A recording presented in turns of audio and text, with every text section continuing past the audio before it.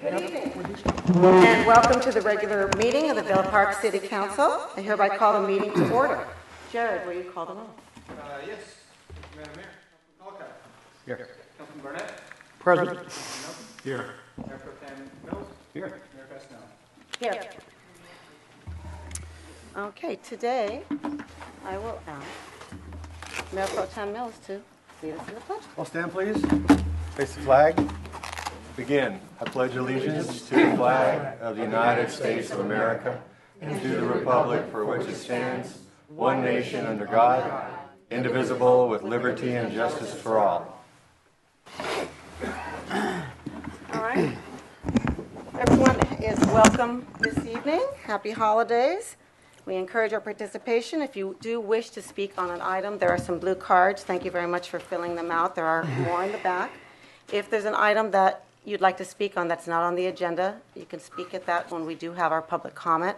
But if it is on the agenda, please fill out the card and let me know which item and go ahead and hand it to Jared.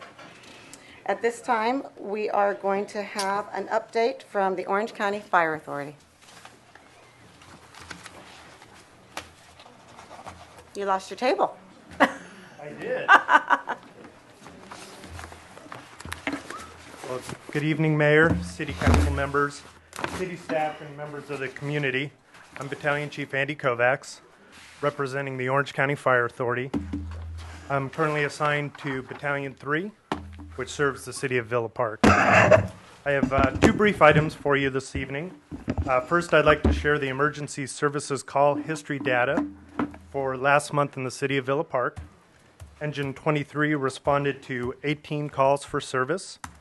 All those calls were EMS and service-related calls, and there were no reported fires. Secondly, I'd like to take a moment to highlight the importance of making preparations for El Nino this winter. According to NOAA, this El Nino is predicted to be one of the largest in recorded history. So I'm reminding residents of Villa Park that sandbags and sand are available at the Villa Park Fire Station, Station 23. If the crew is in quarters, they'll assist you with getting the 30-bag limit per resident and helping you make those El Nino preparations. In addition to that, I would just encourage everybody to visit the ocfa.org website. There's a lot of great information regarding the preparations that we're making and things that you can do in your community to be prepared for that El Nino event, anticipated to really hit us with full force in January and February. So consider making a kit, making a plan, and staying informed. And of course, for more information, visit our website, www.ocfa.org. That concludes my report. Thank you for your time this evening. Have a Merry Christmas and a Happy Holidays. Thank you. Appreciate that. All right, our next report from the Orange County Sheriff's Department.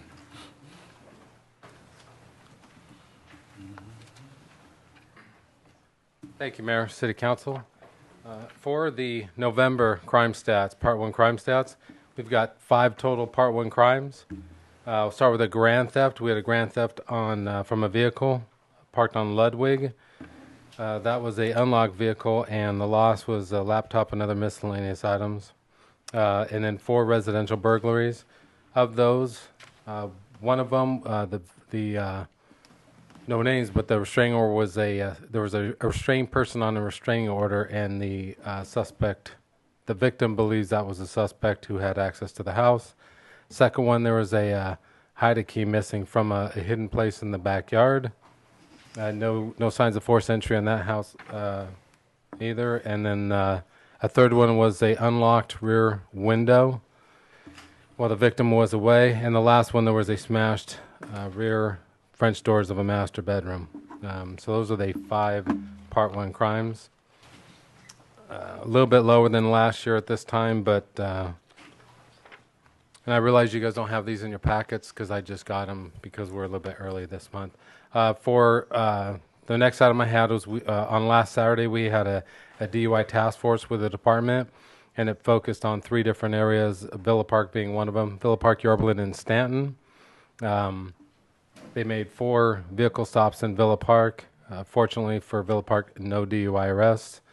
They did have 2 other citations issued. Doesn't specify in here what they were for, but of the 102 stops made by the task force, 4 were in Villa Park, so we did a good job. Any questions for me? Thank you very much. Thank you very much. All right, at this time, members of the public may address the council on any off-agenda items. No action may be taken on off-agenda items unless authorized by law, and comments are limited to 5 minutes. I will take them in the order of the blue cards, if you fill out a blue card, and after that, I will take up walk-up comments. Okay, so we do have our first card here, and it's Frederick Fasinelli, 10901 Vida Drive. Mr. Warden, we'll take you after the blue card. You'll be the next. I'll be happy to take you after that. Thank you. Madam Mayor, Council, I've prepared my 5-minute statement. I think I've delivered it to City Council or to the city this morning. I'd like to play that, but I have another hearing to go to or another meeting to go to this morning or this evening, and I'd like to take leave while that plays. Is that all right with the court, Council? Used to. Fine. That's fine. Is that all right? Is that okay? I'll wait. I'm asking the attorney. Is that all right with you? All right. Thank you very much. Good evening. My name is Ricky Fasinelli, and I am the husband to Deanna Fasinelli. In 1971, when I moved here, there was a packing house across the street from Ralph's, and Villa Park was separated from Orange by railroad tracks that ran down the middle of Wanda. Today I'm here to address the assertions of cabal leveled by Ms. Polly at last month's City Council meeting.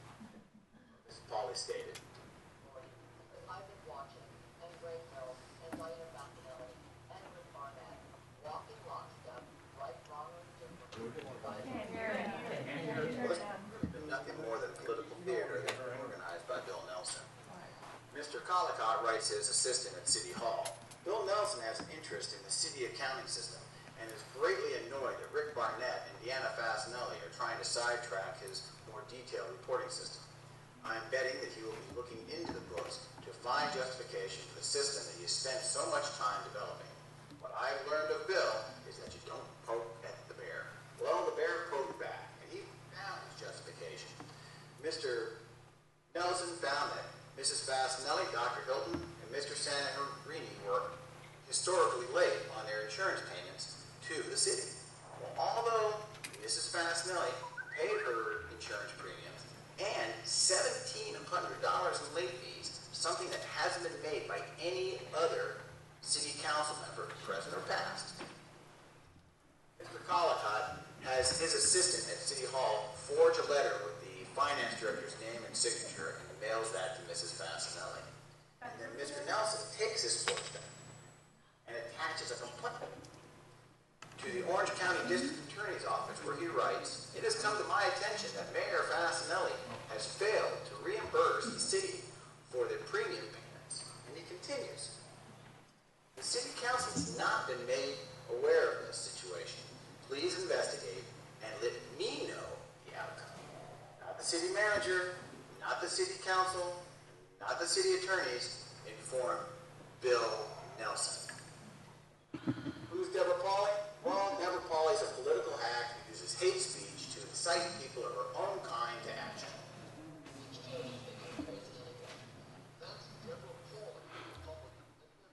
That is last.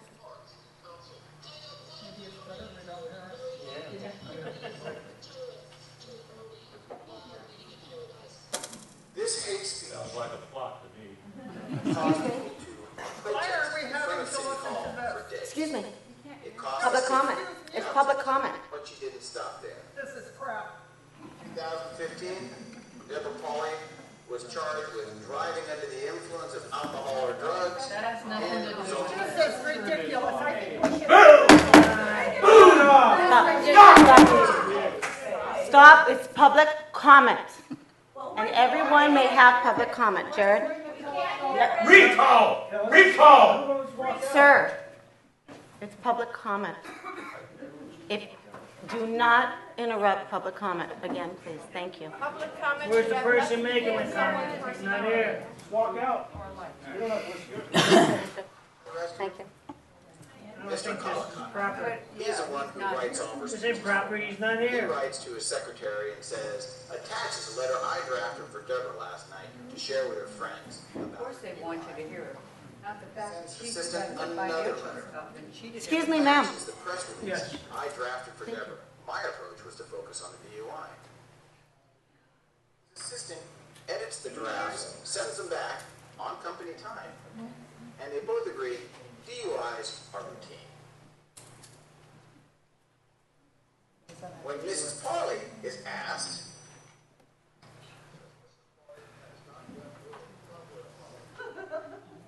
You're wasting time, we can't hear this. 5 minutes are up. You have a second? We have public comment, sir. Please sit down. We can't hear This it. has to do Please with sit the- down. I can't hear it. Public comment should be in Deborah person. Parley cost Villa Park $14,000.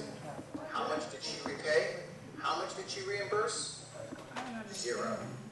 Mrs. Fasinelli, her late payments cost the city 0. How much did she pay? She paid $1,700. Can't hear this thing. Mr. McAlary had Wasting it time here. said it. Excuse me. Just stop. You're wasting Excuse me. Every person is entitled to 5 minutes of public comment. If it's interrupted again, we're just going to have to replay. Everyone here is entitled to 5 minutes of public comment.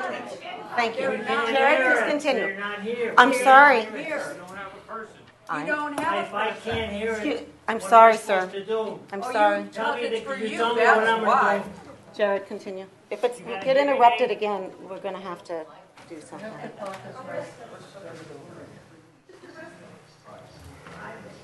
This is highly unethical. Just drop it off. Run out the door. The real cabal is Deborah Pauley, Bill Nelson, and Bob Collicott. Mr. Collicott writes to come his on. assistant again. Bill Nelson and I are teamed up on just about all the committees, so we spend a lot of time together. And then he writes and dispatch to his assistant. Bill Nelson is my partner, so I spend time studying what he does and says. There's your cabal. The only person who's being treated differently in this event is Mrs. Fasinelli. Nobody can hear it, doesn't matter. Okay, I don't have any other blue cards. Okay, you do? Excuse me, I have to take the blue card first. Wonderful. You put the timer up.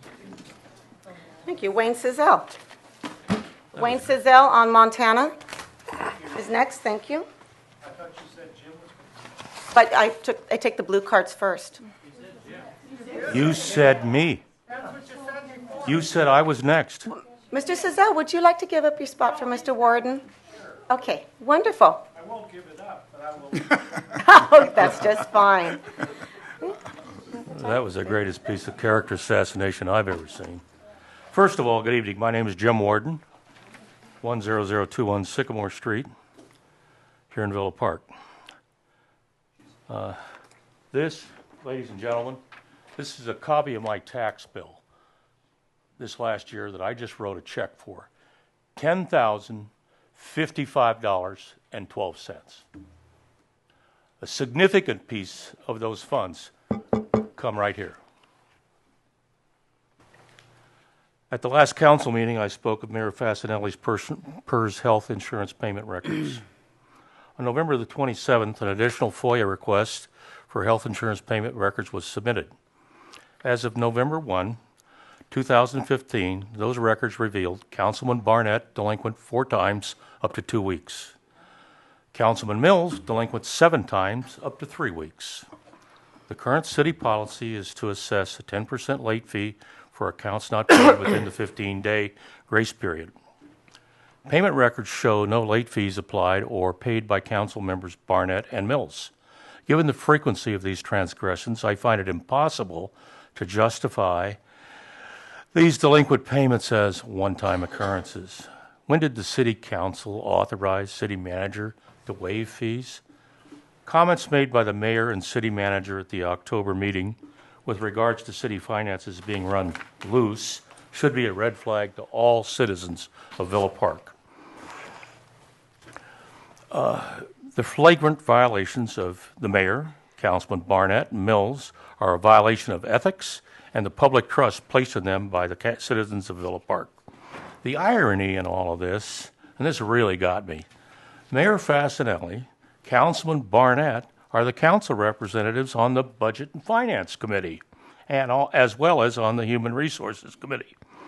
Councilman Mills is the representative on the Finance and Investment Committee. These are the same councilmen, ladies and gentlemen of Villa Park, who are charged with the fiduciary responsibility to protect and oversee the city's finances and treasury.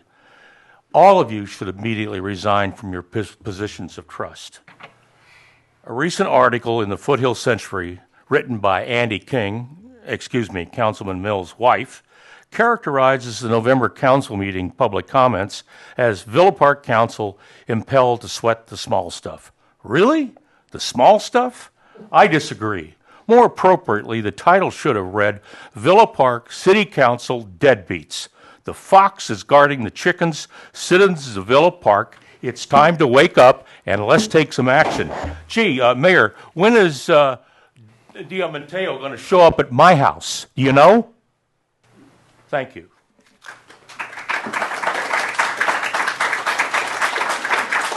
Next, Wayne.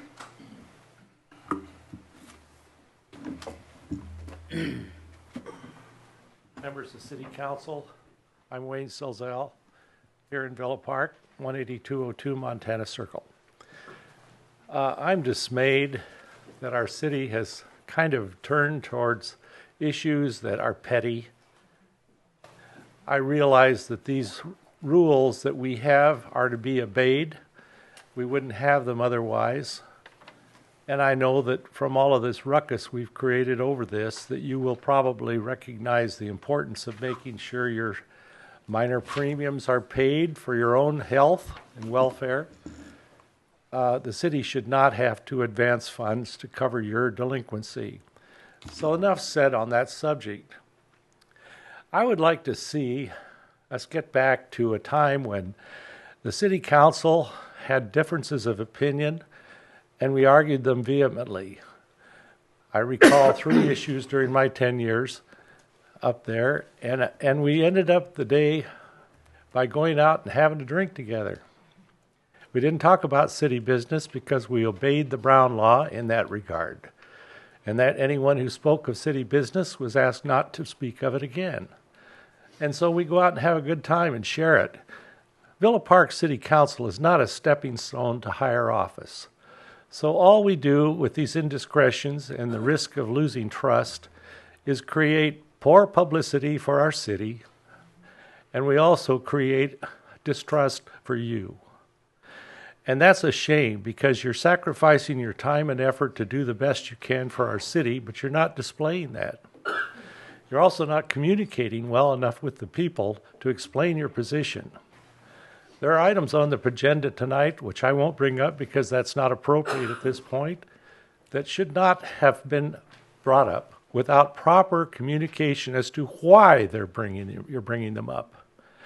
I've had many calls questioning why are we talking about the Law Enforcement Advisory Committee's consideration of termination and the subject of how we should behave as city council members. That belongs in closed session if you have a serious disagreement with one another. And for heaven's sakes, is this such a lofty position that you feel you have to exert your authority in such a way as to discourage the people's trust in you? I think you should read Robert's Rules of Order and get back to the fact that the position of moderator for your meetings is not an elected position, but only elected by the members of the council. And it's a temporary one. It's an honorary one. It's one to be passed along to everyone. Give them the honor of representing the city in a civil way. Try to behave when you discuss things. You don't have to shout or show political priority over your favorite speaker. I don't think it was appropriate for that video to be shown. That person wasn't here in person.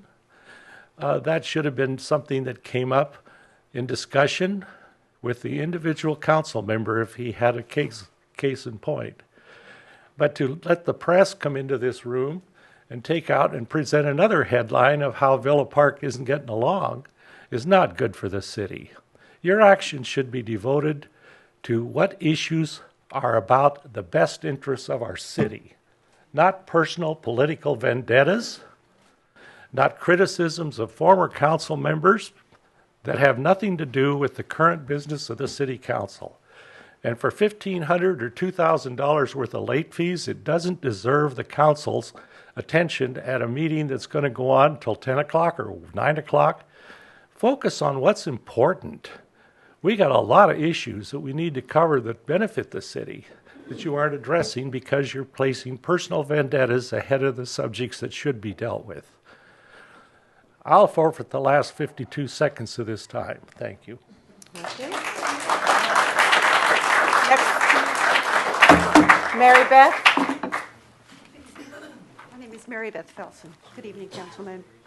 I noticed that you have a number of issues on the agenda tonight, and I would like to request if you would be so gracious to move the item 21, the termination of the LEAC, up in the agenda.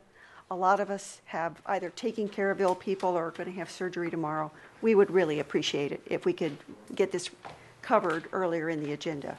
The agenda will be taken in the order in which it was printed. Well, I thought I would make the request. Thank you. Again, your reaction is negative. Thank you. Donna Buxton.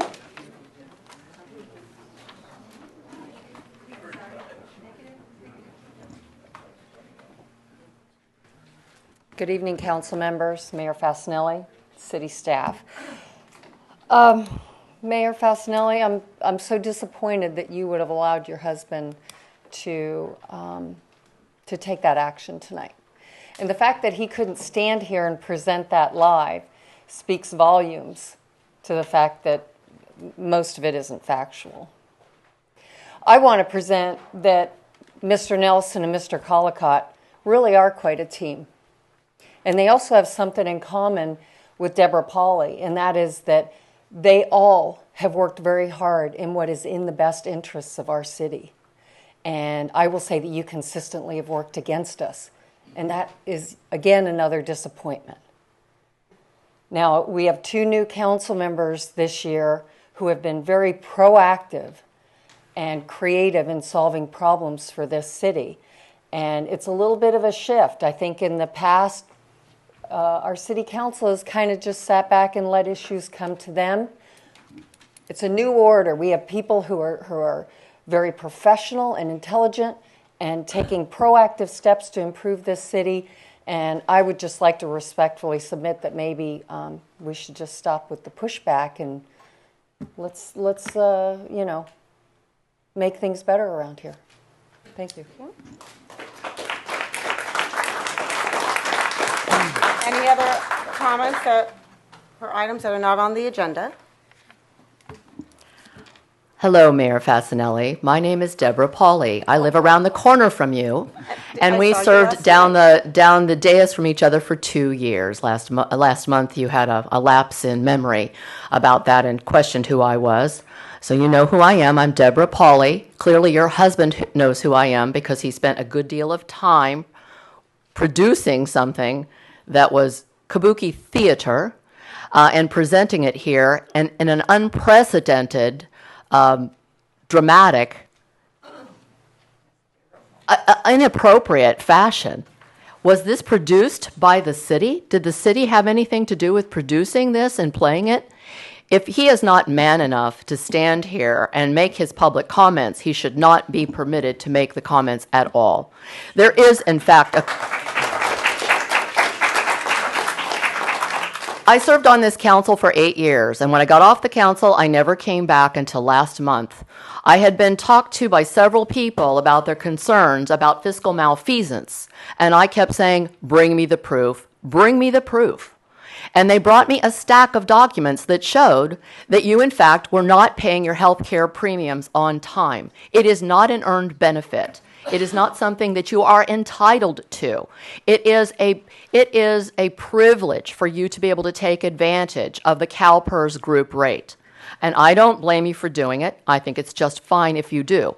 I do have a problem with you not paying those premiums on time because the taxpayers of the city are paying them for you. Instead of that money going to be into investments, it's paying your premiums. And that is a problem. There's a huge difference between what I'm standing here talking about and the cowardly accusations that both Councilman Barnett and your husband have made about what I am doing. What I am doing is watching out for the taxpayers and voicing what many, many people in this community are concerned about. It is classic liberal diversionary tactics to try to deflect attention away from the fiscal malfeasance and talk about the fact that I am having some personal issues with my pending divorce, which is very personal and very painful. But that is exactly what liberals would do. They would divert attention away. Please, let's look at this shiny object instead of the real issue at hand. The real issue at hand is that you have been called out for this. There is, in fact, a cabal. There is, in fact, a cabal when you've got yourself and your husband coming. You can't stand on your own. You have to have your husband fight your battles for you. I don't need to do that. And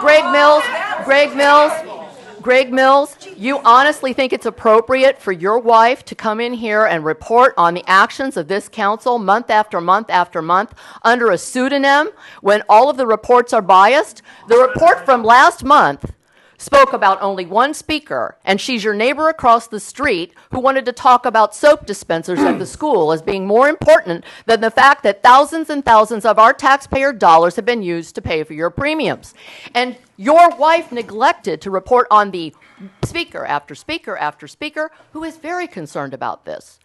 And as for Mr. Nelson and Mr. Colacott working together, I still have 1 minute and 35 seconds. Don't you worry about it. I'm keeping track of that time and how you're controlling the people and not allowing to voice themselves the way they've always done in the city of Villa Park, which is to get up here and have a free flow of conversation and a free debate on the issues at hand. You are controlling. You are fascist, Nellie. That's what they're calling you on the street, and that is not a good nickname, sister. Here's the situation. You are the one who provided the committee assignments, and you purposefully put Mr. Nelson and Mr. Colacott together on most committee assignments and low-level committees. So yes, they have forged a bond, but you created that bond. They were the top vote getters, 1 and 2. So that should tell you what the city wants. This is what the city wants. And I want to also address the fact that you have put our administrative clerk on leave. I heard that she had been fired, and I called up here to find out what happened. The city manager told me she was placed on administrative leave pending an investigation. She should not be the one investigated. You should be investigated, and anyone else who is responsible for oversight that kept this thing under wraps. That's who should be investigated. That is shameful. This isn't small stuff. This is called governance. This is called oversight. This is called protecting the taxpayers and setting proper policy. And finally, I will request that you do the business of the city, the citizens, in a way that is easy for them and move item 21 to the front of the agenda because that's what they're all here to talk about. Thank you.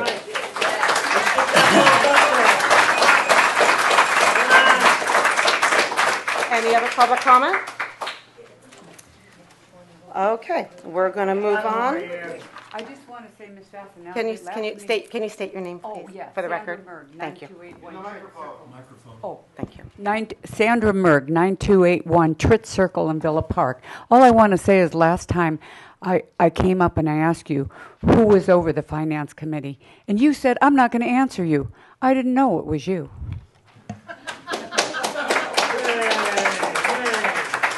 For the record, I did not say. I don't know. That's what you said, ma'am. I didn't. You said I am not going to answer you. Go ahead. Rich Merg, 9281 Tritt Circle, Villa Park. And by the way, I lived here 41 years. 41 years. Tell your husband that. Thank you.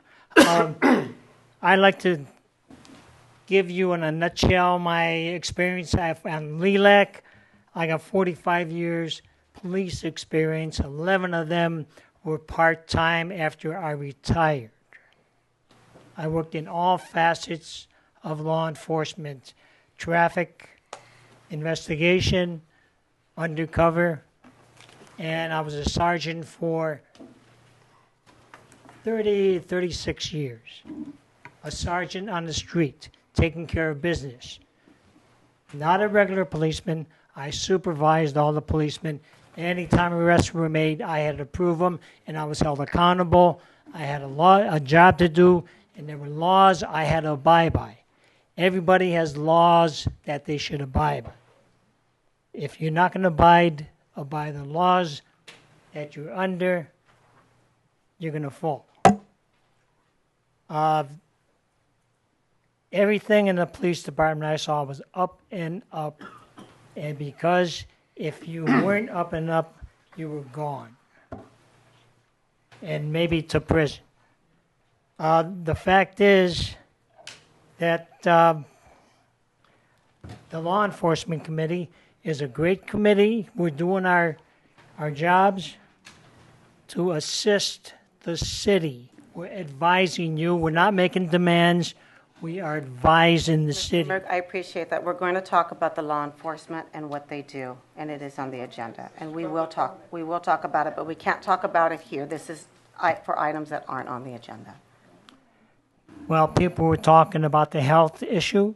But that's okay, not, the health issue was, the health hasn't policy. anybody ever heard of automatic deductions out of your checking book? You can talk to your bank, you can talk to your credit card people, and you know what? It's rocket science. They'll take it out of your, every month they'll take it out of your checkbook so you can pay it. So if you're too busy, you don't have to pay it. It comes out automatically. Nobody ever said that. I assume you people knew about it. If not, welcome to the club. Thank you. I appreciate that.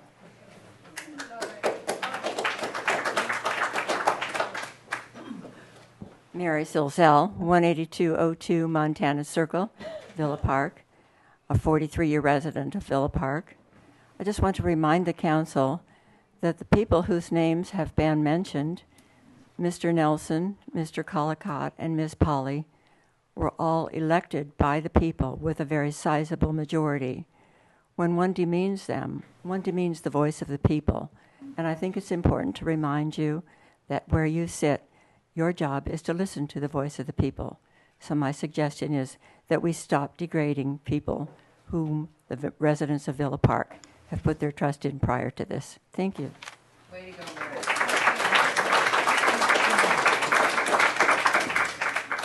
Karen Schatzel.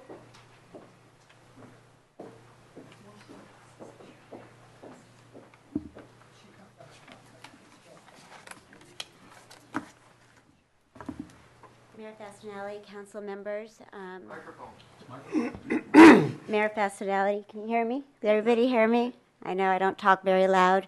Council members, I've actually been getting around to the different council meetings to understand what's going on in our communities. A little bit about my background. I was a probation officer for 10 years. I'm currently a senior deputy district attorney. I'm running for judge, basically to reveal things that are going on in government.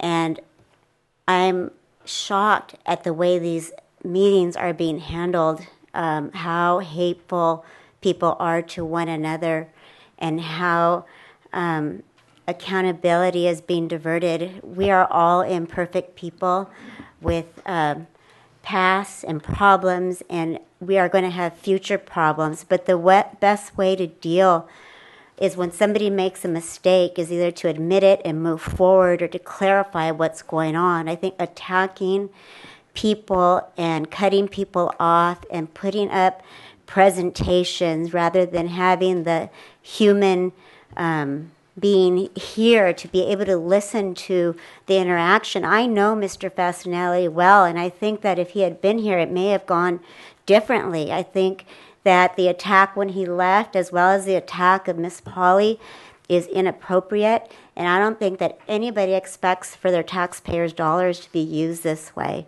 And as one of the gentlemen indicated, that we are focusing on the small stuff. I think the small stuff ends up being the bigger stuff because it lowers the bar of what will be expected from our elected officials, and it starts with the small stuff. Thank you. Thank you. All right, we are going to move on now to our public hearing. Mayor Fasenelli. Mayor, can I frankly would also like, if you would consider it, I also would like to see item 21 moved up, because I think the bulk of the people are here for item 21, and I don't think it makes sense to drag them all the way to the end and to sit here with all this tension with item 21 coming up. I personally would like to see it moved up. I agree with that as well. Let's move it up. Just address that issue. That's fine, move it up. Can we move it up prior to public hearing? Okay. Prior to this starting, for all of you out there who don't know who I am, I have 3 young children, and I'm here. And what my husband talks about has nothing to do with what I tell him to do. And I have a young girl right now that's playing the violin over at Saravella that needed to get there. And I have a boy at home, and I had one that had to get to the pool. So you're right. Maybe I should stay home and be a mother. But I'm letting you know. I am letting you know. So no one here stepped up to say, why did you leave? And that's why he left. You can take the exact reason. I don't care what you do with it. But he had to leave to take children somewhere. We're going to go to item number 21. It's not our problem. You're right, sir. We're going to go to item 21 now. We're going to take care of the city's problems. All right, so item 21 is council member requested item, myself, termination of the Law Enforcement Advisory Committee. What we have here attached in our binders is all of the agendas that have been produced for the Law Enforcement Committee. And what I'd like us to have some discussion before I open up public comment is to remind the council why we started this. And it started because we wanted to focus on crime. We had a couple of break-ins, literally a couple of break-ins, and we wanted to start some sort of a committee to see what we can do. Now, this is not the Homeowners Watch. Homeowners Watch is the Homeowners Watch, Neighborhood Watch. That is has nothing to do with the city. That's been around a long time. We don't have anything to do with that particular organization. Those are volunteers. They are block captains. We don't tell them what to do. We don't give them material. We have nothing to do with that. We're not eliminating that because it's not a city function. So if anyone here thinks that we're attacking that, we're not at all. Has nothing to do with this particular item. But what we have here is there are items that the Law Enforcement Advisory Committee took on that was outside of the scope, that was something that we never anticipated here. And in the last meeting, which was Tuesday, one of the items that they took on is they wanted to increase patrol to ticket the cars that are parked on the street on street sweeping days. The next item they wanted to take on is they wanted loud parties and inspection of rental properties. Okay, this is beyond the scope of what this committee was set out to be. To set policies about the city coming into your rental home to inspect what's there, how many rooms are there, that is a city function. That is not a law enforcement committee function. So the items, there's the CERT program. The CERT program is a city function also. It's something that we actually have a person that we appoint. And that has been on their agenda. And this has been repeatedly, items have been put on there. And I bring this to the council because we started this committee for a reason. Not to start a new city council, but to have a crime prevention organization. And that hasn't gotten done. So we have a great group of people that I'm not jealous of, Mrs. Polly, because they are law enforcement officers, they've taken their own oath, whether they're working, whether they're retired, and they have a lot of information to provide the residents. But when you start talking about entering people's homes because they have a rental unit and you want to see how many rooms are in there, that is not their place. It's not their place also to start to want revenue from a street sweeping type of program, which is something the council deals with. The monthly crime stats, traffic citations, we get that from our sheriff. He provides that to us. They can go over, but every month to have the same items on the community development to the law enforcement, it's not what we wanted to do. Now, that doesn't mean that this committee can't change. We can't form a different type of committee and go back to the focus on it. But what it's turned out to be is not what the council first initiated. And I'm going to throw it back to council for comment. I have a couple of comments on that. You said it's not within the scope. That's in your opinion, just your opinion, that's not within the scope. Bob Colacott was the one to develop this, and he's on the committee. I think he would be a better to determine what the scope of the committee is.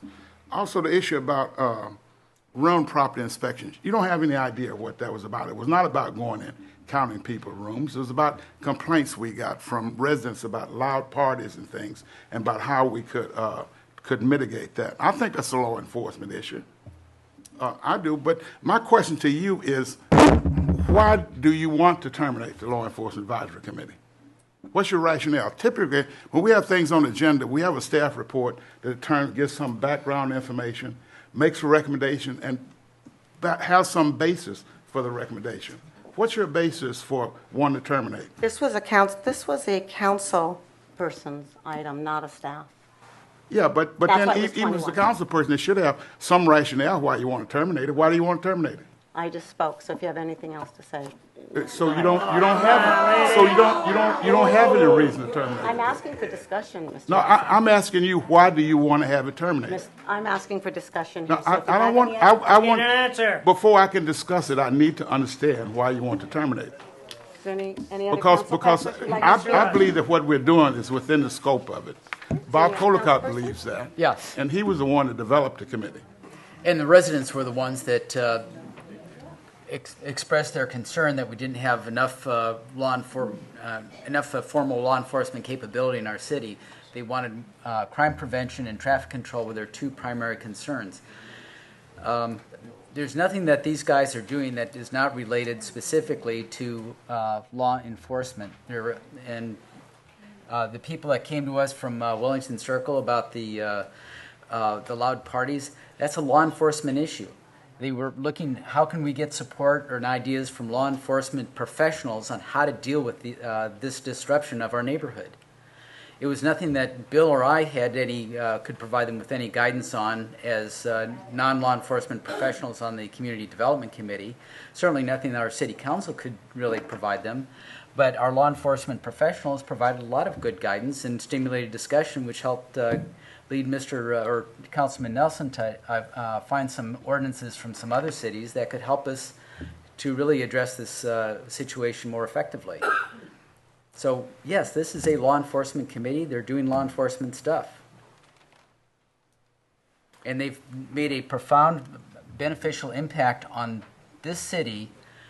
We've provided them with no funding. Everything they've done, they've created out of thin air from their own experience and expertise. Yeah, and we thank them for that, absolutely. I mean, they are professionals. These men and women have been doing this for a long time. It was my understanding, though, that it started out as an ad hoc committee as part of the CDC and public safety. And I think that you've taken it another step further, Bob, no question about that. But some of the actions we've not taken it any further than what was approved by the City Council in the charter that I presented to the Council a year ago. The charter, yes. And I think that my position is that a lot of the actions that you're talking about doing, especially with the ticketing on street sweeping days, we have code enforcement officer here. Let me address that. Excuse me. You know, with all due respect, can't we have the courtesy of letting one person talk? Nobody interrupted you. Certainly. Nobody interrupted him. Could you let him talk? It's just that I thought we had a lot of these positions here, and also there is a way that we have to go about it with this particular address.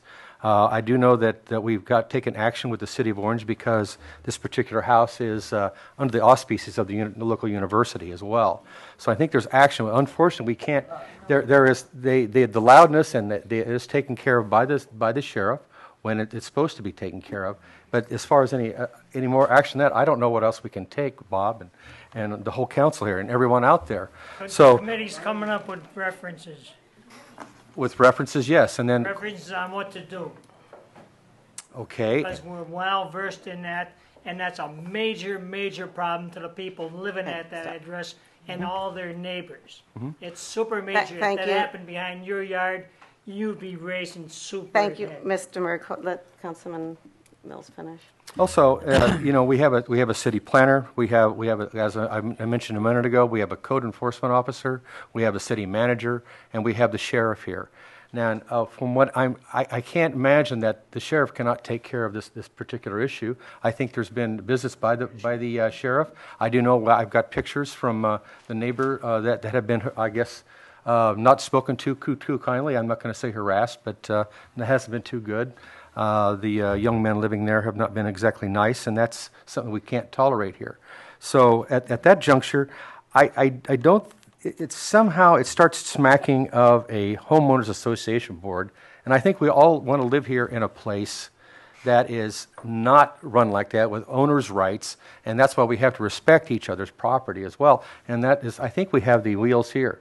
But I do agree that the law enforcement committee can elicit a lot of advice for our city staff, and of course with the eyes and ears you have with the sheriff as well. We want this to work too. The issue regarding the loud parties has been brought up to both the sheriff deputies and our city manager for months. The discussion about, let me put the discussion about street sweeping in context. We were basically discussing different ideas for how we could control the situation with the loud parties and the large number of people showing up. And our city manager proposed, well, we do have an ordinance on the book about street sweeping, and you're supposed to not have your cars on the street during street sweeping days. Perhaps that's something we could use to kind of to reduce the parking around that area. Okay. So that's why that was on the agenda. It was not a proposal by the Law Enforcement Advisory Committee. Right. It was an item brought up by your city manager, so it was agendized for the next meeting. Okay, is this something we can do to help the people on Wellington Circle? Mm-hmm. It really didn't go anywhere. I don't think that's part of the Law Enforcement Advisory Committee's recommendations that will be coming forth to City Council. Okay. That's valid. Yeah. Okay. But do we come up with an idea for street sweeping for one house, which is an issue, and they have a civil issue, that encompasses, the entire city? And if you had looked at the history Ask Jared. the He's the one who history brought of it street up. sweeping, which our former Councilwoman Polly was adamant not to have ticketing. Adamant. She filled this council chambers with people against ticketing for street sweeping. I mean, and so Jared, did you stick this on the agenda? Or what, for the law enforcement, or was it just an idea? Yeah. It was an idea that was discussed. Because he's the city manager. He doesn't put the stuff on there. The idea comes from Jared when we were talking about the loud party discussion. Okay. But there is some, there's history that goes here that as a council person, and you two are the chair, are supposed to address before you put something on there. You need to tell the law enforcement committee what the history is for Villa Park. You should have looked up the ordinance. You should have seen what happened the last time this came up, so they had an idea. There were people who looked at this and said, my God, that's a city. First of all, our code says it has to come to city council. All right?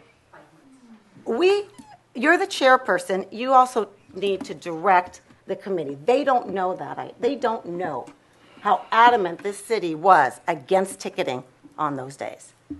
It was a big deal. And when I read this, and it's also been told to have people come into your home if you're a rental, there's a reason, because that home's always been a rental. there's a lot of rentals here in Villa Park.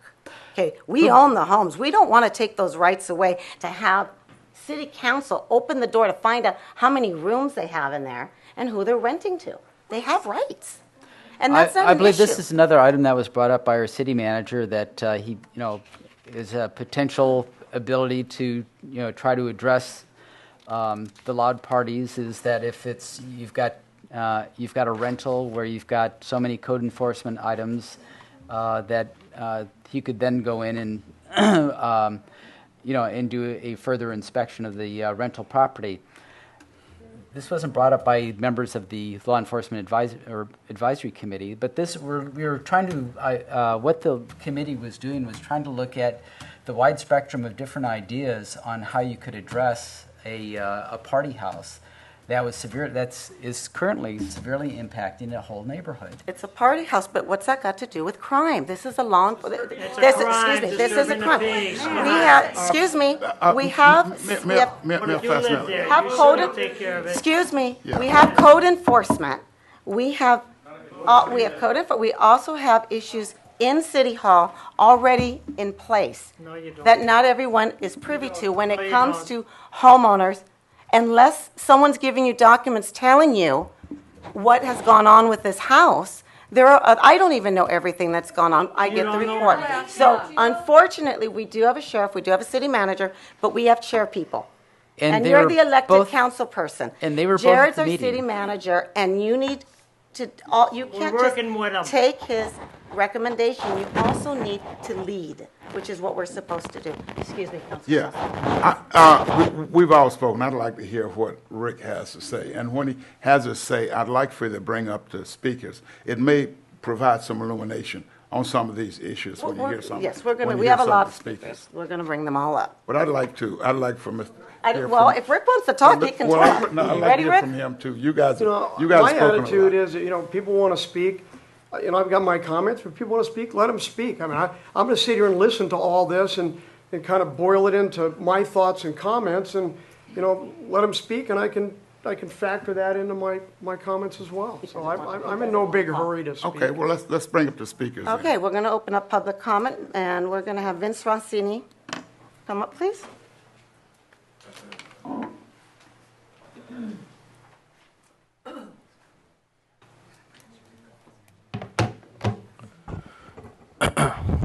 Madam Mayor, members of the council, city staff, residents, and friends. I just want to correct the record.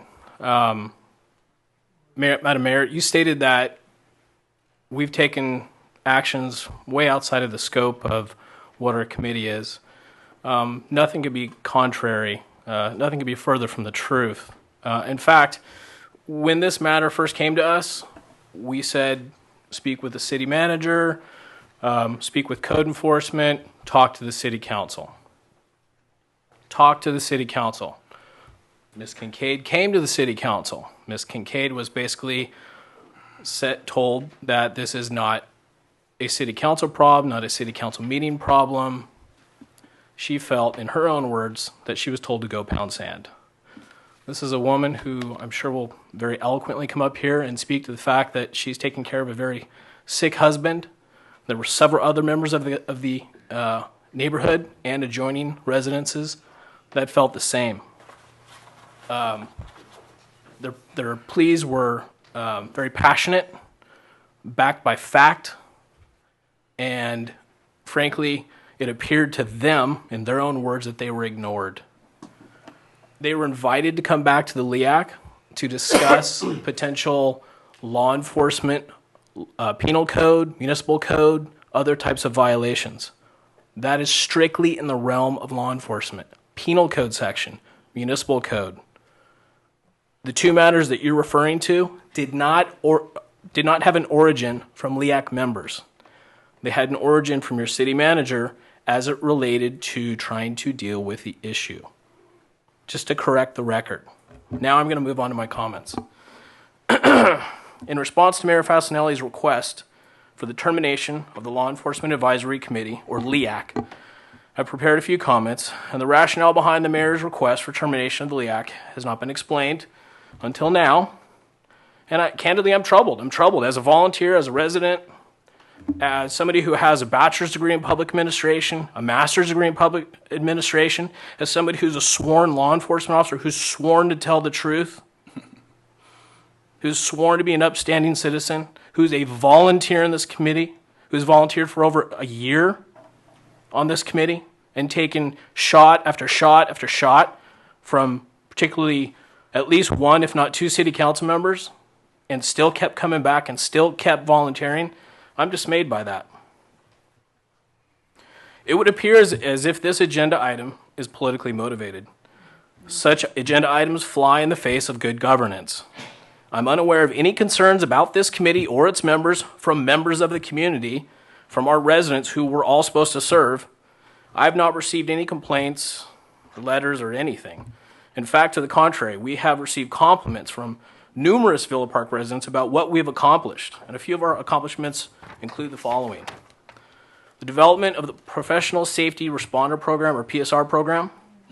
This PSR program is designed to recruit and train Villa Park specific volunteers to supplement our city's limited law enforcement resources. These volunteers will conduct vacation checks, welfare checks, administrative and other duties. By having PSRs perform these duties, we will alleviate a few of the duties that our full-time sheriff's deputies have to spend a tremendous amount of time on. We currently have approximately 4 volunteers going through the process, and several others are interested in the program. These volunteers are no cost to the city of Villa Park. Nothing. Who's going through the program? Okay. We have one, right? Mr. Okay. Dodge, who did it? No, there are several others. Mr. Wasserman, I'm sure, can address that. Our committee has been instrumental in attaining a large private donation for the purchase of a surplus patrol vehicle to be used by our PSRs and by our reserve sheriff's deputies for burglary prevention patrols. As a result of this committee's efforts and recommendations, the city has begun negotiations, or discussions, I should say, not negotiation, discussions with the city of Stanton to create a shared services agreement, the potential for one, which would allow the city of Villa Park to potentially have a motorcycle officer on a part-time basis, well within the budget, to increase traffic enforcement. I think that's probably a beneficial thing considering the traffic around all of our schools. In fact, we have a lot of stop signs. The city has also begun to use so-called decoy patrol vehicles, something that, candidly, until tonight, I really didn't want to talk about because they're in and of themselves supposed to be decoys. But if we're going to continue this, then I'm going to go ahead and bring it out. Okay? It gives the impression that we have extra sheriff's deputies, which we don't have, that may be on patrol in specified areas. These are currently in use and being rotated throughout the city. There are several other issues that we're working on. And Mr. Rossini, if we can give, we do have a lot of I'd like to people. hear you know more what? from I'm Mr. going to go ahead and speak more, Madam Mayor. Okay, does At someone our want to last Mr. meeting, meeting, Mr. the Rossini, we Leah- have a lot of people who would We like do. to speak on this item, and We you do. have used your allocated time. Thank you. Thank you. He can't, I don't believe we have that in our ordinance. Thank you, sir. Okay. We're going to call Mrs. Kincaid. Madam City Attorney, is there precedent for somebody to waive their right and allow somebody else to speak further? Excuse me. Mayor, Madam Mayor, she is a city attorney. She does She'll serve the look it up public. after, she can look it up after we Okay. start speaking. Can you look up? Thank you. Mrs. Kincaid.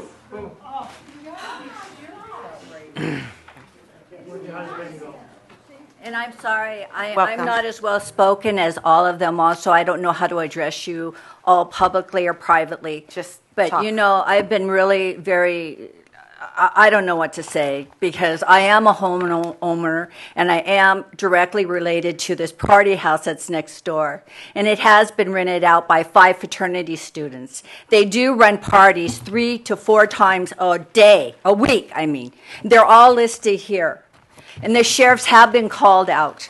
I have not got any justification for these to stop them. They will not stop. As a matter of fact, these boys stand in their driveway and bully me.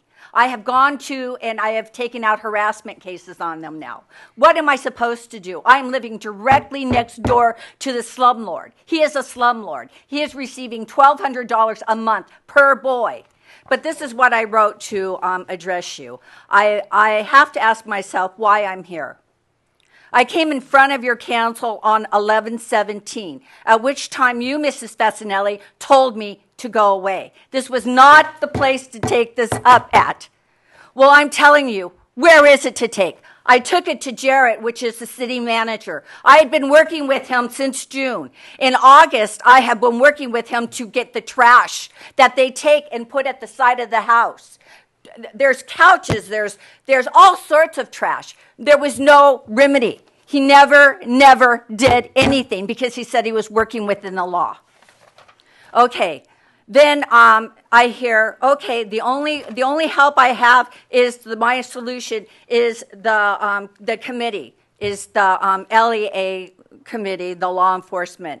That was the solution to my problem. Now you're telling me it's not? Where am I to go? Move out of my home, rent it out for $7,000, $8,000 a month? You tell me where I'm supposed to go. And if I sound angry, I am angry.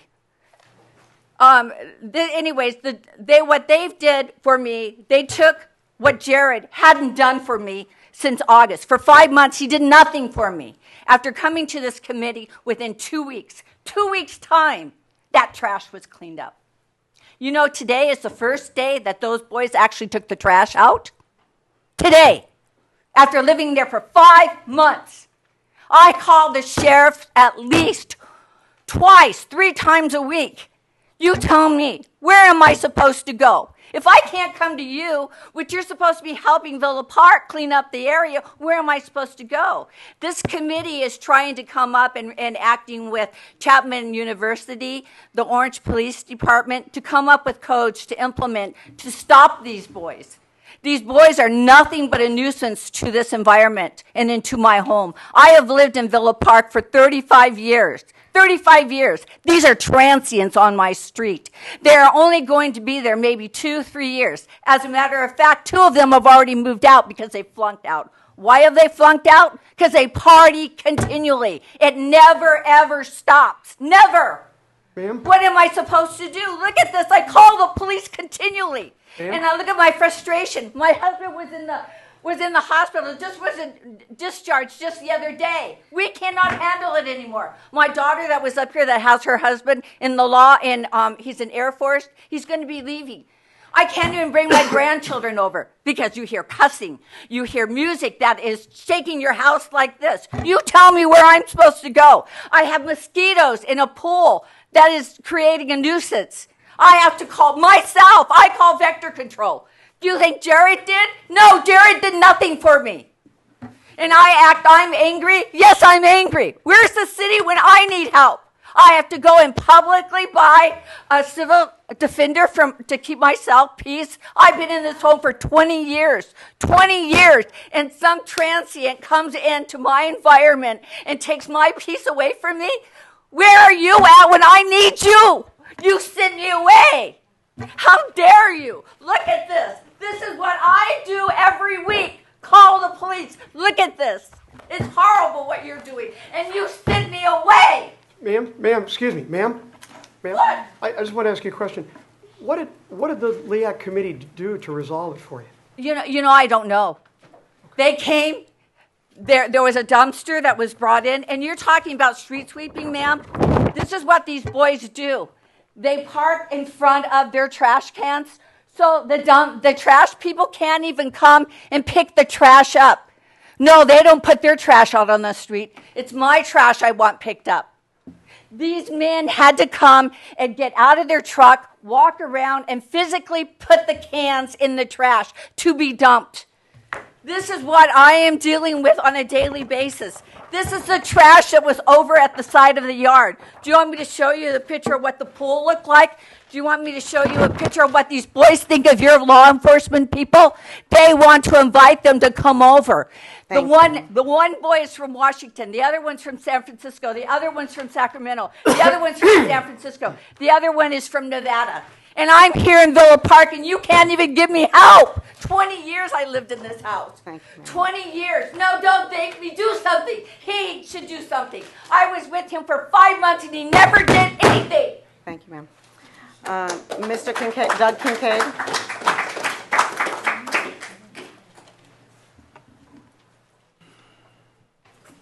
If I can remind everyone, we're talking about the Law Enforcement Committee. I'm Doug Kincaid, same address as my wife. I'm here to speak about the Law Enforcement Committee.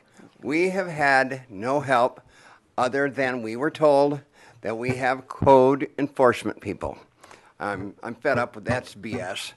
The code enforcement guy does not enforce codes that are not in place.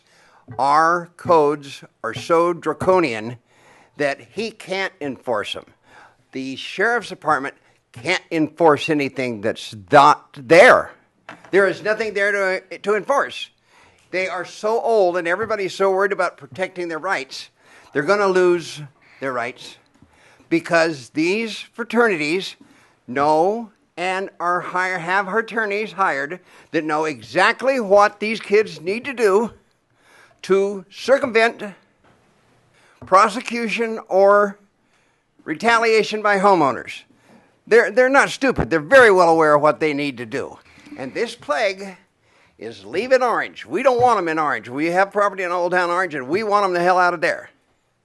But this plague is headed this way, and if somebody doesn't get off their fanny and figure out what needs to be done other than we have code enforcement, you don't have code enforcement if you don't have codes. What's he going to enforce? The poor cops get there. There's not a damn thing they can do because we handcuff them anyway before they go out on patrol. And then they get out. And what are they going to start clubbing these 18-year-old kids? There's 400 of them in the backyard. You bring a very good point to this council. And you say that we can't enforce codes that aren't there. Yes, you can.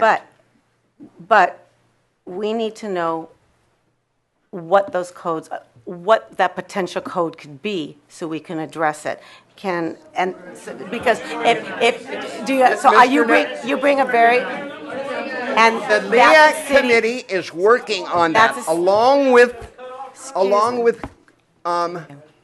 Chapman College, that has been working with the City of Orange. City of Orange is fed up too.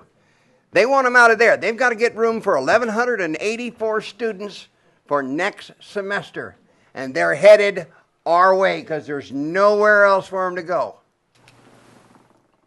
Do you understand what I'm saying? Am I making myself clear? And you bring a very good point. This plague is headed for Villa Park. And they call it Killa Park because it's a great place to party. Okay. Yeah, I mean, what are you going to do? Something's going to happen. And Mr. Nelson and Mr. Calicott are working on trying to find out what codes need to be in place, what some of the codes have been used in San Diego, and some needs to happen. And really, we're sitting here unarmed. And we have code enforcement. My ass, we don't have nothing. We really don't. We're unarmed. Don't smile. Where is it? Where's our Thank you very much, Mr. Kincaid. Mayor Fasenelli, I'd like to answer Councilman Barnett's question. He asked about what has LEAC done for them. You know, they have this issue, and one of the things we've done, we've gotten Chapman College police involved in coming out with patrols with the sheriff, so that when they get these students, they can penalize them at Chapman as well as the minimum penalties we have here. We have minimum penalties for them. It's like $100 fine, you know, which absolutely nothing when they pay in a party. But Chapman can put some more pressure on them. The City of Orange have had a problem with loud parties from Chapman for some time. They'll start cracking down on them. So now they're moving to Villa Park. If we don't crack down on them now, we will have more Chapman parties in our neighborhood. The other thing that we've done, we've looked at our loud party ordinance, and we have one like many cities have. And we've come up with a recommendation we want to make to the city council about strengthening our loud party ordinance to provide the sheriff with more ammunition to shut down parties like this. Because ours is so minor, it's $100 a first offense. If you come back the same day, it's $250. But if you come back next week, it's another $100. That doesn't stop anything when they're having parties like that. So we provide them some hope with getting Chapman involved with them, the Chapman Police Department, to go out on the sheriff. When the sheriff go out to this residence, the Chapman Police will go out with them, and they have some penalties at Chapman they can impose on them. Mm-hmm. We have proposed ordinance that has some more teeth that also holds the property owner accountable as well. Because most of the time, these kids don't have a lot of resources anyway. You know, their parents are probably on the leases anyway. So even if you find them something, you're not likely to get it. But you have to put some pressure, in my opinion, on the owner of the property. You know, to who they lease it out to. So that's some of the ways we've been trying to help these guys out. I guess this sounds to me like that's great. But why didn't we look into this earlier when the problem first? I guess I got to ask the question. I know we're limited on the resources we have. I realize that, and of course that was one reason for the LEAC to help stem that. But my question is it a process that we have to go through? Is there something that's holding it up? That's a great question. Jared, can I stop just before you speak? Sure. I can't get the time frame right, but a couple months ago, the entire council got a letter from Mrs. Kincaid. She did address the council with the issues. And at that time, I responded to her, about 2 days later, I responded to her after I spoke with Jared to get the history. And this is really going beyond the scope here, but I want to make sure that we address this. To get the history, had there been any complaints of the house, if you remember correctly? And there wasn't any history. We had no complaints up to this part. So at that point, I did respond to Ms. Kincaid, which you did respond back to me. I had come out. I had driven by the house. I don't remember you. I have everything on my email. Yeah, and you did respond back to me, and we looked at it. Because the first thing, obviously, that we need to do is look back to see if we haven't done anything. Mm-hmm. So in defense, this doesn't help your problem now, but the allegations that we didn't do anything, we did respond to your email. We did come back out here. Jared did look at it. When it got to be further, we did get vector control out there. The trash has all been picked up, and there's been a lot done prior to going to LEAC, and all of the council was addressed. Your email went to every single one of us, and we did address. We had some code enforcement, and Jerry, I just wanted to make sure that got put out there. I do appreciate it. It's completely inaccurate that I have done nothing. That's completely inaccurate. There was a complaint on a green pool. I called Vector Control, went to their website, filled the information out online, and spoke to Pino, who's our Vector Control representative. The green pool was cured. Now all of a sudden they're having pool parties in the backyard. Yeah, everything you clean up, they get a bigger party. Thank you. Jared, Jared, make sure you answer. I want him to answer Councilman Mills if he's done that. Our code enforcement is a lengthy process. We issue courtesy notices. We give them 14 to 30 days depending on the violation. Trash cans left in the street for longer than 24 hours is not our top priority for code enforcement. I hate to say it, it's not our top priority. We issued the courtesy notice, the property owner did nothing. After the courtesy notice comes a notice violation, another 30 days. They were issued another 30-day notice violation, nothing was corrected. I issued a fine on November 12th, which was the first time I can do it. That is when I actually heard from the property owner. I've spoke to him several times, and have since then, they have cleaned the side yard, cleaned the pool, and the trash cans are being removed from the street in a timely manner. Okay. Allowed parties, with regards to allowed parties, we do have allowed party ordinance. You're allowed to have parties. I hate to say it. What you have to do is report those loud parties to the sheriff's department. That was not, it may or may not have been happening. I do not have the documentation. The sheriff goes out and the sheriff responds to those loud parties. Since then, the sheriff was using their Orange County Code of Ordinance. It wasn't strong enough. Ours, frankly, isn't strong enough.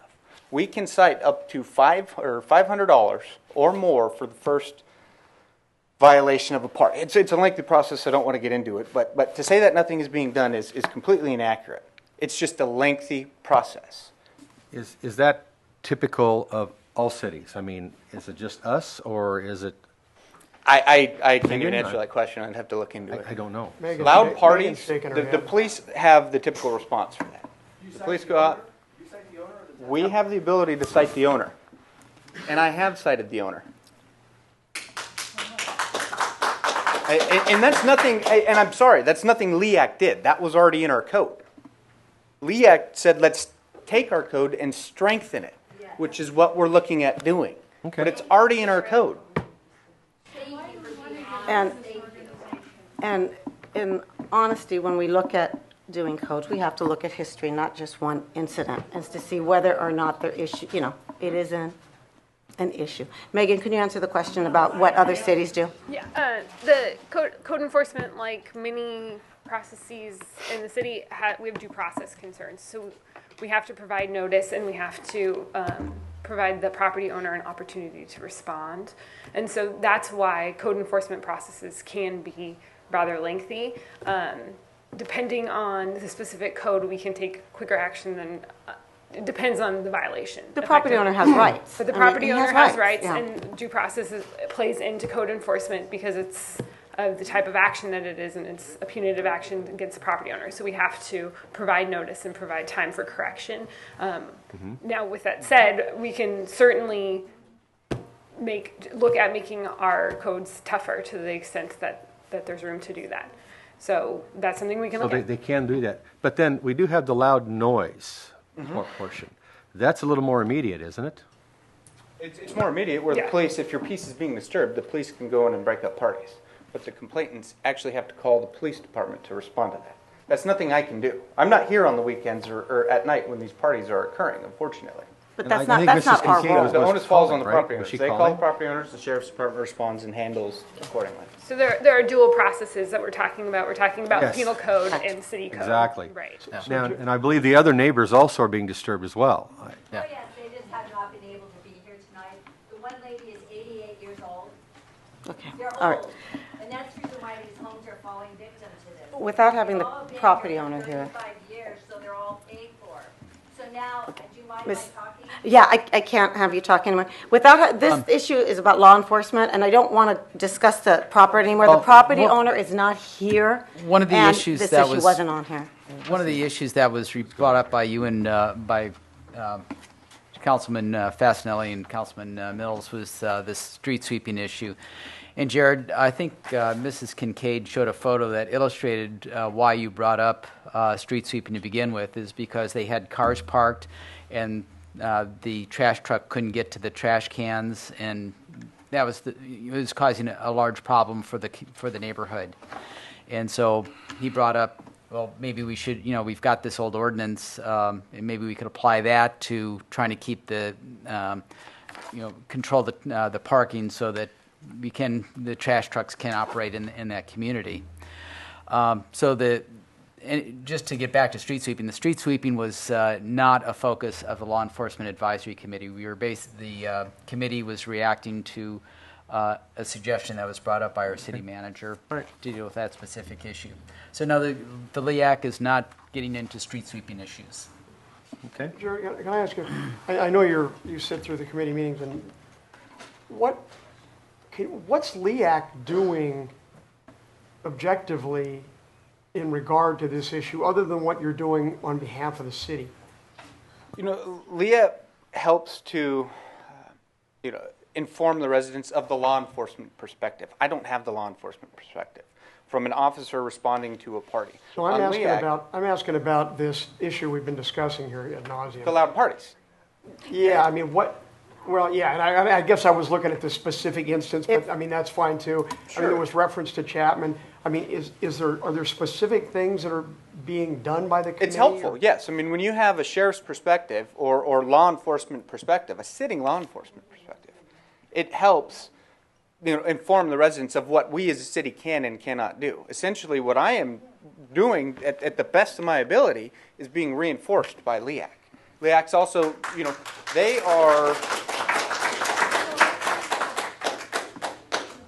12 eyes is better than 2 on this, or 14 is better than 2 on I did on this speak with matter. the sheriff, though. The sheriff department, our sheriff department did advise I'm them. just still trying to find out They I did kind it. of want to understand what's going on. So, I mean, are LEAC people in touch with Chapman? Is there an ongoing colloquy? What's the deal? with LEAC's that? another tool for this toolkit. Right, and do you know what's transpiring? And who's doing Chapman's what? been here. Chapman University's police has come down. They were at our last LEAC meeting. In defense of the sheriff department, Spencer did tell them about Chapman. So in defense of the sheriff, they actually told them what the process is. And I know that there are people on Prado who took that advice from the sheriff department. They themselves contacted Chapman. They sent me the emails. So the sheriff department also is giving them the information of what to do. I mean, we can't just go around giving tickets to everybody if there's no code, and we also can't change code for one incident. We have to represent the entire city when we talk about that. You know, if I may, when I tell folks to call the Yes. Excuse me. When I The council person asked the city manager a question, and we'll get back to public comment. Thank you. Excuse me. Thank you. When I inform residents to call the sheriff's department, it doesn't resonate sometimes. When the LEAC informs them, this is the procedure, this is the process that we have to follow, it resonates. So it does help to provide some credibility to what at least I'm trying to. I would like to just get back to public comment, but one thing I did want to say to Rick, if Deanna had not cut off Vince, I think he would have answered some of your questions about what LEAC was doing. But he got cut off in his I presentation. didn't cut him off. We have rules, and No. you know those rules. But we have rules, but the chair has Right. the chair has the power I to have- extend the time Correct. as well. Thank you. The chair Miss- has the option of extending the time. And I would like the other if the chair people to so speak. desires. Thank you. Mr. Merg. You're up. Yes? You're up. You're done.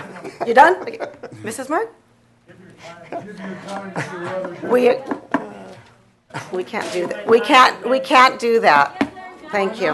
Sandra Merg, Mrs. 9281 Tritt Circle Mrs. in Villa Merg. Park. Thank you. Here's my whole thing. I know because I know the fellas, and my husband is on the team, okay?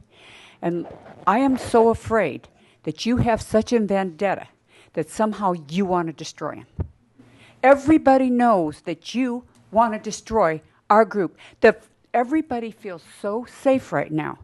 People thank me for being on the team, and I'm the one, what am I? Yeah, I'm the block captain. And I email everybody everything that they send me. And we have such a neighborhood watch going on my street. This has never been done before. We watch each other's houses and we feel safe. And Mary, she sends us over the stuff that the committee gives them. And don't you please try to destroy what we have that makes our city feel safe. Mrs. Merg, can I ask you, do you get a lot of information from the LEAC? Because I don't get any, so that's why I'm asking. You're telling me you've got a lot, and I'm also What I'm saying on the side, is just trying to it find out goes- what you're getting. Mary Gazelle. She's my block captain, and I don't get anything, so that's why I'm asking. We get that from there. But my husband comes home and tells me what they're discussing and everything. Okay. And because of that, I know what's going on, and I know that they are helping. And because what I know from the team, I feel so safe. Because we have all kind of things going on in the background, but everybody is watching everybody. Please, give our team, talk to them, discuss it with them, but don't destroy them. That's all I have. Okay. Mr. Whitman?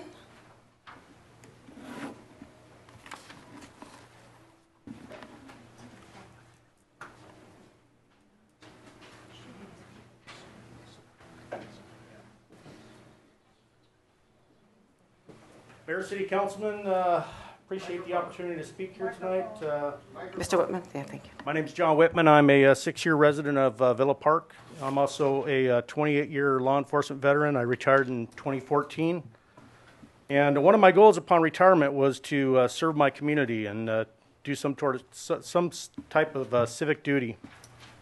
So when I heard about the Law Enforcement Advisory Committee, I thought it was a great opportunity to not only pass on my knowledge, but to also fulfill my goal of civic duty.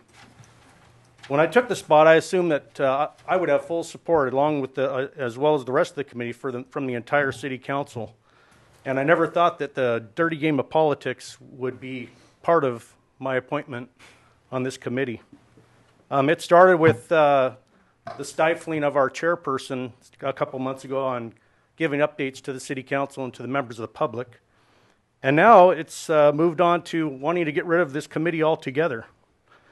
This committee costs the city Could you repeat? I didn't understand what you said about the stifling thing before that. Could you repeat it? Well, you're the one that brought it up, Mr. Barnett, to stifle Mr. Rossini to come in here on an every month basis and give updates about what the Law Enforcement Advisory Committee is Oh, doing. okay, all right, I understand, right. This committee costs the city absolutely nothing, and we only strive to make your city a better place to live. I'm a volunteer. I serve at the will of the council on my own voluntary time. We have overwhelming support of the community, and I can't fathom any other reason other than political motivation to disband this committee. We expect that our leaders are going to make mistakes, but we also expect them to take accountability for those mistakes, not to play the victim card and tear down valuable committees and resources for politically motivated reasons. A simple apology and accountability for a lapse in judgment in your medical insurance payments would have been the proper way of handling your malfeasance.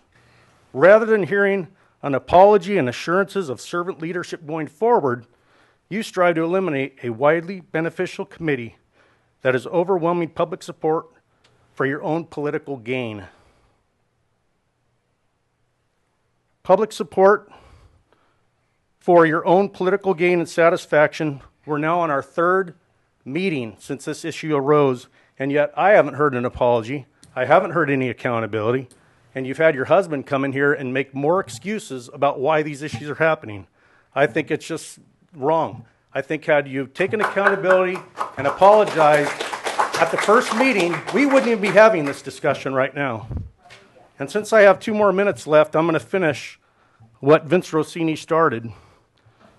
So I'm going to read what he has here. At our last meeting, the LEAC proposed a new city ordinance to come to the city council in January to deal with loud parties and underage drinking. Currently, our code is handing out a very small fine and fails to truly hold the homeowner responsible compared to other cities, such as Newport Beach, Chula Vista, and other cities.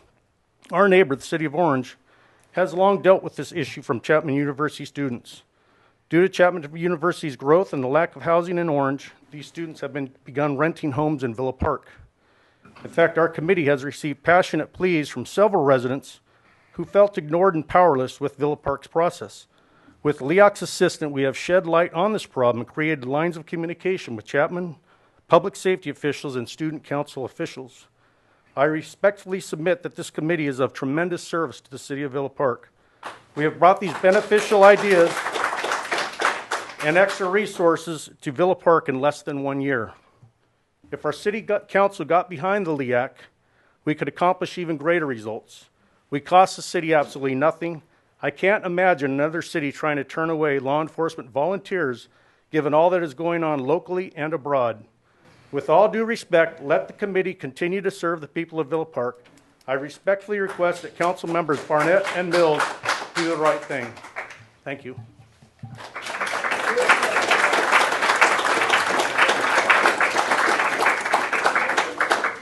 Mary Beth? There've already been a number of comments about the LEAC, and I won't waste our time by repeating my points. What strikes me is there is a resolution on the agenda for the termination of the Law Enforcement Advisory Committee, and apparently many of the city council persons don't know what the LEAC is or what it's doing. And yet there is a request to terminate it. And I must say I'm shocked. Don't you have time outside the council chambers to at least inform each other or find out what the LEAC is about before you come up with such a resolution? I want to give an overall comment about my opinion of the Villa Park City Council. In 2007, a bunch of residents came and asked for help on the school traffic on Serrano Avenue. We begged for help through 2014. We never got any help. We went to the CDC committee, we went to the schools committee, and what we got was yelled at. We were told, you bought a home in Villa Park, this is your problem. Go solve it yourself. This is not Villa Park's problem. Well, we were smart, and we listened, and we knew we weren't going to get any help from the council. And we formed Protecting the Hidden Jewel. But what we remember more than anything else was a pushback from you, Grit Mills, Barnett, and Fasanelli, that you were not going to help us. So we went out and solved it on our own. From our experience, I hope, the LEACs, the idea of the LEAC started to come. What it is a group of residents, the city manager, I'm sorry if I had that wrong, city manager, law enforcement, the residents, the resident professionals, they come together and they solve problems. It's a resource we didn't have when we were starting to work on the school traffic. If you look what they've accomplished in a year. They've come up with, they really look at what's going on in Villa Park.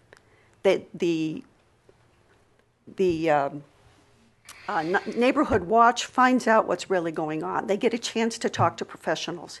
It's a great resource, and we get this resource at almost no cost. What's the cost? A few hours of the city manager's time once a month.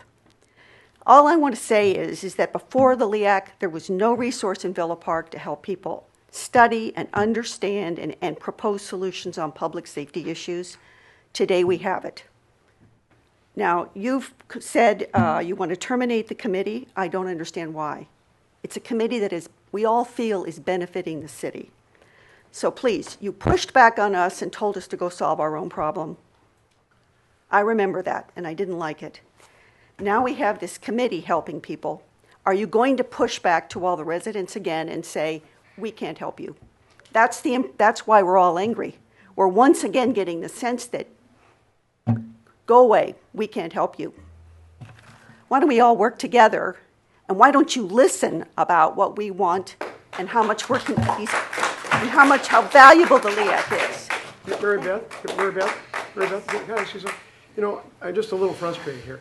You know, you said you came to the council from 2007 to 2014 and got nowhere. I have the notes. I understand, and I know you were coming because I remember during the period I was here, and I remember the council that was here when I was here talking about the fact you'd been there for a period. I'm not disputing any of that.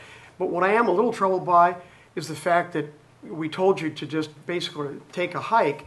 You know, I specifically remember spending a lot of time and a lot of effort. I even volunteered to go down, and I had a personal meeting with the superintendent trying to get that issue resolved. So nothing happened. I understand that, and a lot hasn't happened here. LEAC's working on things, and it hasn't happened either. But to say that you were neglected or we didn't do anything, I'm just a little perplexed and a little offended because I put a lot of effort and time into that. I took time off work, and I went down and met with the superintendent of schools. You know, I spent a lot of time trying to provide some benefit there. So, you know, I'm not arguing with the frustrations and how long it. I know that. I'm aware of that, and I acknowledge that during the meeting. Rick, let me tell you. I worked hard on that. I know what you did. You made 2 phone calls. And you went and saw Mike Christensen at OUSD. We listened. We know you did that, but nothing happened. Well, I agree. Give me a moment, Let her please. finish. Let me tell you what did happen. Deborah Pauley met with us. She helped us set up an appointment with Mike Christensen, and she came with us. Remember those days? Yes, I did. She came there, and we had all of our notes and our concerns well organized. And from that came the task force that started to address the traffic problem, working with the PFSOs. The fact is, Deborah Pauley was the only one who did that. Mayor Fasanelli, I wrote you and I asked you to join us. Join us and work together. What I got was a very short email saying, this is not a city problem, you're on your own. Mary Beth, if I may say something, you came to a school advisory committee at the district with some of your neighbors, and at that meeting is when Mr. Christensen offered to have a meeting with you. We were there, and it's in the minutes. Deborah probably may have assisted you at another time, but I was at that meeting. It's in the school minutes. Well, I'm sorry, ma'am. I was there. I know, you were there with and there were several other people. Yeah, and Mr. You were not there. No, this was at the district, and Mr. Christensen did offer to have a meeting, and you did have that meeting. Well, then it's remarkable. I just want to You were correct the not record there. there. Okay. I can assure you, and in fact, I even have the minutes of the meeting. I'll be glad to send them to you. Please. All I'm saying is, gentlemen, please stop pushing the residents away when we want to get involved in solving problems. Please put your efforts into helping us. Stop telling, we're here because we're desperate to solve problems. The LEAC has done an outstanding job of providing the resource that we didn't have when we came here. I know that every one of you works very hard. you're taking time away from your children, and I respect that. I'm supposed to be home with my 102-year-old grandmother. Mother, actually. But you can't do it for us. We have to have committees made up of resident resources to solve some of these problems. The LEAC is a great resource. It costs us nothing. Don't terminate it. Let us continue to do a good job. Thank you.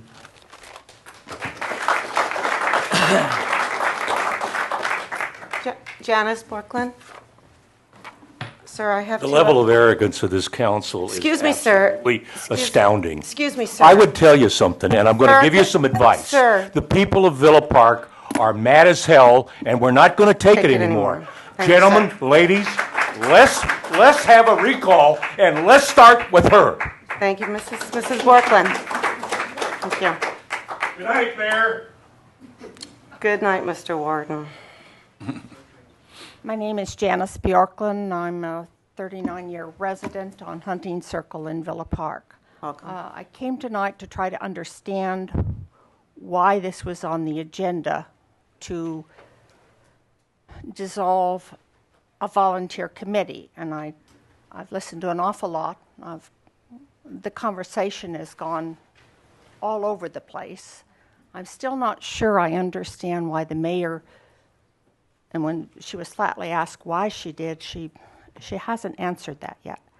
Let me just summarize what I'm hearing at this point in time.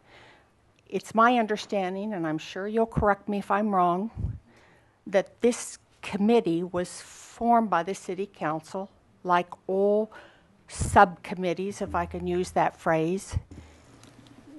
What actual written directions it was given, I have no knowledge of.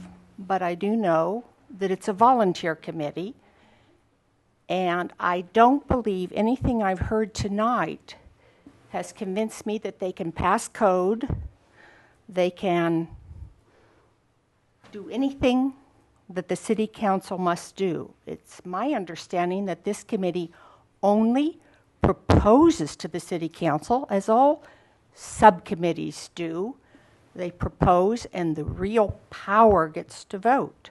So I'm real confused. What the whole conversation has seemed to have gone down into, and boy, I'm sorry to hear about, because I personally haven't had this party situation.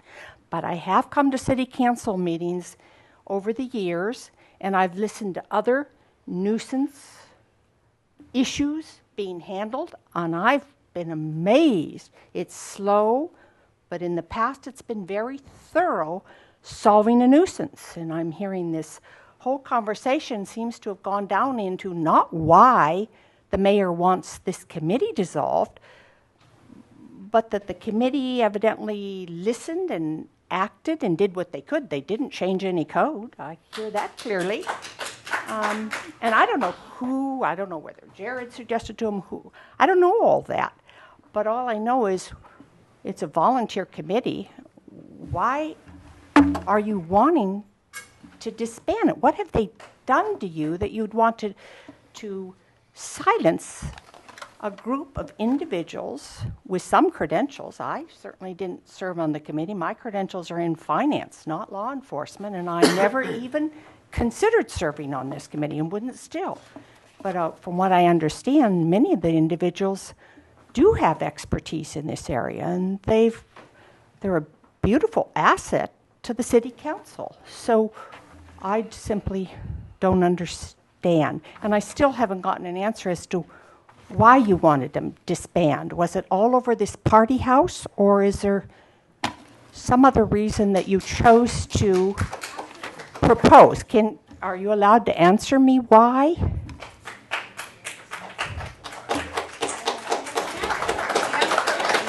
Let's get through the speakers. We'll bring it back to council, and we'll get you. I'll tell you, I'm happy to respond to these, but frankly, I'm still picking up information. So I really want to listen to all this, and then I'm going to make my comments, and I'm going to answer that. You are going to answer. I am, absolutely am I going to address that, but I want to hear all the comments because I'm still evaluating what's going on here and trying to figure out what I want to do. Well, I'm still trying as just a citizen of Villa Park to understand any of this. Correct me if I'm wrong, isn't this a volunteer committee, and isn't it, don't they all? It's an advisory volunteer committee, doesn't have authority to do anything. It doesn't have authority to do It only reports anything. to city council. You're absolutely right, and I absolutely understand why you're perplexed by it. And I intend to address that from my perspective, but I'm still listening because frankly, I've picked up some things I wasn't aware of, and that's why I've been asking questions, and that's why I've been listening. Most of what I've gotten that's been beneficial has really been from the LEAC people, and and from Jared, and from Jared. So, and to some extent from Bill on that. Hopefully. So I want to hear all this before I, Hopefully, having devoted my evening here instead of listening to a debate on television, that probably isn't very much better, but hopefully I will leave tonight truly with an answer as to why this was even on the agenda. What's the answer? Thank you. Mrs. Donna Buxton? is everybody going to? We're not done yet. No. Can I make it? Well, Then we have 2 more new people. Is there anybody that really is going to add anything new to it? Don't take this wrong either. Is anybody really going to add anything new, or whatever speakers we have basically going to rehash this? Because if that's the case, I'm prepared to make my comment. It's okay. I'd like to, they put in a card, let them speak. Thank you. Donna Buxton, Dodson Way. I want to just address a couple comments that were made by council members that LEAC has gone beyond its original scope, which was to focus on crime. The fact that they've obtained patrol cars for us, that's about addressing crime. The PSR program is about freeing our limited police resources up so that they can focus on the more serious crimes in town. The issue of the inspections and the rental property issue, that is dealing with crimes that are being broken over and over and over again that aren't getting addressed. And I think that's really something that I'm hearing, is that there are crimes, and we've got code enforcement that's being violated, and other crimes, if you will, that really they aren't being addressed. And I think LEAC is doing that. The issue of shared police services is about traffic and safety issues. So they are addressing crime. It's just in many different ways. But I think that what they're bringing to the table that we've heard in a lot of different ways is that they're bringing their 180 years of combined professional experience to the table to come up with creative solutions, and also to look at the fact that our codes are not helping us when we need them to be able to address a serious problem. And that's where their experience can come in to really help us. And why would we not want that? So that's really, to me, what I'm hearing, is that they're creative problem-solving solvers with a lot of experience, and they have a lot to offer this city. And I don't know why we wouldn't want that. And I don't believe that they've gone beyond the scope of their charter. I think they're doing exactly what they were chartered to do. I want to make one last comment and address what Mary Beth Felsen said. And the issue with the party house parallels a bit what we went through with the traffic and safety problems around the school. The residents are being pushed into a position where they're screaming and yelling. I mean, we went through a lot to get some of the solutions that we achieved with the Serrano Avenue school problem. I mean, we went through a lot to improve that situation, and it's still not done. And this problem with the party house, I mean, this woman is being driven to insanity. And that's, I mean, I really feel, I really relate to how she's feeling after what we went through with the traffic problem. And our residents should not be pushed to that extent to get people to creatively come to the table and solve these problems before they become a huge problem. But with respect to the traffic problem, I do want to state that I do appreciate that we finally got some resolution on that. It was a very, very long road, and Council Member Barnett, I appreciate that you do sit there and take in everything that you're hearing and make sure that you really understand and evaluate carefully what you're hearing. And I appreciate that most of you helped to at least improve the traffic situation. And I hope that you'll also help to continue to help our crime situation be improved by keeping LEAC in place. Thank you. Tim Cronin? Did I say that right? Sorry. Yes.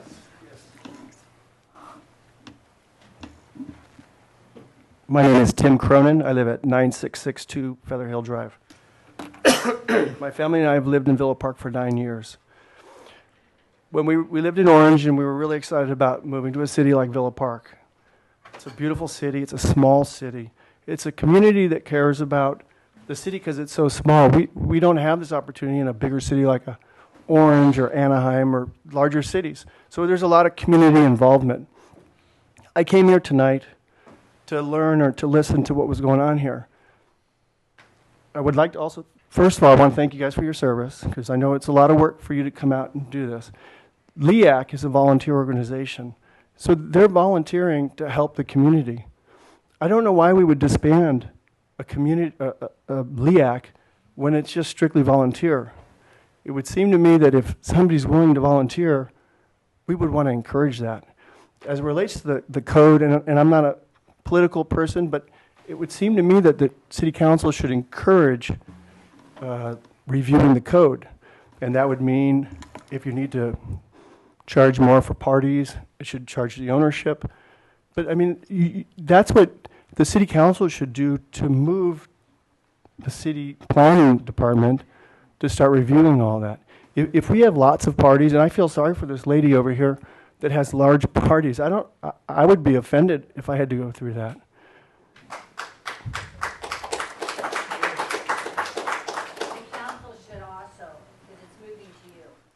But it's also going to hurt your property values. I mean, do we want, because we have large houses, do we want large families moving in with many families moving into our houses? I mean, it's going to hurt our property values. So by you guys getting involved and setting up some coordinating with planning to come up with some kind of planning requirements, I mean, I think that's what you guys are supposed to do is manage the planning department.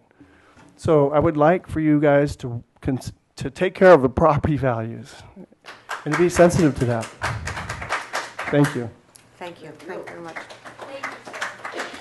Well, it appears, Vince Rossini, would you like to come up and okay, he had a card, so he wanted to come back up again. Is there anyone else who'd like to speak on this item before I close public comment? Jay, if you don't mind, afterwards. Thank you. Actually, I turned a card in. I turned 2 cards in. Oh, I'm sorry. You know what? You're right. You did. And there's Jay. There's another one. There it is. Sure, it was an innocent oversight. Maybe. I'm actually reading on behalf of Lori Triber. She's at home with the flu, and so she wrote this up, and I believe that it was sent to you, but she would like it to be read nonetheless, so I'm doing that for her. It has come to our attention, this is again, Lori Triber, who on Dotson Way, who's, I'm reading her email. It has come to our attention that Mayor Fasenelli has placed on the agenda this evening to dissolve the Law Enforcement Advisory Committee. We are surprised that this was even placed on the agenda at all. This committee is all volunteer, professional, unpaid LEAC team has made remarkably effective in increasing, I'm reading what you wrote, safety and peace of mind in our city. In addition, there are service-free OCSD deputies to devote their time to patrols, which is a critical necessity to our continued safety in our city. This is an extraordinary contribution by these folks to help us keep our city safe and help us feel safe. It is effective, informative, and well received by most residents of Villa Park. We are adamantly opposed to dissolving of this committee. We have been raising concerns on crime since I started attending the city council meetings. This committee has been a blessing in assisting us with information, updates, and support in this area. It is at no cost to the city of Villa Park, and other cities should be as fortunate to have such a committee. Why is it even on the agenda to dissolve?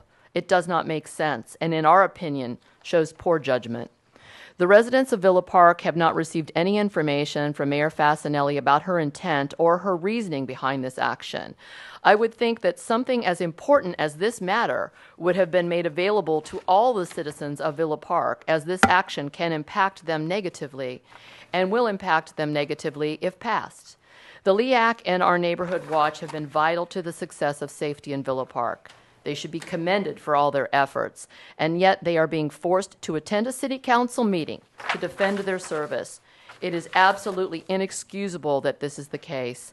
They should be receiving a big thank you for all they do and honored for the time and commitment to all of us. I also commend Mary Cizelle and the Neighborhood Watch for their due diligence in keeping us all better informed. It has been a huge relief to us to know that we have these people looking out for our best interests. I cannot thank them enough for their time and effort. I would have been there this evening, but I have the flu. I have asked Jared to flag this email so that all of you have a chance to also read it. And that is, again, from Lori Triber. And that's the end of her commentary. I also put a card in for myself on this matter.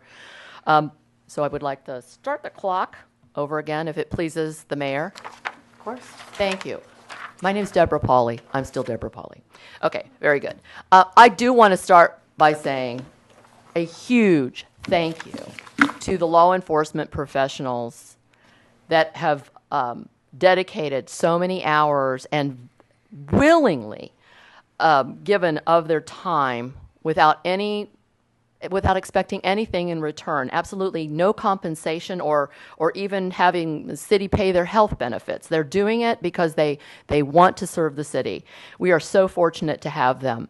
I also think that, Madam Mayor, it would have been very proper decorum on your part to have respected the chairman of that committee, Vince Rossini, and allowed him just the common courtesy to complete his statement, because he was here defending his committee. And there really is nothing for him to defend. I was just going through my emails, kind of cleaning out my email box, and I ran across one from June 26th, 2014, that I had written to Jared when I was still on the council, and I was requesting that he provide a full report on the Neighborhood Watch program, that I wanted to know where we were with that. I wanted a report on the status of the program, who was handling its primary responsibility, how many members did we have, how many were active. I wanted a briefing on the process for establishing a new Neighborhood Watch group, on what the plans for the citywide meetings were, on and on and on. I had a list of questions. I was good at asking a lot of questions because I wanted to get to the bottom of things. Because it was dying. The program was essentially dead. And when we went through that process, we found out that many of the members that were on that roster either no longer lived in the city or, in fact, had passed away. And it was time to get that committee back up and running. LEAC has been instrumental in assisting with that. We now have a much more robust Neighborhood Watch committee than we've had in the city in some time. And these things do cycle. They do cycle high and low. And so I think we can point to LEAC. Mostly it's communication. That's hugely important to people, that they know what's going on, what their city is doing, what's happening with the city. It makes them less nervous. They want to know why that helicopter is hovering in the middle of the city. If they just know what it is, it gives them a level of confidence that we know what it is and that things are under control. From what I was listening, your concerns had to do, Mayor Fasenelli, with the items that you saw on the committee's agenda. That is the committee process.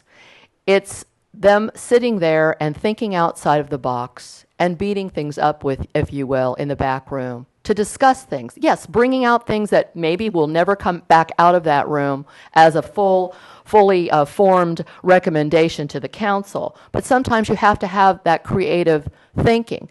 The level of expertise that we had brought to the table, that Vince Rossini and under Mr. Colicott's recommendation and Mr. Nelson's recommendation, it allowed them to come up with some creative outside-of-the-box thinking and identify areas where we had great weakness for the safety and security of our community. Quite frankly, this is the American way, this citizen-led effort to take care of our own affairs, to get involved. What is it that Ronald Reagan always said? government isn't the solution, government is the problem. And I think that's really the case here. We would not be here tonight. We would probably all be at home watching the debates, and instead we're here trying to defend our citizen-led committee because they do, in fact, make us feel more safe. You had said to Mr. Collicott as you were chastising him, that it is the council member's responsibility to lead, and I couldn't agree with you more. But I certainly hope that you don't think that what you are doing here tonight could even remotely be considered leadership, because it is not. One last thing I want to say, because I have one more minute. I think what we are seeing here with this ill-conceived council member matter being brought forward as agenda item 21, immediately following agenda item 21 is agenda item number 22. We have now all been exhausted as citizen representatives here, and we all are going to be anxious to go home. But what's going to happen next is they are going to consider a policy for how people, council members, can get around paying their health care benefits on time. And it's a significantly watered down policy from the one that was presented last month. So I think I might have the answer as to why someone would bring such a ridiculous recommendation forward, other than being vindictive. It's once again an effort to divert our attention from the real issue, and that is this policy, this council setting a strong policy that prevents council members going forward from having taxpayer dollars foot the bill for their health care benefits. Thank you for your time. Mr. Lynn? Mr. Lynn, thank you. Mayor Fasenelli, council members, not to belabor the point, Karen Schatzley, 4650 El Rito. I want to thank you, Mr. Barnett, for saying you're going to answer the question as to why we're thinking of dissolving this volunteer committee. As a member of law enforcement for over 30 years, I know how overworked and underpaid law enforcement is, and we're always wanting to have volunteers. We have a community here that has come together to help each other live in a safer place, and it seems that nobody wants this committee to go away, that everybody wants it to continue, and that we are happier with what's going on. I don't understand why it was being considered, and this lady put it so eloquently, anxious to hear the answer to her question. The other thing I wanted to say was the committee appears to be helping in ways that Mayor Fasenelli indicated was a requirement to help code enforcement, and that is to consider the history. It is a long process to have to evict somebody or to find a property owner, and this committee can help in preparing that history when we go to law enforcement. Since we can't get the sheriffs out or the police department out on all these calls, this way when they ask for the history, they can document everything that has happened at each and every individual house in our city, and it'll assist law enforcement in taking a quicker action to perhaps what this citizen is going through in her residence and the nuisance she's suffering and the pain that you hear in her voice. You would think as a community we would all want to help her and make sure that she can live just as happily as the rest of us. I had no way of knowing this was going on in her home, and if it was my home, you know, I'd be insane. It seems ridiculous that any one of our members in our community should have to go through this without all of us banding together and wanting to help. And I think the committee appears to be doing that and at least providing some sort of security to our citizens and can prepare that history. Thank you. Mr. Lynn? I'm going to... You're next. Hi, I'm Rob Liu. I live on Ludwig Street. I haven't spoken to the City Council before, so thank you for the opportunity. I don't know if you need to reset the clock, but I'll be short because, you know, as Council Member Barnett said, if you don't have a lot to add, then, you know, I don't. A lot of people said a lot of things. I mean, the gist of what I want to say is, I believe that you should not take away the Law Enforcement Advisory Committee. I think it's an advisory committee. It doesn't have any, you know, official authority.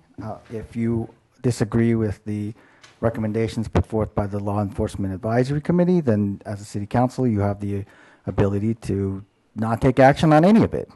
So it's an advisory committee, and let's leave it as is. It's a great opportunity to get us in the community involved, and on a volunteer basis. So, I think that it should stand as it is, and, I hope you all vote in that direction. I will share one story. I participate on the Neighborhood Watch with Mary Slazell, and about a year ago, we had an incident with the pumping station on Sycamore and Taft, and it flooded several blocks of houses and probably destroyed an entire house itself, the one that was right next to it. And even on my street, the water had run up pretty much halfway up the lawn, and it flooded the backyard, our backyard, the pool, and everything like that. Caused quite a bit of damage. A couple months later, I saw, on my way home, taking my daughter home from school, I saw a couple of kids that climbed the fence, and they, were obviously trespassing in that pumping station. I don't know exactly what that pumping station does, but didn't want it to fail again. So I stopped the car and I pulled the kids over and I said, "Look, you guys shouldn't be in here. You're not allowed in here. This is not a place where you can go skateboarding." They started to kind of throw lots of verbal assaults at me in front of my 5-year-old daughter. I think Mr. Collicott and Mr. Nelson. So long story short, what happened was I emailed a story over to Mary Slazell. She sent it to the LEAC, and they sent it to Mr. Collicott and Mr. Nelson, and I got an immediate response. It was, it was great. I felt like, hey, this city is there. It's there for me, right? I'm trying to do my part and not have that pumping station go out. So I confronted these kids and told them, hey, cut it out. This is not the right thing to do. And they verbally assaulted me as in front of my 5-year-old daughter. I mean, I couldn't believe the vitriol. I mean, I'm not the greatest person in the world, and there's some of these words that come out of these kids' mouths, and right in front of my daughter. And when I brought this up to Mary, who forwarded to the LEAC, who forwarded to the council members, I got almost an immediate response, and it made me feel good. So let's leave the committee in place. I mean, it's an advisory committee.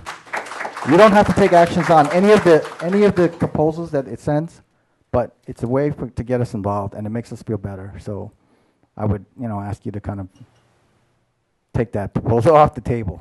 Thank you. Thank you. Thank you. Mr. Wasserman, who's waited patiently back there. Thank you. Thank you, Madam Mayor, members of the council, city staff. My name is...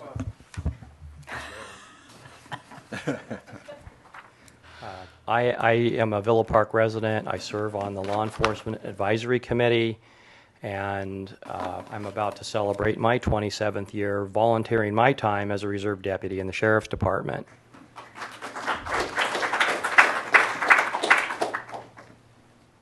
I joined the Law Enforcement Advisory Committee in Villa Park so that I could give something more back to my community. For many, many years now, I've been providing services for the city of Villa Park at no cost, and I wanted to expand my efforts to help you, the city council, in coming up with new and meaningful ways to help the city grow and expand to changing times and to bring some more value to the city. I know that our law enforcement budget is stretched. We don't have as much coverage as we would like to have, and I'm looking for ways to try to improve that. I would hate to see the Law Enforcement Advisory Committee be disbanded because our agendas look the same month to month. I would prefer that we look into that, find out a way to improve feedback and communication to the City Council so that you know precisely what's going on and so that you can see the value in what we're doing. I am in a unique position to do a lot of work with the reserves. And as such, we've had a reserve community of deputies here in Villa Park that have been somewhat curtailed in their activities due to not having access to a vehicle. And they're not allowed to drive black and whites right now. So one of the things that we did was received on behalf of the city or the Community Association? Community Services Foundation. Community Services Foundation received a donation to purchase 2 vehicles for the city. One for the reserves to drive so that they can work on their burglary detail, which is their primary focus right now, and the other focus that Lieutenant Gunzel decides is in their purview, and also one for the PSR program. Now, I've been instrumental with the department in bringing more attention to our need for reserves in the city, to expand the number of people that would come here and spend their time here and become assigned to this city as their primary duty. I've been involved in the PSRs as far as recruiting. I was involved in oral boards the other day. And to answer an earlier question, yes, we do have one PSR on board now. We have 3 that just went through oral boards, which we passed, and they're going into background check now. I would give you their names, but I don't believe I'm allowed to divulge those names at this time. So in all of this, the last thing that I did is saw a need through one of I'm a unit leader in the department. I was in a leaders meeting, and I heard from our investigatory reserve unit that they have some investigators assigned to cities. And I asked, could we get an investigator assigned to Villa Park? Again, free of charge. And they said, we'll certainly run that up the tree and see if we can get some interest and take that from there. Now, if it's within your means to dissolve this committee, that's fine. And then these efforts will then dissolve away as well. And I would certainly hate to see that done, mainly because I put a lot of time and energy into this, and because I think it's a very good and beneficial thing for the city. But again, this is your purview, and you may do what you wish. I'm just here to plead on behalf of the citizens of the community, try to extend the olive branch to you to let you know that we're here for you, and that we're trying to assist in every way we can. And I'd be happy to accept any questions that you have, anything I can help clarify at this time. But I do think we need to improve communication so that you know what's going on. We're not trying to circumvent anybody.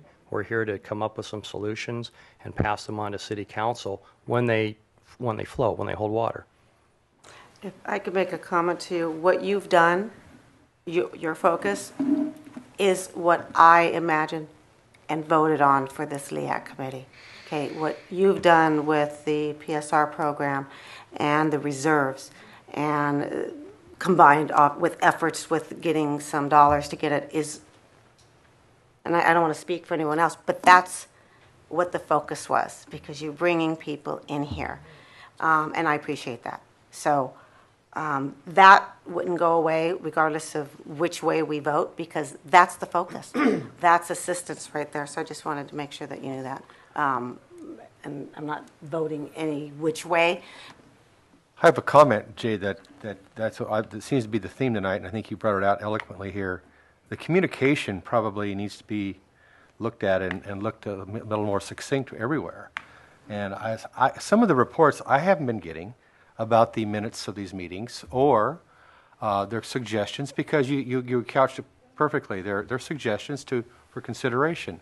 The other thing too is on the Neighborhood Watch. I don't get a lot of that either, and maybe we just have to look at how we disseminate the information, and that would make it a lot more powerful for the entire community. And I think that's what you're after, exactly. And some of this is just, I think, it's a communication issue, and that's the reason we have these meetings, so everybody can get it out, whether they're excited about it or not. And we want you to talk. That's why we allow so much time compared to other councils. So we want to make sure that everybody hears it, and we appreciate you bearing all the time that you have with us tonight. We really appreciate that very much. Thank you very much. Thank you.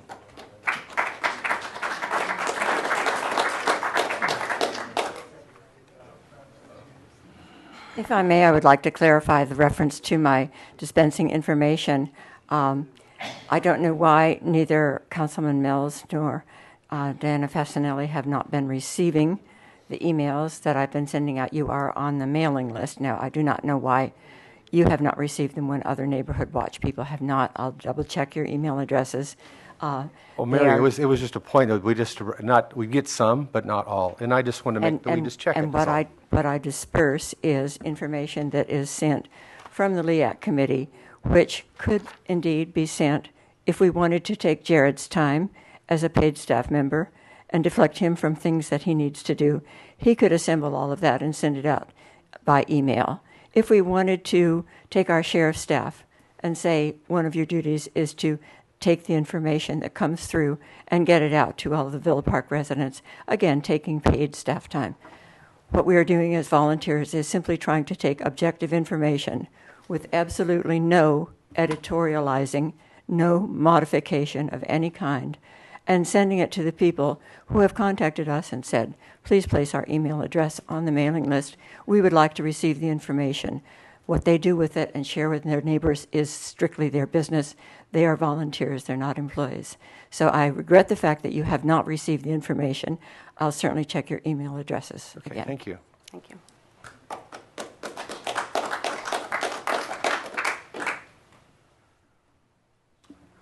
My name is Jim Reichert, 18721 Valley Drive. Get the mic up here. And, you know, it's interesting. I used to be in the city council about 40 years ago, and I'm getting a little old now. And I'm really concerned. You know, if you have a committee, and if you have some problems with it, you sit down and talk to them about it. You don't put it on the agenda and say, we're going to kill you. I mean, this community, you know, we're the hidden jewel of Orange County. If anyone outside saw the action between the city council and the community tonight, I'm embarrassed. I am really embarrassed. You know, this is a nice city, a lovely city. I've lived here for many years and served on the city council. And it's not like I used to be the general manager of the Orange County Transit District, and I've been to many council meetings all over the county and all over the United States. And some of them, they're so big, you can be more formal. If someone wants to get up and has something good to say, you don't cut them off. You let them say it. And I'm just appalled by this. And I think you should be embarrassed. And if the shoe fits, put it on. And I can't tell you, if you have, listen to this lady out here, you know, with a code enforcement, there used to be something, as they still have it, emergency ordinances. If you have a problem, let's put emergency ordinance out and get it corrected. I mean, it's like the people have to do it themselves. The city council should be helping the people out. I mean, I don't know what's happening. I mean, I love this community, but I don't like what's happening now from the city council level. And again, I say if the shoe fits, put it on. But this is something from a community standpoint we should be working together and solving. If there is a communications problem, everything I've heard tonight, I mean, I don't know what the problem is. Communications, I think, is part of it. But again, I say that, my God, if you have a problem with it, talk to them about it and get them straightened out. They're trying to help the city council, and they're trying to help the community. And I don't know why there seems to be, I mean, the attitude that the city of Villa Park is like New York or Los Angeles. You have to be very formal, and you have to go with, oh, let's look at the history of things and look at everything else. And that's just an excuse for things that's taking place. And this city should not be that way. We should be working together to solve the problems and helping that poor lady. I'm appalled by what you had to say. I mean, you know, we should be out, everyone out, the whole city council should be up there looking at the party boys up there and taking it over. We're on the city council with some problems like that. The sheriff would go out and take care of it. I don't know what's happening there. I know we have to be careful because it's not the proper thing to do. Sometimes you might get yourself sued, but we have to do something instead of let things like this continue and happen. So I think I'm saying to all of you, let's get your act together and work these things out. You're supposed to be leaders of the community. Act like leaders.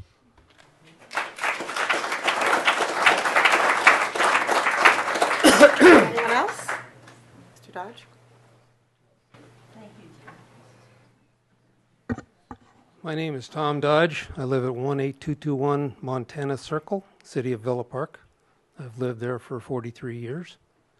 First, I want to apologize to you for my being tardy tonight. I had another meeting to be at, and to the people of the community. And I apologize, too, if anything I'm going to say is repetitious. Several years ago, I was appointed as co-coordinator for CERT in this city. I know Pete has resigned. I have not. Okay? At the time I completed my CERT training, I was informed, well, the whole class was informed under no uncertain circumstances that in case of a national emergency or a serious emergency even in the county, Villa Park would be left on its own because we have no hospitals, no hotels. Schools supposedly have their own program. There is also little coordination between CERT and law enforcement. Now, one of the things I am going to attempt to do, and I say attempt to do because I'm a newly appointed member of the PRS program. And it is my desire to coordinate CERT and the PRS program.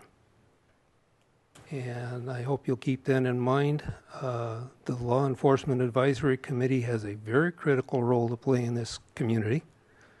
And I think abolishing it would be a case of very bad judgment. That's all I had to say.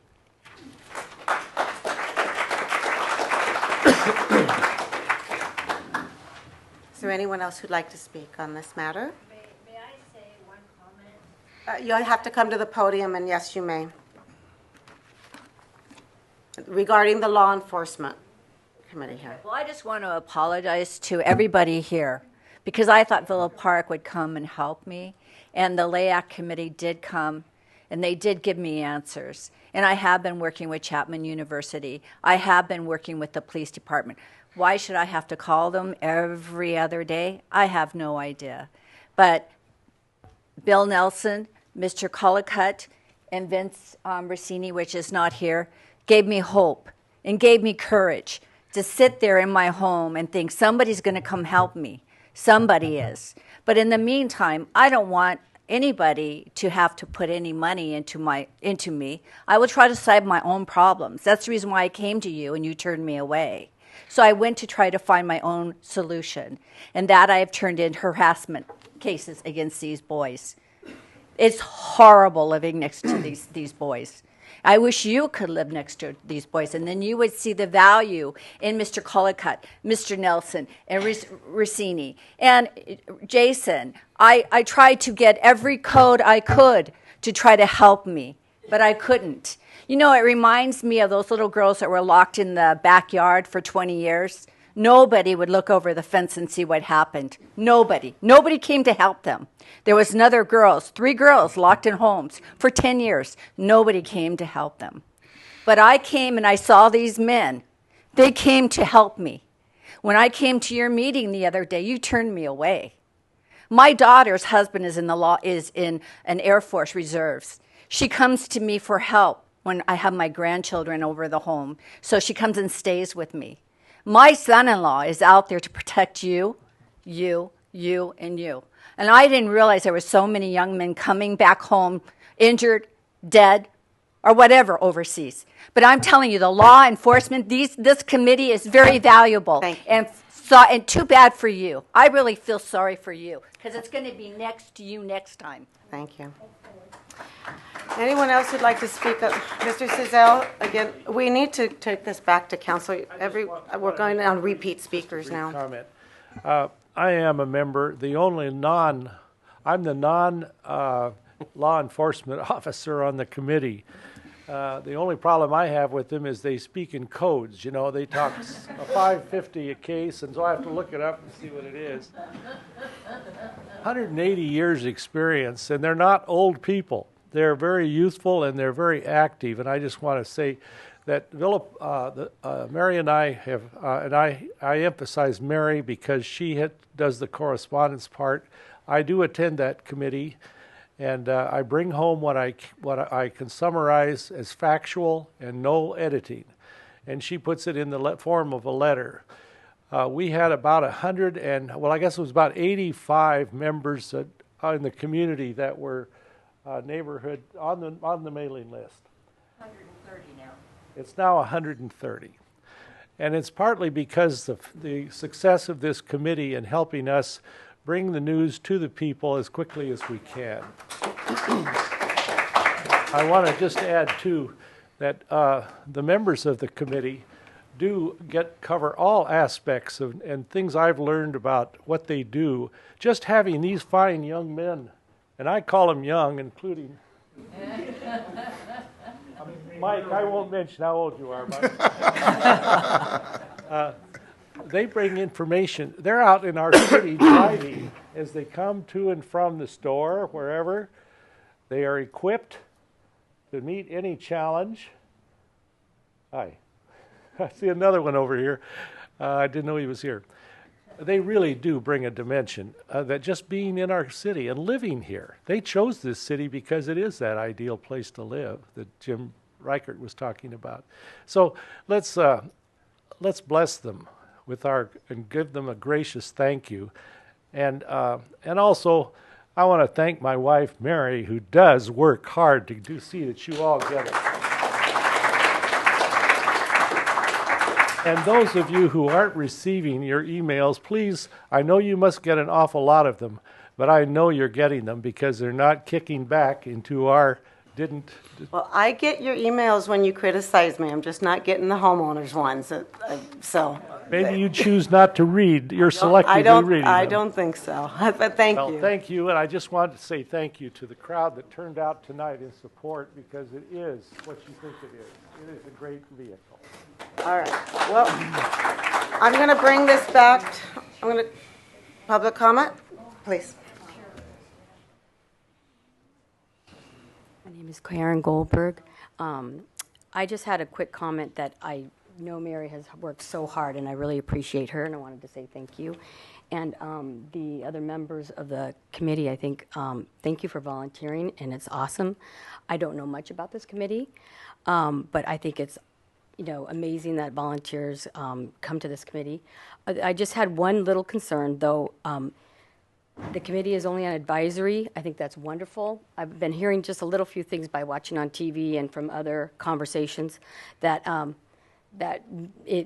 getting a patrol car and things like that kind of start to get me a little bit worried, only because when volunteers, and I know most of them are in the our police officers. However, in the position that they hold now as in the committee, they're advisory, and there's no management above them, and we don't know anybody on this committee if they how much training they've had. And I think in this kind of a world, especially with the man who said he went to go and check on tell the kids to knock it off, with the water. What if those kids had a knife and come after him? That worries me as a citizen. We want to protect our volunteers totally and completely.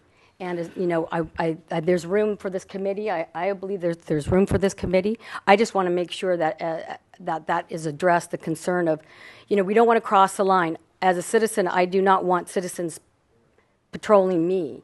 I want a police force that's been trained, that has management, and I feel more comfortable with that. It's like volunteers patrolling the border.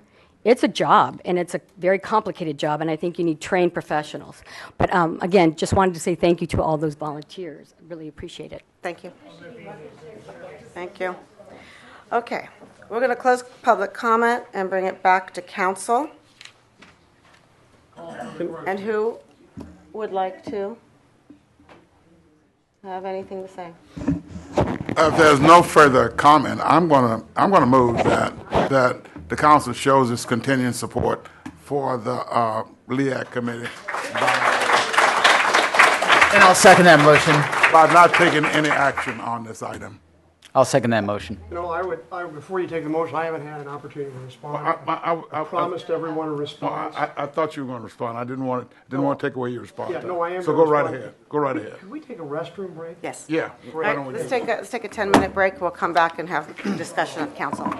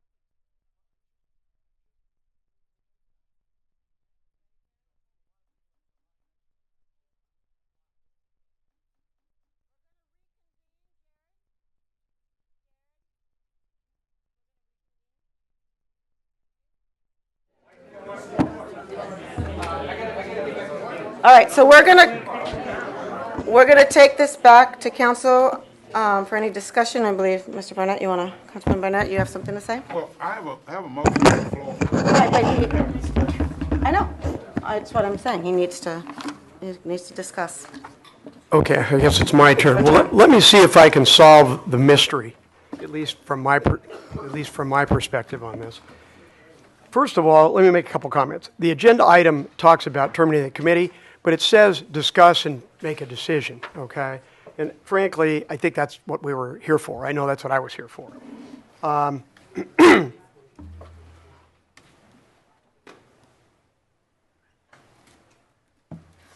got a note here I wanted to respond to, and I'm trying to figure out what I meant with it.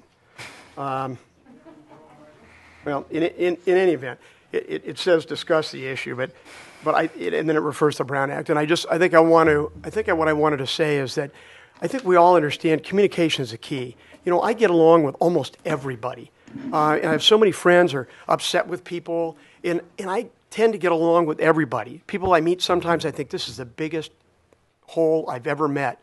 And if I spend a little time with them, I generally can connect, and a lot of times I end up really liking them. And maybe they had a bad childhood, whatever it may be, or they just have a glitch or a bug about something, and generally you can resolve it. And communication is so important. And without communication, you're in big trouble. And I just want to comment that, you know, we live with a Brown Act up here. And with a 5-member committee, it means we can't talk to more than one person. So it is a huge impediment. I hate it, and I wish somebody had amended. From my perspective, I work, and I haven't got a whole bunch of time that I can spend outside doing things and doing independent investigation. I kind of live more here with the meetings and the minutes. You know, I tried to get to Rich's house because he's on the committee to talk to him about what he thought about the committee, and I've tried to get to that last 3 days, and I never got there, okay? And I apologize for that. I probably should have tried harder and shouldn't have got there. I did make inquiries about what's going on with the committee. But I got more responses. I got more information tonight. And specifically, Jared was helpful. He made a comment that he found LEAC helpful. Multiple residents got up here and basically said, we got an ear and a comfort level. Somebody addressed it and paid attention to us and gave us attention. You know, one of the ladies said, you basically booted us out of here. Well, let me tell you why we booted her out of here. Because it came up on an unagendized item and we can't discuss it. It's illegal. So we have to let them go. And it drives me nuts. Every time we have to do that, I have to sit here and bite my tongue because I want to respond to people when they come up with issues, okay? LEAC doesn't have that problem. You know, LEAC... It does. LEAC is subjected to the Brown Act, and they've received training in it. They do have it. They do. Okay. Yeah, then how do you deal I got with those the answer issues today from the city. How do you deal with those issues when they arise spontaneously? You're right. In Villa Park, we discuss them. We let them talk. You don't wait for them. You're not breaking any rules by opening the discussion on a topic that the people want to hear. Okay. Well, let him speak. All right. I don't want to get into an argument on it. But the bottom line, my point with that merely, I want to get a big discussion. I want to ask you a question. How did you respond? How did LEAC respond to it? They came to us in public comment and brought up the item, and we put it on the next agenda. That's the way we handled it. Okay. And then we were able to discuss it. We couldn't do anything for them either when they brought it to us in public comment. But we put it on the next agenda item to discuss it. And then we could discuss it and make some decisions about it. All right. That's the way we and they don't have as busy an agenda. Whatever the reason, it really doesn't matter. My point was that I heard several people get up and say they got an ear they really couldn't get elsewhere and they got a comfort level with it. That was another item. Finally, I heard comments that LEAC has been beneficial for interaction with Neighborhood Watch. Okay? So I'm just telling you, those were some of the items that I specifically picked up on here tonight that I had never heard and wasn't aware of. So that said, let me give you a quick history of this situation so you can understand where this came from. Before the most recent council member showed up here, I was the most outspoken party seeking more security for the city. I was watching the police reports and the crime probably closer than anybody, I suspect, based upon what transpired at the meetings. I observed that cars police cars weren't being driven very far. I noted that there was increases in burglaries, significant increases. And I did some digging myself and concluded, that we don't really have the funding to put police all over the city to watch this stuff. How, within our little limited budget, do we get a handle on this? And cameras was the only thing I came up with. I talked to police officers, I did a bunch of private snooping on my own, and I became an advocate of trying to get a citywide camera system in so that we could see what was going on and hopefully deter the crime. The police officers I talked to said, well, you put that up and let it be known. They'll go elsewhere because they won't want to deal with that. They'll find an easier city to hit. And even if they do, you'll have footage and you can pick up faces, license numbers, cars, etc. So I became an advocate of cameras. And if you do that, then you have the big brother problem. And I have a concern with that, and other people did too. So then I tried to craft an ordinance whereby you could have the cameras, but we'd seal them up. The data would only be there for a couple of weeks, and then they would be deleted, and we'd have multiple parties that had to access to get to the information, and to make it a non-Big Brother situation where people couldn't look at it, and even make it illegal to view it unless you were somebody that was affected by the crime. So that, frankly, met with a lot of resistance at council. Then new council came in, and I spent some time with Councilmember Collicott on the issue, and he said, I'm working on this deal. I want to do a committee thing, and he had the time, and he'd also done corporate stuff, and he wrote some pretty nice proposals. I'd seen stuff he'd done, so I said, great, Bob, go for it. That sounds great. He came back to council with LEAC. I looked at LEAC, and it was broader than I had contemplated. I really didn't want to enhance, and have police or fanatical scrutiny of all the aspects of the city and nitpicking traffic and blah, blah, blah, blah. I wasn't aware that was a problem in the city. I hadn't heard that. And it was really a crime issue for me. So I tried to advocate that we have a crime prevention committee and focus on that. We argued here for a while, and finally, frankly, I got tired of arguing about it, and I yielded and said, fine, set up LEAC. And I can't say that I paid a lot of attention to the details of the scope of whatever was in the committee's parameters, but I thought, fine, let's get this thing going and move on. And I voted for it, and as did all the council, I think. And that's when LEAC came into play.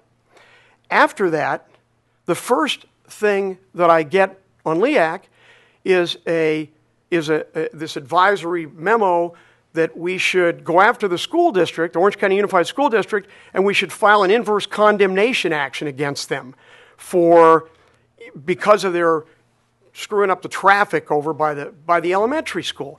Well, I'm an attorney, and I know that's not a good inverse condemnation action. It's a waste of time. You'll alienate the school district. You'll spend a bunch of money. You'll eat the attorney's fees, and you'll go nowhere. So that was my introduction to LEAC, okay?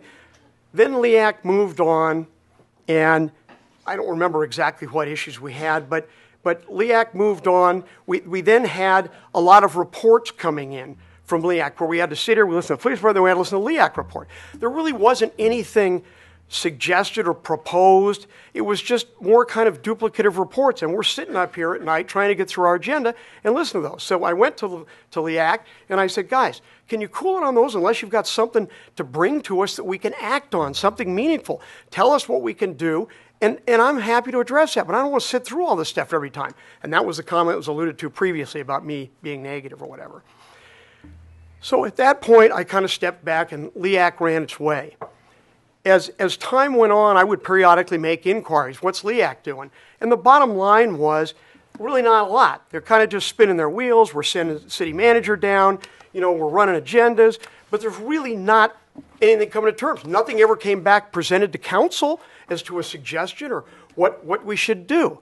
So as we go further up more to current times, I start hearing, well, I'll tell you what, that kind of brings us to current. So with that in background, let me read you 2 short paragraphs as to what my comments were going to be before I came in tonight. But I refrained from reading my comments because I wanted to listen to what was going on. So here's what I'd written. I voted for this committee solely for the purpose of addressing criminal issues, and while I much appreciate the time being donated by community members, I feel the committee has expanded to become a mini city council. It has previously recommended suing the OUSD for inverse condemnation attributable to school area traffic conditions. It's now discussing what I understand to be a $300,000 budget item for motorcycle traffic officer, as well as alleged nuisance issues attributable to an individual residence and other non-crime related matters, including road design. This is certainly not what I had in mind when I voted to establish the committee. I had proposed calling the committee a crime prevention committee. I feel that we've created more bureaucracy with the committee in its current form. The committee is advisory in nature and has no authority to act. Accordingly, its involvement in the non-criminal matters merely introduces more bureaucracy into the system, more agendas, more city manager time. This small community has direct access to its council members, and there is no need for LEAC intervention in those matters. I suggest we redesignate the committee as the Crime Prevention Committee and let its law enforcement members focus on the most important issue to the city, crime. That's what I walked in here with tonight. My position has changed. Why has it changed? Because I heard enough favorable comments, which I already recited to you, to tell me that I really don't see a reason to play with this committee. It's advisory in any event, even if it does have some suggestions, things crazy, we address it at the council level. So, you know, there really isn't much but an upside. And the fact that people are getting a comfort level, and even if it's only 30 or 40, 50 people in the whole city, if they're getting a comfort level, they have a point of contact that's not as good with city council. I know I don't have all day to do this. I'm really not available. People call my cell or text me. I try and get back to them quickly, but you know, I still have limitations. So with that in mind, I really don't have a problem with this. And frankly, I suggest we just pass on this on calendar and take no action and move to the next item. I don't know that we even need a resolution on it. That's my suggestion. So, well, I do have a motion on the floor. And a second. Right. So let's move on. I think it should be on the record of who supports it and who does not. Yeah, then let's do the motion. Unless I cut somebody else off. I'll call the question. Call the question. You know, there was a lot of things, there were a lot of issues, a lot of discussion here that came up that I really didn't have any knowledge of. Okay. So, and I made inquiries and I still didn't get it. I think the main thing is we've listened, so let's call the question. Let's call for the question. The motion was to support LEAC and take no action. Councilman Nelson? Yes. Councilman Colacott? Yes. Councilman Barnett? Yes. Mayor Pro Tem Mills? Yes. Mayor Fasenelli? Yes. Carries 5-0. All right. I hope that removes some of the cloud of mystery. I just saw it as inefficient bureaucracy. It wasn't going anywhere. But it's. We're moving on.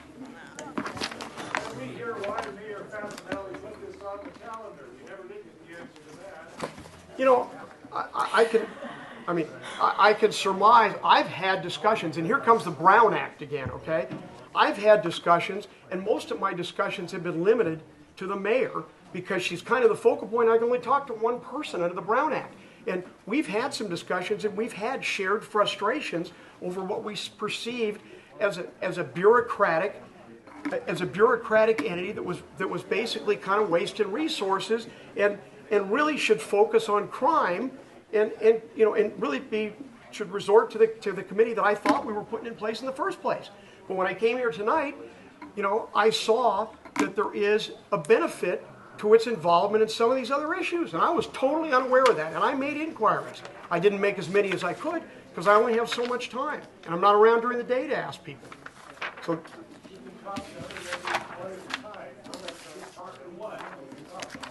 Okay. No, all right, no, we're gonna. No, one. Okay. All right. That's the serial communication violation of Brown Act. We can ask counsel here, but that's a serial violation. The public can't hear Wayne talk to you, so you're kind of talking one-sided here. So why don't we move on? Let's move on. One can talk to one can talk to another, et cetera. We can't do that. It's illegal. It's deemed as, I believe it's a serial communication under the Brown Act. Our council's here, and it's illegal. You know, it's very frustrating to be on a small council like this in a little close-knit city and not be able to talk to your council members. It is so frustrating. There's so much that comes up here, and you don't really have time or an appropriate venue here to air it in the public with a limited meeting time. It's not very efficient. Can we- It's very frustrating. We have a lot to go through. It is Can we what it move on? is. All right, we're going to go on to public, we're going to go to public hearings at this point, and item number one. Need to call some order here. Item one is to waive reading in full of all ordinances and resolution on the agenda. Do I have a motion? I for so that? move. Second. Okay. Voice vote, all in favor? Aye. Opposed? Hearing none, motion carries.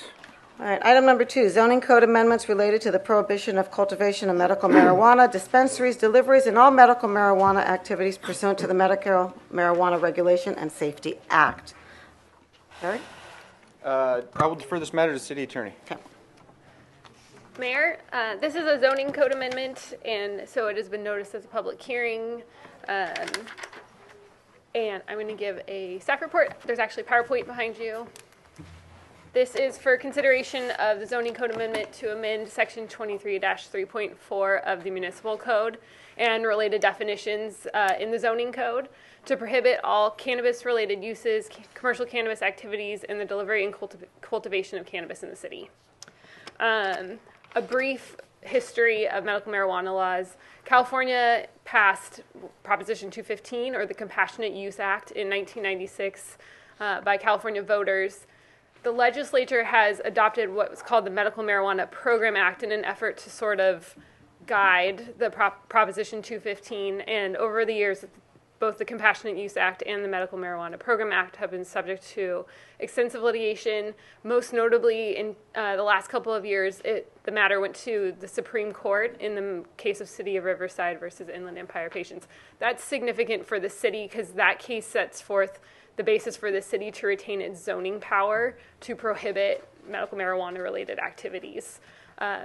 Morale versus City of Live Oak was also a 2013 case in which the courts decided that cultivation can be expressly prohibited by the city. While the state of California permits medical marijuana use, federal law is still it is still considered a Schedule I drug under the Federal Controlled Substances Act. There is no medical marijuana exemption. In order to, as these court cases have evolved, the legislature has tried to keep up. And earlier this year, in October, Governor Brown signed the Medical Marijuana Regulation and Safety Act, or the MMRSA. This is an attempt to regulate medical marijuana to a greater degree. It's now implementing a dual permitting system. Medical marijuana dispensaries are going to be licensed through the state, and they will also be licensed at the local level. The act becomes effective January 1, although the state estimates that as far as permitting, that's still several years away. What does it do for our purposes?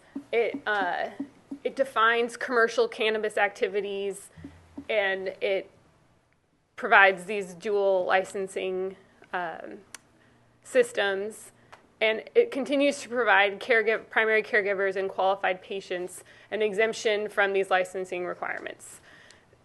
It also allows the city to adopt more strict regulations than are set forth in the MMRSA. So for the city's purposes, you can skip to the next one, yeah.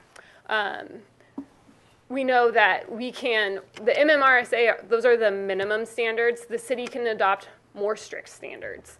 So it specifically calls out the ability for the city to regulate cannabis uses through the city's zoning power, either by expressly prohibiting it or by using the principles of permissive zoning, which is to say that the city's zoning code provides that uses that are not permitted are therefore prohibited. There are two sort of exceptions to that rule: cultivation and deliveries, or what is also referred to as mobile marijuana dispensaries. The Medical Marijuana Regulation and Safety Act has a deadline for cultivation that we're up against. That requires that the city is going to need to adopt an ordinance by March 1 of 2016. In order to keep its regulation power over cultivation, the city is going to need to adopt a cultivation ordinance, either choosing to regulate or to prohibit it.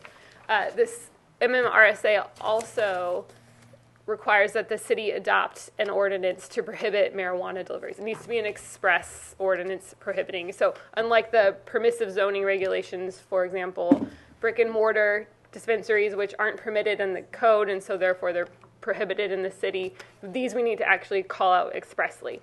We've gone ahead and we've also called out all commercial cannabis related uses, brick and mortar dispensaries, everything is banned under this code, is how it's, under this ordinance, that's how it's been drafted.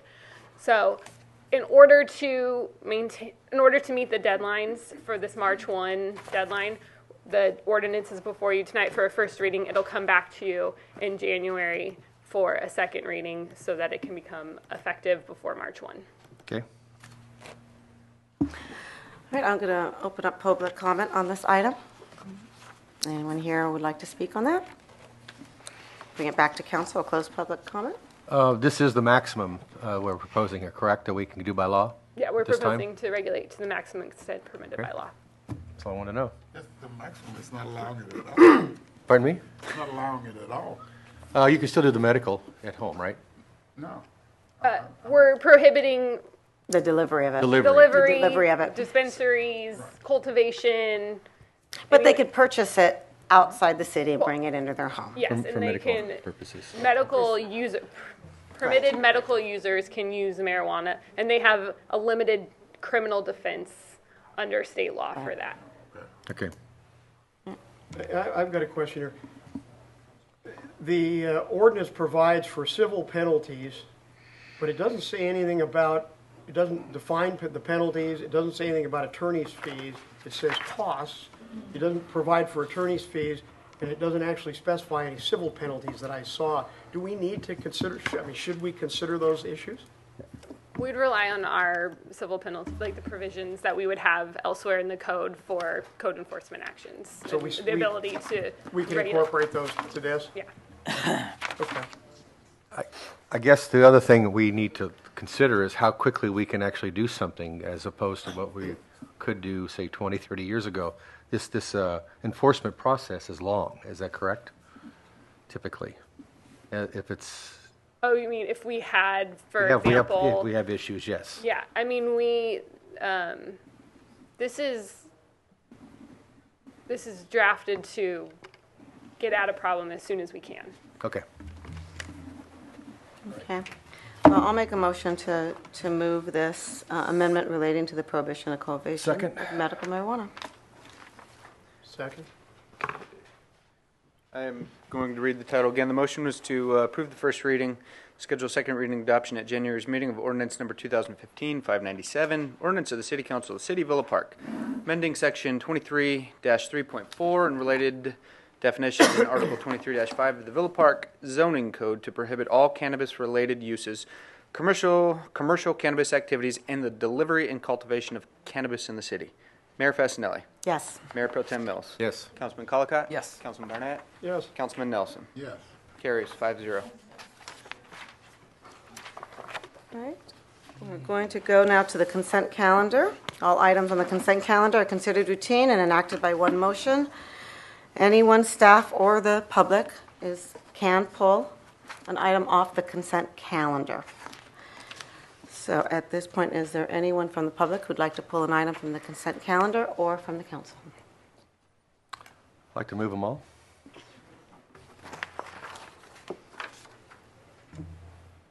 I'll second. I'd like to pull 13. Oh, sorry. I was thinking about something. Which one? Go ahead. 13. I'm gonna pull something.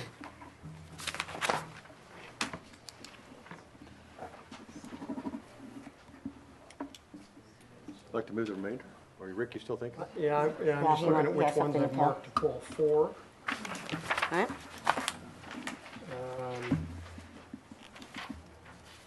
9.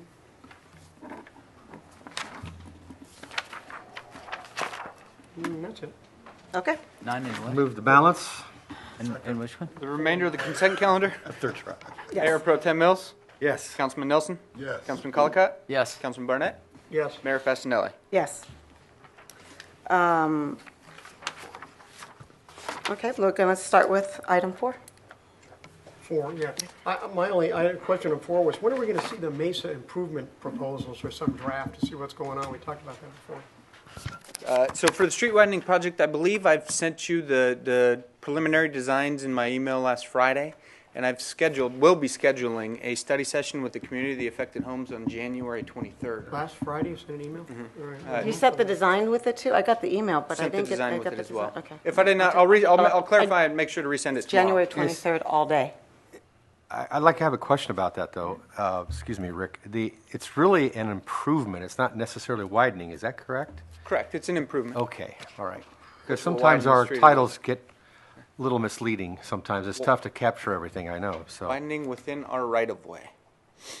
So between now That's and... possible. It is, yes. That's possible. By the end of next week, we'll send a letter out to the affected residents inviting them to the January 23rd Saturday town hall session.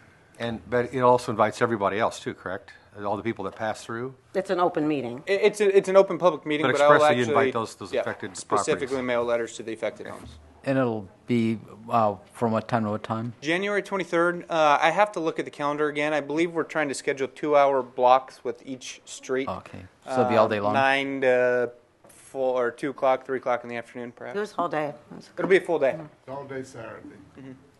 And just for the benefit of the public here, this is a project that will possibly take place on Mesa, so we're notifying all the residents that it does affect and giving them 2-hour blocks to come speak regarding their portion of that street, although it is a public meeting and everyone is welcome to attend, and it'll be posted on the website when it does go up.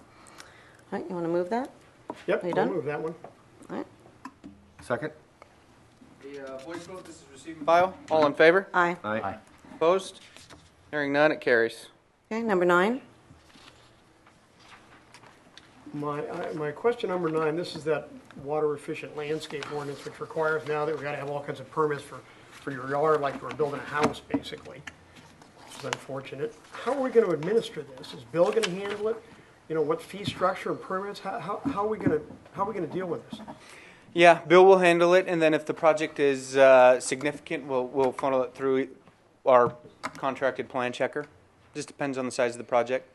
We'll post the requirements on the city's website, and then should the project be required, we'll plan check it accordingly. So we have a contract plan checker as well. How about fees? How's that going to be established? Through our standard plan check fee. Same amount of time is going to be involved with this. How much is that? I don't know off the top of my head. It depends on the size of the project. Most typically, this is going to be plan checked as part of a significant remodel or addition. So it's just going to be wrapped up into. So what if somebody pulls 1,000 square feet of lawn or something? Are we now back in, redoes their sprinklers? Are we back in? I'd have to go back and look at the requirements of this ordinance. That's why I was curious to see what and the triggers fees and the were for it, thresholds. Because it seems to me if the fees are high, we ought to try and get the fees down. I really don't want to stick everybody with a big fee when they change their lawn. Neither do we. Okay, could we like report that at the next meeting? Tell us what we're looking at? Wait, okay, thanks. I'll move that one. I'll second. What's the voice vote again, right? This is an ordinance, so we'll need a roll call vote. Barnett. To approve, let me go back to the ordinance title, excuse me, ordinance 2015-596. Councilman Barnett. Yes. Councilman Nelson. Yes. Councilman Colacott. Yes. Mayor Pro Tem Mills. Yes. Mayor Fasenelli. Yes. Carries 5-0. All right, on to item 13. This is the authorization to purchase a used police car. It was brought to my attention from the foundation, Community Foundation, that the money that was donated from Mr. White has been received, and it's been received since August. And the foundation would not write a check back to the city without a grant from the city. Jared did write a grant. He did put it in their drawer, and somehow or another it's been missed. So the grant went to the foundation yesterday, which I was there. Councilman Colacott, you were not there.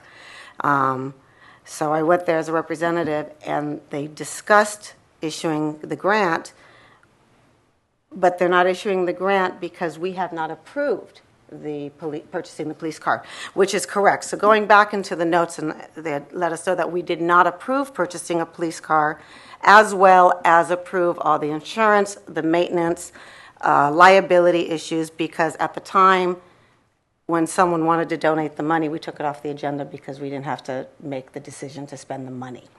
So the $8,500 is sitting in the account. It is a line item on the foundation. A grant was prepared. They have moved it till next month because they are requesting that they have minutes that say that we're going to purchase the police car up to $8,500, and they want specific language to make sure that the foundation is not liable in any way if an accident occurs, if one of the people driving it gets hurt, and so on. They don't want to have any liability, and they've requested that. The grant is there. There's not going to be a problem with receiving the money, but they are asking for specific language in our minutes. And if for some reason that doesn't happen, they're not going to keep the money. I just want to make sure that everyone knows that. They realize it's not their money, and that it is a donor's money. And I'm bringing that here to council to discuss that, since we did not discuss purchasing the police car and the excess liability. One of the board members said to me, it says there's no physical impact, and they question whether there is physical impact or not, because there's going to be constant insurance and constant maintenance, and that was one of the issues, and they just wanted us to also correct that or bring that to our attention. But we'll have title, correct? Yeah. Well, we haven't discussed it, so that's I'm bringing That's it. the whole I'm bringing thing. it It's got here. The donation's wonderful, but the council didn't discuss the nitty-gritties of owning a police car and our liability, and the foundation is holding the donation. So I'm bringing it to council. Well, I'm going to open up public comment first on this item to see if there's anyone who would like to speak on this. Having none, let's bring it back to council here and address the issues which are valid from the foundation. You know, I can't imagine, you know, that the cost of insuring that car, we can check it, but I can't imagine the cost of insuring it, cost of purchase basically covered by, I think Brad Reese got Tom White to donate it, as I understand. So we have $8,500 Right. was donated, and the cars need to be purchased. One of the concerns was the constant maintenance. I also heard there may be an interest in getting that money back if they're not going to do something with it and spend it. I heard that through the grapevine, but in any event. That I don't know. Yeah. In any event, yeah, so somebody's involved, might want to check on that. But in any event, Jared, I mean, is this insurance, is this covered under our blanket? We're self-insured, so this would be covered under our blanket policy. Under our blanket I can get a policies. quote how much insuring 2 police cars in the amount of $2,500 will be. It's going to be very nominal. Let me ask the question they asked. We have our reserve, and this is where the concern was. Our reserve officers, which are trained, and they're in it, and they get an accident. They get an accident, and it's a serious accident. They asked the question. Yeah, we've got insurance, stuff happens, but, you know, What the I program's don't worth it, I understand, think. how is that any concern of the foundation? I understand that. Because if they're gonna give us some money, we're gonna purchase a car, as you indicate, in our name, it's no liability to them, no matter what happens. All they need to do is get a grant request from us, and then you can have the minutes where the council has approved, and we're approving tonight to purchase a vehicle. The grant and the minutes should be sufficient for us to give us the $8,500. It was just a pass-through thing for them. Well, that's the problem. It was the pass-through. There were issues about, it's the word money laundering, and that's not what it's a pass-through. And that was an issue that they brought up, that the money was being put to the foundation, just being used as a pass-through. Yeah. It was an issue. They'd just like us to address it. They know it's not their money. They want to buy a police car. All they have to do is providing a grant request. Because we haven't approved the car yet. Right, what I'm saying is, why wouldn't we approve this? Yeah. I'm not against this. I'm bringing to you what the foundation requested. These are questions, and they're valid questions. I mean, we can go ahead and approve this. I'm bringing to you what they liked Do we, see. so we need to answer the questions in the letter when they And accept the title. if we don't want to and answer that's the it. questions, There if you we go. don't want to do that, Bob, Councilman Colcott, you've been on that committee all year. I haven't heard one thing about this. So We've been waiting since to August. Yeah. Apparently there was some confusion between Jared and the Community Services Foundation about the exact protocol. Jared, you, I guess they were looking for something and you left something in their mail drawer and it wasn't picked up. Anyway, it just sounds like there was some There was no bureaucratic confusion. He did the grant the day they asked it. When we went to get the money, they wanted a grant, and they've done that before, which Jared, is fine. what was the and he history did on it. this? Yeah. Okay. Well, I believe we brought it at the August City Council meeting. At that time, we took no action because we found out we were getting a private donation for the money. Then when we went to the foundation to let them know what was happening, they wanted us to submit a grant, so I submitted a grant, placed it in the box. We do with the other grants. However, I do not believe it was picked up until mid-December or early December. That's correct. And now it sounds like they're asking for minute approvals and us to indemnify them of any liability. And in But we will hold defense of the title. foundation, they said they were emptying the box and it wasn't there. You did put it there. There are a lot of people here who open up the boxes and they do take things, and it's always kind of been a concern for us. So at this point, we can either say we want to buy it. Do we want to put detail as what they requested? And that's, can somebody make a motion? Well, my motion is going to be that we buy it and we provide them with the grant and minutes of the meeting that we approved it. They don't need anything more than that. They don't have any liability. Okay. They give us money to Once buy we a buy it, car we got with. the title. What we That's buy it. with it is no concern of theirs. And the members of the city council are the board of the Community Services Foundation Well, anyway. So. yeah. Well, that didn't matter when I brought it up. Why does it matter now? I understand how they want some Yes. documentation to spend $8,500. I would want that. I would Yeah. want They have need some to- kind of documentation. I think they need the documentation Right. and simple answers to They're their just, questions, they're and that's concerned. it. They were Let's go. concerned. Well, my motion is to approve this, provide a grant and the minutes to the meeting, to approval to the foundation to get our $8,500. Can I add Wait, and the but simple it- questions too? And what? And those questions they asked? What question? They had a series of questions. Oh, about the liability? Yeah. No, I wouldn't answer that. They don't have any liability. How could they have any liability if they give us $8,500? No, we just say there is none. There's no liability. Let me do a supplemental There is, motion or there is a whatever it grant here. already in there. I just want to move correct we that. approve it and we provide what Councilman, No, it's, I was there Councilman yesterday. Nelson has proposed and that we respond to whatever questions they have and we Okay. approve it.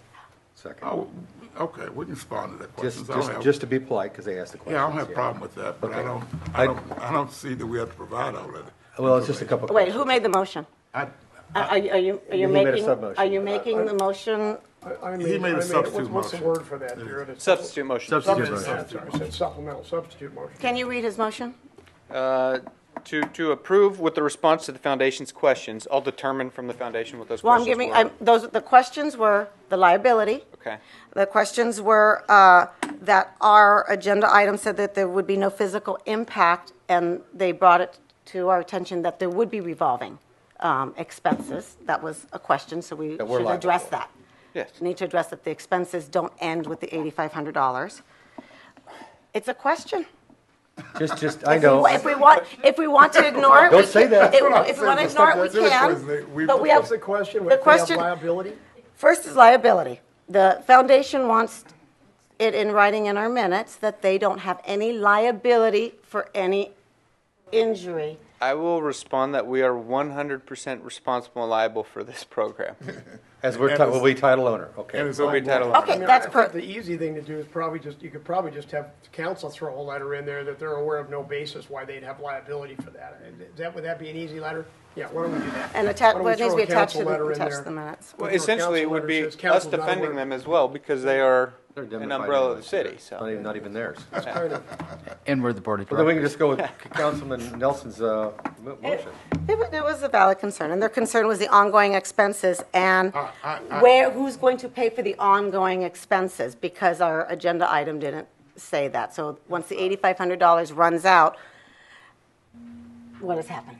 I disagree. That is no legitimate question.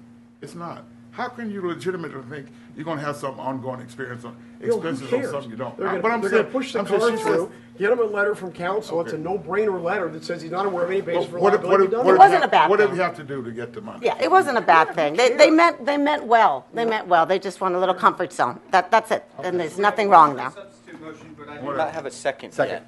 Second to the substitute motion? Yeah. You didn't hear that.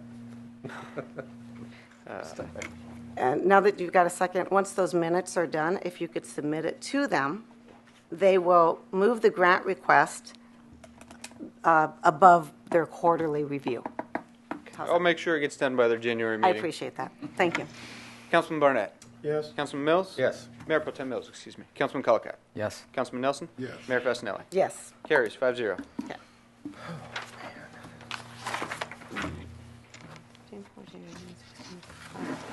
We're on to new business, the senior mobility program status. I will introduce Finance Director Michelle Danaher. Thank you, City Manager, Mayor, members of the council. What we've done is back in January, I'm going to give you just an overview of the Senior Mobility Program. It's through OCTA, and it's a program that we have offered to our seniors. It's a transportation program, and what we have done is council has contracted with them from January 1st, 2015 through June 30, 2016. And once in June, what we'll have is the opportunity to renew our contract or not. And what we want to give you is a status of where we're at. The program in the beginning, the OCTA, there's variations of how we could set it up. And back in January, we talked about all the different, you can charge for certain things. We can fully subsidize it, limit the mileage and whatnot. So we tailored a program, and we're just giving you an update on where we're at in 14-15 because we started in January. We had 6 months of the program, so technically we've got about $5,000. And in 15-16, their estimated allocation, and it's based on what we receive in sales tax. So they're estimating 10,744, sales tax down a little bit. So we're not going to get the full 10,000, but that's just an estimate. And realistically, based on our program, we believe that's about 600 trips. So round trip considers that would be 2 trips. Going there and back is considered 2 trips. So the city is required under this OCTA program to provide 20% of the operating costs. And the premise that Villa Park signed the contract under was, let's keep it nominal. We'll, let's try and make it free to our residents. Give this, it's a great benefit. It's a great opportunity to help out, and it has been. I mean, we get such great stories coming in. People come in and saying, "Thank you so much." I got to this doctor appointment, or somebody wasn't going to pick me up, and it's been a good program. So our goal is to give you the update right now. And next slide, Jared, is for 14-15. The original setup costs for S&P were front-loaded. Obviously, the beginning of the program, we had to set it up. We worked with California Yellow Cab to set the program up. We received $5,000 of revenues from them. Villa Park's contribution was $3,000. It was a little larger, and 38% is obviously greater than a 20% that we were shooting for, but that was because of the startup costs. So now, in the 15-16 fiscal year, we have been awarded $10,000. The full, how we get our money, we get it every 2 months. So we will get a check all the way through June 30th. So we get the full calendar year because we are contracted through the year. So just understanding that, we're anticipating $10,000, but to date, we've only received approximately $5,000, but our total costs were $14,000. And if you obviously break that out, we're at a 66% contribution. And we recognized back in July and August that some of the program was being abused a little bit. So we took some parameters, and we're trying to work out the kinks of this new program. So as you see right now, as of the estimated date through December 2015, we think will be about 66%. Now, this does not include the full revenue that we're supposed to receive. This is just giving you what we're expecting of the expenses, because I wanted to show you if we do nothing, this is where we're at. So if we go to the next slide, this is our estimated contribution for Villa Park, 20% of $10,744. That's what they said that we were going to get for revenue guesstimate. City, what? Is that the cap? Right. Right. Well, no, I mean, not necessarily. They're saying sales tax we're estimating for a year for Villa Park will be $10,744. We might get 11. Right. We're not. Essentially, that's the cap. Right. Reality, we're not. That's part of it, So- okay. That's it. Right. So the total estimated S&P costs for the program should be about $13,000 in order for Villa Park to meet a 20% contribution amount of $2,600. But estimated through December 31st, we will have a $4,000 contribution. Therefore, we're over about $1,400. And this is not a big deal in the sense that we're providing this service, and we're trying to figure out what this program is going to, what are the best uses for it. And speaking with OCTA, they've continually said, well, you guys are very generous. This is a very generous program, and from the get-go, they were saying, this is a really generous program. You might want to taper it down a little bit. So what we've done is provided you a few options of what we should do, and we're requesting your direction for this. So the first option is to suspend the SMP program. And what we mean by suspension is stop the program as of December 31st. No more services until July 1, because that'll start our new fiscal year. Even though we suspend it, we will still, like I was saying, we'll still get the full revenue for the fiscal year. So hopefully the sales tax will come in, and we will be specifically down only that $1,400 over the 20% that we anticipated. Through June 30th. What? Through June 30th. Through June 30th, and that's if we suspend it for the 6 months, from July 1 or January 1 through June 30th of 2016. And for the residents' benefit, that means that we ran out of the grant, we ran out of the money, The original money. and the city right now is into it about $1,400. Right, Okay, right. and as of right now, we can't make it to June, just to make Correct. it simple. Next slide.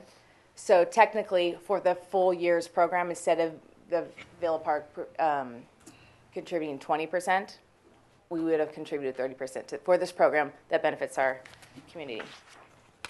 The second option is to subsidize the program. It's council's choice. We could subsidize it 100%, and based on the activity that we're seeing, it's about $2,700 a month that it would cost us. And so we would need to do a budget adjustment, and approximately $16,000 would be what the adjustment would need if we wanted to fully subsidize the program all the way through the end of the year, changing nothing.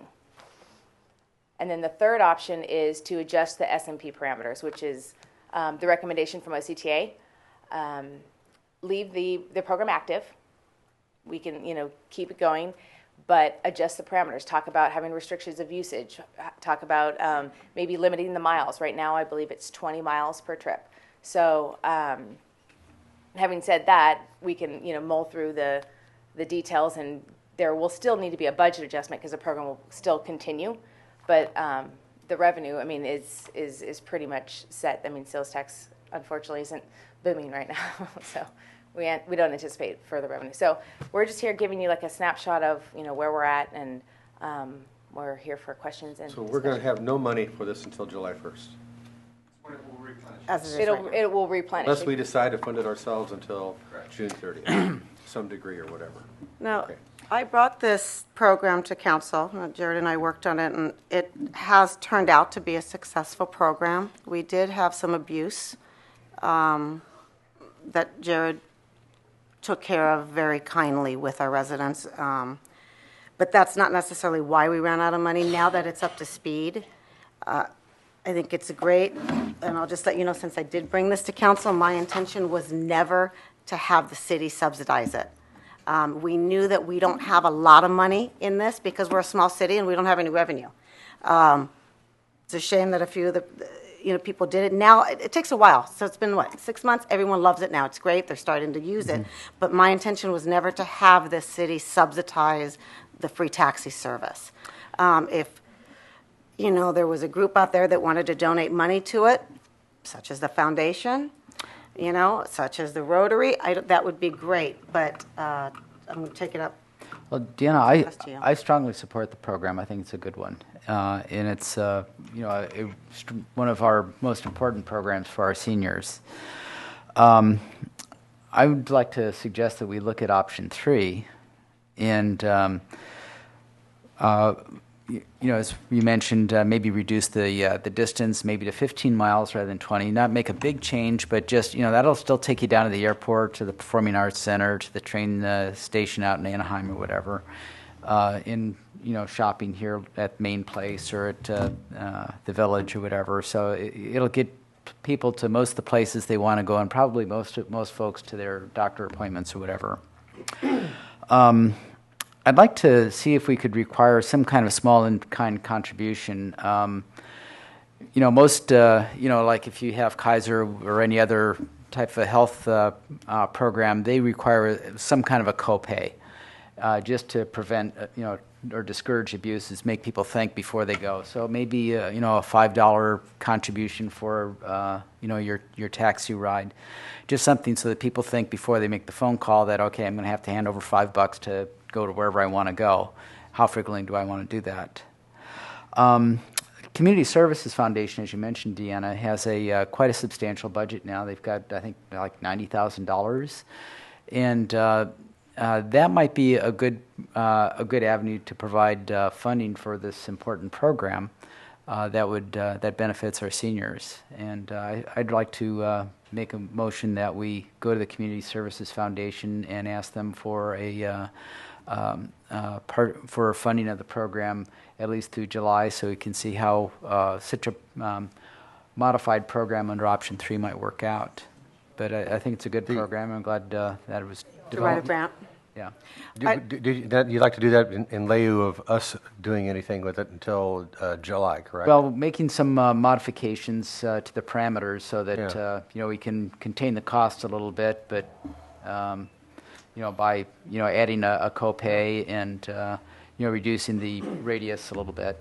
Sounds good. I support the grant writing to the foundation, certainly for that money, but I don't support the program continuing with the city paying for it till we get it. I think it needs to be suspended until we have funding.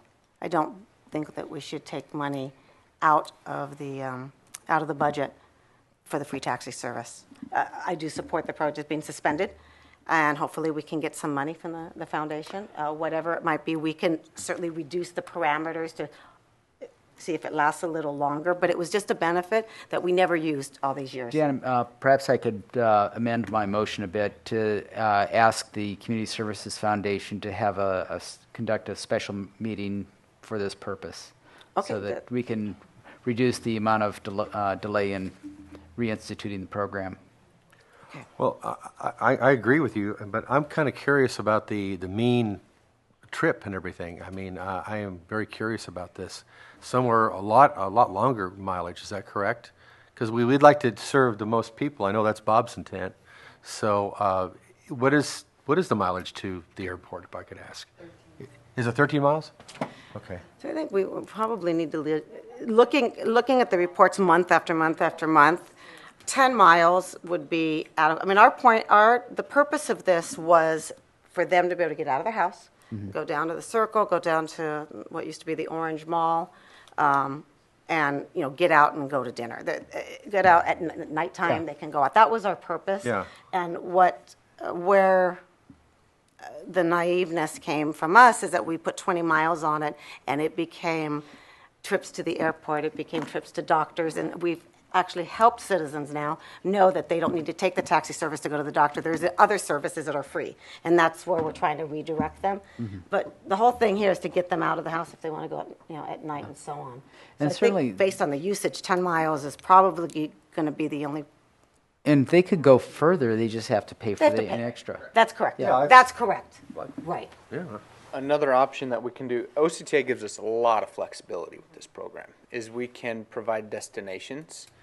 So we can limit it to either within the city or 3-mile radius of the city, and John Wayne Airport. So John Wayne Airport is one set fee. It's an option. It's beyond the 10-mile limitation that we have, but at least it would still be an option to the Yeah, residents. like the airport and Arctic and that sort of thing, so they can catch a train if they want. Okay.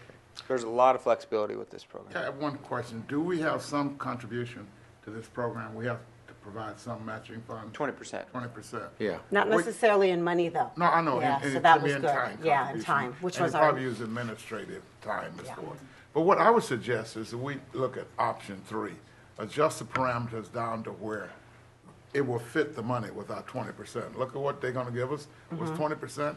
Adjust the options to fit within that parameters so that we don't overspend. So if it means reducing the mileage, or if it means having a copay, or whatever it is that we need to get to that amount. I think Bob's got a good point here, that we ask the foundation and let them come back with an idea too. Well, I think if we Well, can you- ask the you can do- you foundation can for do both. $10,000, that Why will not? get us You through can the do year. both then. A 10,000, I think a $10,000, if we request a $10,000 grant, that'll get us through the year.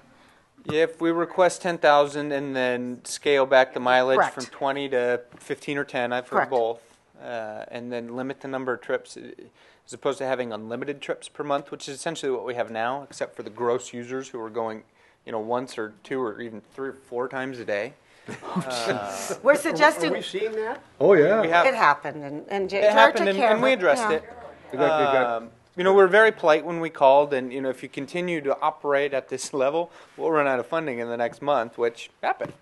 The goal is one time a week, so four trips a month. They could go How out. many people are we talking about in that category, ballpark? Less than a dozen, half a dozen. We have lots of trips, so Most which is folks good. are using this. It's great, to go to the senior center, go to dinner, or even to go from a friend's house in Villa Park to someone else. Yeah, we have several that go from one house to another in Have Villa any Park. indication that the people that are using it need it versus they just do it because it's free? We don't have that We got indication. I mean, We There's don't- a lot we of don't medical look at it. Keep it It's simple. it's private. We don't look at it to see where they go. We can make things complicated right I away. mean, my concern is, in all candor, it's not exactly a non-affluent city, and my concern is, you don't want to take tax dollars and push it out to pay for taxi rides, so they don't have to drive their Lexus down to the store. I mean, that doesn't, that doesn't really, That's one for the people that can't even, are not allowed to drive anymore. that doesn't really go over got a well. lot of Maybe, those in maybe town. I think we should continue this, frankly, and think more carefully about drafting, perhaps only authorize people who have mobility No, problems. we have lack that of service though. vehicles. That service is already there. That's an access program. This is money that's different. Because when the people that are using it to go to the doctors, Kim or Jared calls them up and gives them the other option that they don't have to use that. And once you tell them, they're fine. They just I don't mean, know. if we have a program that helps the people that need it, why are we taking tax dollars just to let people take a taxi We're and not. leave This is their a grant. Cadillac in the garage? We don't pay. We only pay 20% of this. No, not now. No, well, Now we're talking about taking money from the foundation. Well, that's or not tax taking dollars. money out of our. That's may not what they're be there tax for. Money, but it's money that people donate to the foundation, and then they turn around and find out their neighbor with a brand new Cadillac is just riding a cab. I mean, that doesn't Well, make a lot of they're that doesn't not- make a lot of sense to me. I frankly, I don't They're think not. that's occurring. I don't They're think not. Some of the users who are, and I hate to say abusing the program, who are riding it very often, we've called them and tried to, get to the bottom of why they were riding, and we've identified dialysis or medical appointments. At that case, I believe it's the Council on Aging offers a free service or even a $2 service. So we've turned them onto that, and it's really helped out because we're seeing they're not riding it every day. I just kind of seems to me like we ought to put some parameters in there where this is for people who have some need for it. Maybe it's not as rigid as the other one, but I just don't see why we just everybody. I mean, Villa Park's an affluent community. Why just give everybody a free ticket and either charge it to the foundation and to the people that donated money or to the taxpayer? They're not using it like that, Rick, and I don't want How to. do we know? Would they provide you a listing with names, addresses, and where they go? And it's not something that I feel that we should put in the agenda so you can kind of see that. I mean, if you want to go No, look I- at I- no, so you You know have what to sign up for it. you know where they're going and you know the time. You could see it. They're No, but going I'm out just to saying, dinner. when you sign the people up, you qualify. For example, when this first started, somebody signed me up for it, okay? I don't think I've used it. But it said, hey, go check this out. Well, why didn't would- use it. Why would I use that? Why would I burn, money other than to go try it and see what it is from a council perspective? But other than that, Why would Most I- people don't use it like that. Why They would I use it do to go that? out. They use it to go out. And if you look one day, if you want to pull it and see it, because I look at it every month because this was my baby. They're not abusing The effort it. here Yeah. is it's going to be a work in progress, I think. Yeah. overall. Yeah, and I think We'll review it. I think with the modifications that we've been discussing, reducing the radius, requiring a copay, it gives us Well, it it gives makes us it a not little it gives a so little more experience in implementing the program, and come next July we can look at it again and see if any other adjustments are needed. Well, I Let's do keep- think it let's has to keep be the program suspended. going. I think it needs to be suspended until, though, we got to see if the foundation's going to give us money. I Okay, hope well they do. let's as part of Well, I don't see why we- what I would do, again, as I indicate, I would adjust the parameters That- down to with that, the yes. money we have, and. Well, we don't have any more money. We're done. It's over. Well, no, we get another grant, aren't we?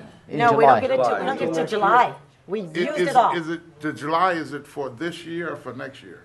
July, Receive another approximately $10,000 July 1 for next year. For next year. We don't have any more money? No, we're for used this it. year? well's dry We're done. right now. Well's Shut dry. it That's down why till I'm next saying year that. then. Got to get the water table back. Oh, Until sure. we, So again, to reduce, I guess since we're out of money, we need to suspend the program now. But again, I'll amend my motion to include a request to the Community Services Foundation that they try to schedule an emergency meeting so we can vote on that to the request for a $10,000 grant to keep the program going with the modified parameters. So we just continue this and see what no, we got to make a motion we to need to ask suspend for it. the money now, because we're out of money. We need to keep it going. Bob, they're gonna love you for that emergency meeting and asking for money. Let me open up public comment. Is there anyone who'd like to speak on the matter? Do I get a second?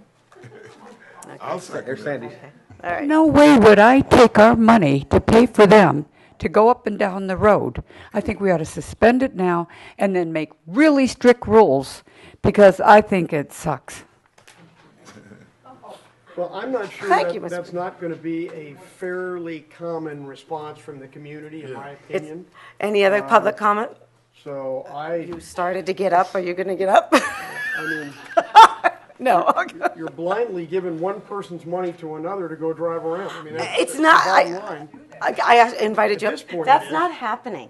I have to tell you, it's okay. Okay, I'm getting punchy too. I think we should have a senior mobility advisory committee. You don't want it because it would be me. So, all right. Can you could share it. repeat the motion to me? I understand it. But repeat it. I'll be glad to repeat it. What I would like first is perhaps would you suggest a copay or a mileage? The cheapest, so the way it's structured with California Yellow Cab is 0 to 10 miles is $15. 10 to 15 miles is $25. I'd suggest a copay around $5, and then mileage 10 to or reduce it from 20-mile radius to 15. So reduce the radius from 20 to 15 miles, add a $5 copay across the board, and then request that the foundation hold a special emergency meeting and ask that they contribute $10,000. And they're only allowed so many times a year. Remember, don't forget A month, It's yes. 4 times a month. We It's can 4 limit it times a to. No, you can either do 4 one-way, which is 2 round trips. 8 a month. So 8 a 4 month, so trips. 4 trips. Once a week. Some people want to get out once a week. Okay, so 4 trips, 15 miles, Each way. 4 round-way trips, or 8 one-way. But it's suspended as of right now. And then a $5 copay. No, it's This just doesn't reactivate until July 1st. you get 8 trips. You get. And if the foundation does not hold a meeting between now and December 31st, suspend the program? Well, it should be suspended right now. We're out of money. Yeah. No, we're out of money. The motion is to We don't even suspend have it. to do it. Suspend it now. Make a notice until funding is received. I'll amend my motion to suspend the program until we get funding. Well, I actually have a question. Do we even need to do that if there's no money there to? Oh, yeah. You have to tell You them. know, I would leave it through the end of the year because folks have already pre-scheduled rides, especially through the holiday. Okay. And it might cost us another couple hundred, maybe $1,000, but. But it we're ends estimating- 12/31? Yeah. Should we Suspended 12/31. Then that's a End of different the day on motion. January 1st. Was there a second to the motion? January 1st. Because it ends midnight. Anybody go who hasn't already pre-scheduled? Why spend money for people who haven't called already? Just the other one, if they're pre-scheduled, pay for them. And if not, say, sorry, Well, we're closed, we're out of money. Thank you. Period. Good point. All right, so the motion is, it's suspended January 1st, I guess, is that the January 1st? Councilman Colacott is going to ask the foundation for an emergency meeting for a grant. If for some reason they don't give it, at least for the next month, then have it in January. You know, if they don't give it to you. As soon as possible. And you're going to amend the parameters to 10 miles an hour and put a $5 copay? 15 miles. Excuse me, 15 with a $5 copay each way? Correct. So that means a round trip is going to cost them $10? Do you need a second? The ridership will probably drop. Yeah, that'd be That drop. was, Yeah, we limited already have the trip limited 4, trips right? in there, yes. Is that okay with the maker of the motion? Yes. Is that okay with the second? Yeah. Councilman To Nelson. make those amendments?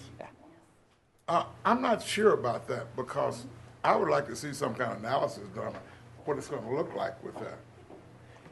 It's hard to just. No, but I mean, you have some history. Sure, about yeah, how yeah, Trips yeah. are taken. You know, you should know if you have that many trips, what it's gonna cost. I'm reluctant They're to put a dollar they're- figure on it without knowing really what the results is gonna be. Well, we don't, what a dollar figure you Well, mean it's for the set grant? $5 and you're gonna limit to 10 miles. I don't know what that's gonna cost. Well, you had a I would rate like- from Yellow Wait, for Cab, us to right? cost? Huh? The, We I had don't we had a understand. rate from Yellow Cab, what Jared said, Well, it's not It gonna costs cost anything, 50 it because we're costs- terminating the funding, aren't we? Or- yeah, we're not paying anything. for now. Till For For now. now, but I thought what you were adding to the motion was something about amending the program when it does come back up. And I would rather just put that off until we come back with the program. I agree. Okay, till we get funding? Yeah, exactly. Okay. Yeah, why? That's my point. I mean, I Why- get any Why funding even when we do that wasted if you our don't have the time? money? Yeah, okay, Let's got it. start the program now. When we get money, we'll determine what the parameters are. Well, do we have enough to give to this foundation for the grant? Do we have enough information Yes. for the grant? Yes. Okay, then. We gotta see them. That's fine. Approves it, carry on with the adjusted parameters. They might have some requirements of their own. Okay. Well, Okay. Now that, they're not making the policy, though. We're asking for a grant, so we're providing the policy on that one because we have parameters within OCTA. I mean, the program works well right now. We just added too many miles on it, you know, having 20 miles, and we had some people abuse it. Are we set now? I think we're set. Okay. that'd be a substitute motion. Okay. Okay. Is there a second? What is the motion? That's, okay. Adjust the parameters. I thought we dropped that. We dropped that. Okay. I thought the motion was to.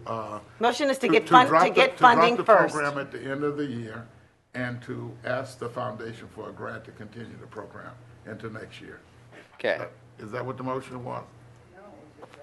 It was to drop it, ask for the grant, To pick it up again To before. pick it up, and- July.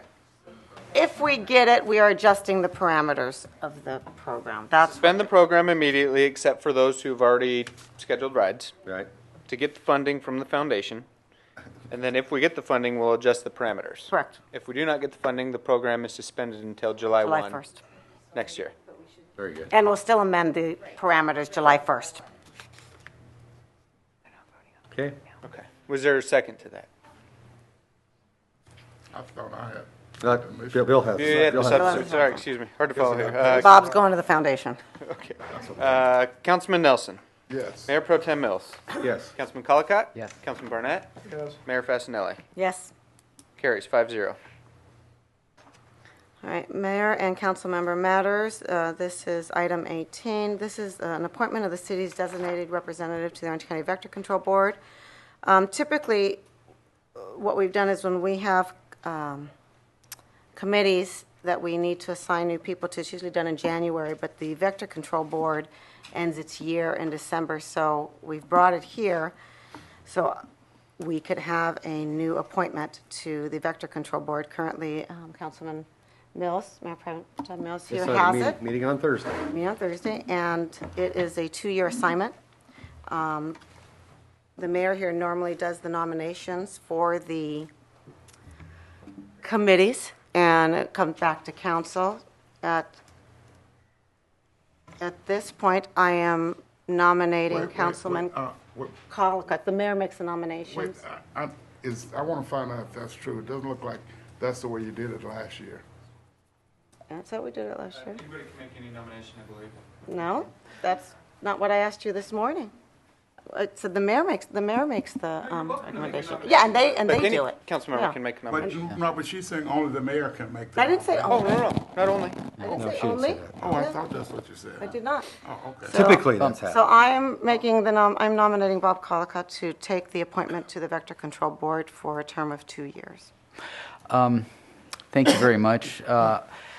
I've given this some thought myself. I'd like to be on the Vector Control District. I do have a bit of a background. However, I'd like to nominate Bill Nelson as the representative on the Vector Control District. And the reason is that the Vector Control District is a member of the California Special Districts Association, and Councilman Nelson is the president of that association. I think that he could be a very powerful representative not only for the city of Villa Park, but for all people that are served by the Vector Control District, having that combination of backgrounds. Isn't that a conflict of interest? So we're not a special district, so he would be representing the special districts, not us. And we need him on there to represent the city, and the city's not a special district. Right, he would be representing the city, but he could also represent the city and the Vector Control District through the Special Districts Association. Get us more leverage. Are you declining the nomination? So I'd decline the Okay, nomination. that's fine. Do I have another nomination?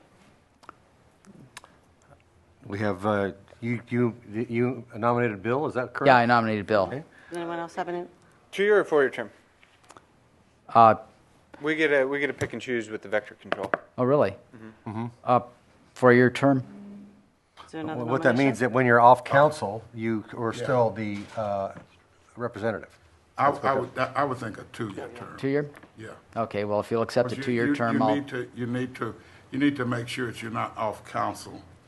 Now, someone from the public also can nominate. The person on the Vector Control does not have to be on the council, too. I understand that, but I believe you'd like to keep it a council person. Typically, yes. Yes. Even though a lot of cities do send. Some cities do send people, not city council. Correct. Do I have another nomination for anyone? All right. Call for the question. Call for the question is to Appoint Councilman Nelson as our representative to the Orange County Vector Control for a 2-year term. Councilman Colacott. Yes. Councilman Barnett.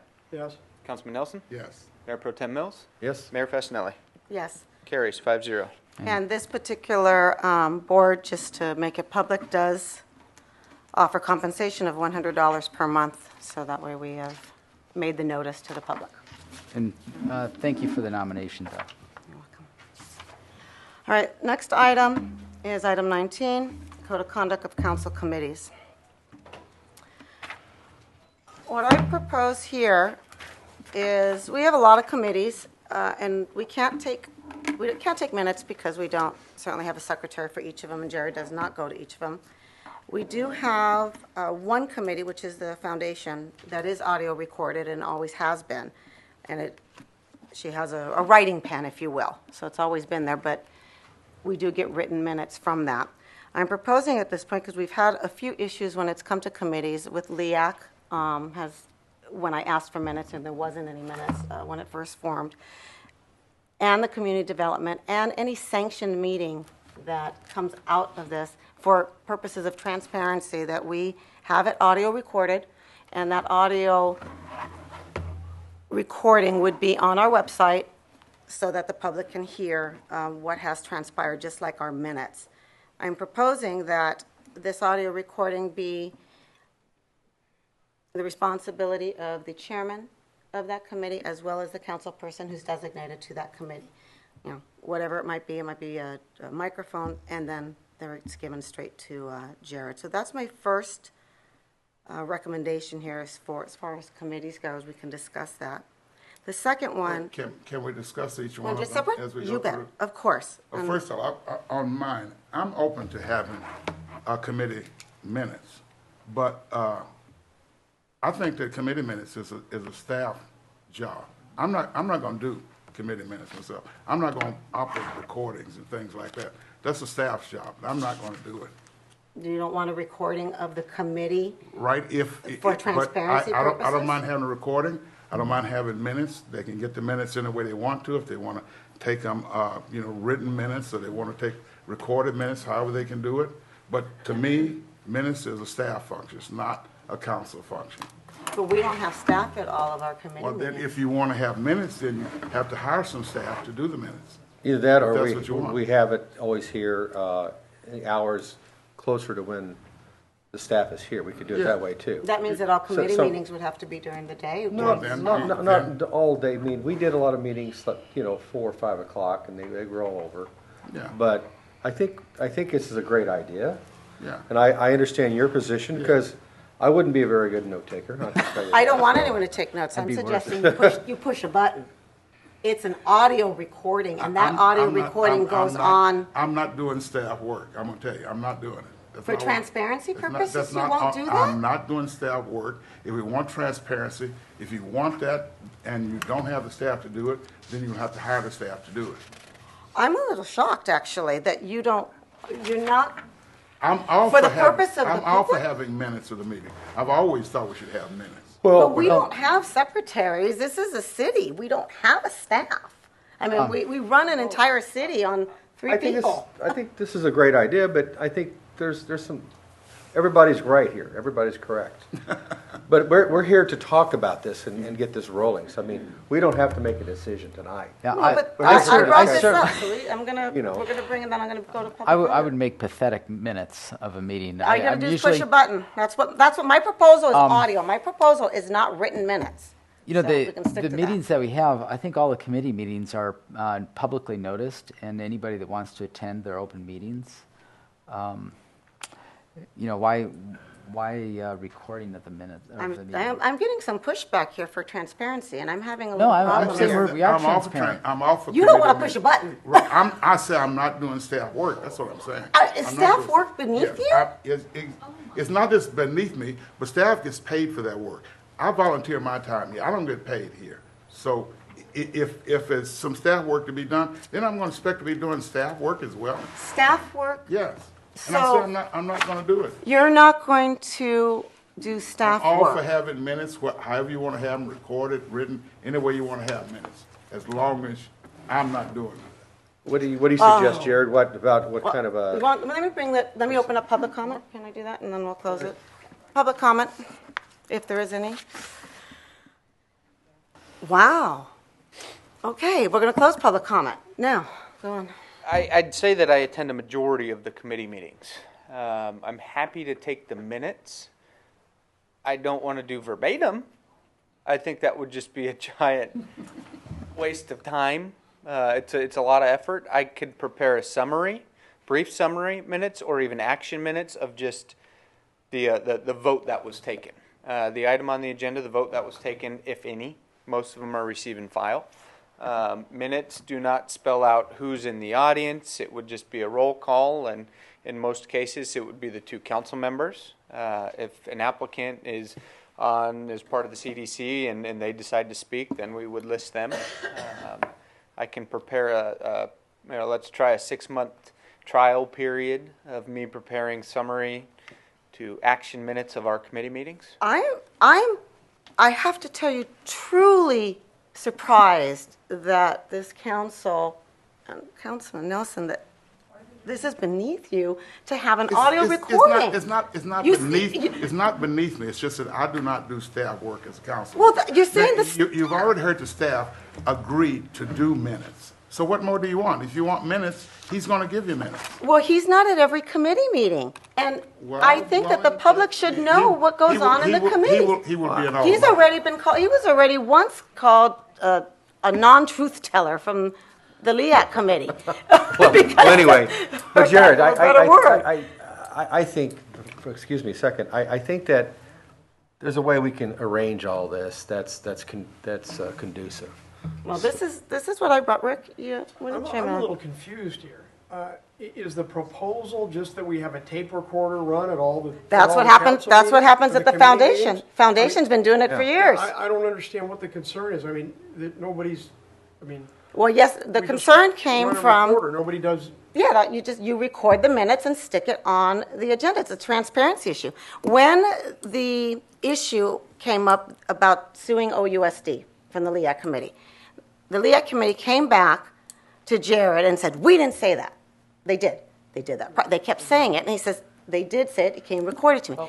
This is a transparency issue. I don't know what the problem is. It is a public forum. Jared's there, he could record the meeting if. But Jared's not at all the meetings. I'm talking about every meeting that's sanctioned. And if someone doesn't want to be on that committee and not be recorded, I don't understand.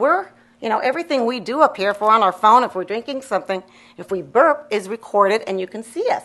This is a city meeting. These are committee meetings. Well, let's look at the committees we have. We have the Community Services Foundation. They have a secretary that does record and prepare the meetings and prepares minutes. We've got the LEAC. Jared is at those meetings. If he's there, so he could flick on a recorder. We have the Community Development and Public Safety Committee meetings. Jared attends those.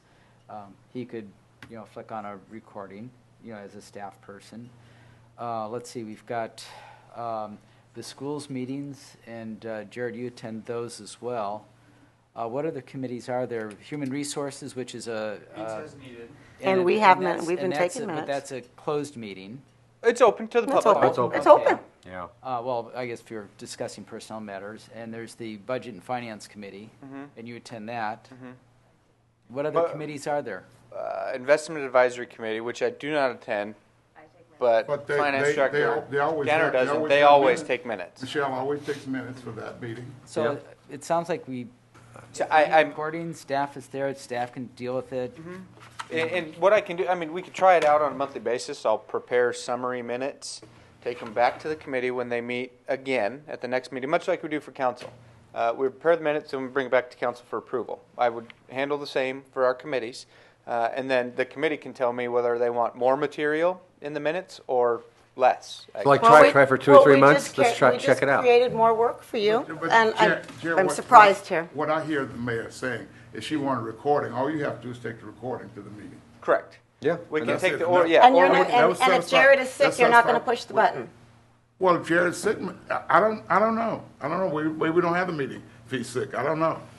Well, I think we can work it out. I don't think that's very Or we have the transparent. audio recording and I I think can this- keep it here at City Hall. Should we just provide that the Just get a good recording thing. staff or the committee shall strive to record the meetings? Yes. That's not my motion. My motion is that we are fully transparent and do that, just like we are I here. understand your concern, but And the only reason we're having an issue here is because Councilman Nelson doesn't want to do staff work. I'm saying I'm not doing staff work. I know, I'm not doing- I understand. Well, Yeah. but I do agree with Councilman Nelson that I'm not a good note taker. So No one's telling I can't you to even take read mine notes. as it is. So what the other option is I can prepare an audio or purchase an audio recording device. I'd have to see how I'd get the Hook it up to the audio- laptops, the city. I'd have to see how I get the audio online for the website. That's fine. Well, just look at this is for discussion and moving on. Yeah, I think. So we resolve that one? There's no resolving. I'm disappointed, it's- actually, with this it's- council that it doesn't want I to thought- have that. I thought you wanted recordings. I You're do, gonna get recordings. but you know what? But you want me to do the recording. That's what Well, it is. if I'm on the committee, I have to do it. Okay. are we talking about just taking a tape recorder to every meeting when somebody's got to push the That's button when it correct. starts and push the button when Correct. it's over? That's it. That's it. Okay. Well, Makes it I transparent. guess we'll figure out who actually does it within the committee. And I don't. All right. Staff's at all the committee meetings, so it's a staff function. Well, Staff do it. Doesn't sound right to me. Next item. Councilman Barnett and I received an email from Jared about taking a online sexual harassment course. And when I questioned him, because I wasn't aware that we had to do that here, and I had brought it to I had brought it to Jared a couple years ago because I saw the water department had done it. And it's not a requirement. It is not a legal requirement that elected officials within the city take that sexual harassment course. So when I got the email, it was almost a little bit like you had to do it right away, I questioned it. And that issue came up from Councilman Nelson and wanting to know whether or not who had taken the courses and who hadn't. No. Let's get Mr. Nelson's thing straight here. When you mentioned me in this, I want to make sure that you got it right. What happened was, some time ago, I took a harassment training to another organization. And in the training, I learned that in AB 1825, City Council was not initially included in that. It was for supervisors, both for private of 50 or more employees. For public, it was for any level employee. All the supervisors had to have the training. But because of the mayor in San Diego, his claim when he got caught harassing women was that he blamed the city because they had not trained him. So the California Department of Fair Employment and Housing made it such that all elected and appointed officials had to also have that training. But that's what not- I it's learned not a from law, that. Wait, right. that's what I learned from there. I come back and ask the city manager, doesn't this apply to our city council? You know, since I learned this, and ask him to look into that. I didn't make any aspersions about whether you needed training or not. I just said this is something we ought to look at, because what I learned is we're supposed to have that training. Well, I learned that 3 years ago too, and I was told exactly what you just said, exactly what you, because it's not legal. So I took it to, and I agree with it. I have no problem with it. It's going to become law right now. It's working its way through the. It's already. It's not law. It is law. It is not law that the elected council people right now, but I believe in the process. Let's ask our legal counsel. We got 2 legal counsels. It's highly recommended. Let's ask them. No, let's ask them. At least. The AB 1825 requires supervisors, as you said, supervisors to take the training.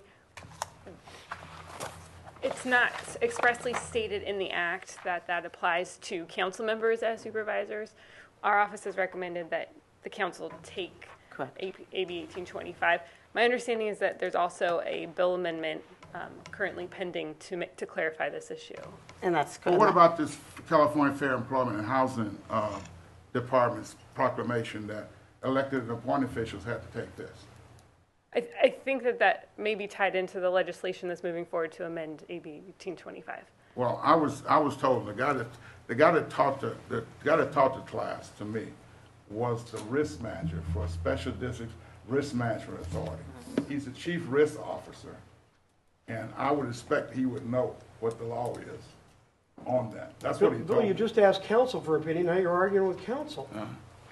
So, But I'm saying, ask kinda council controvert your own ask council position. for the opinion, but I'm just telling council what I heard. And No, I It's okay. understand, and I don't mean, and I didn't mean to pick on you. We It's should just have that- it anyway. It's just there was an argument going, so you deferred to council, council gave you an answer, and then you argued with council, so it was kind of like, oh, brother. I agree with this. I don't have an issue with it, but I think it needs to be expanded to our committees.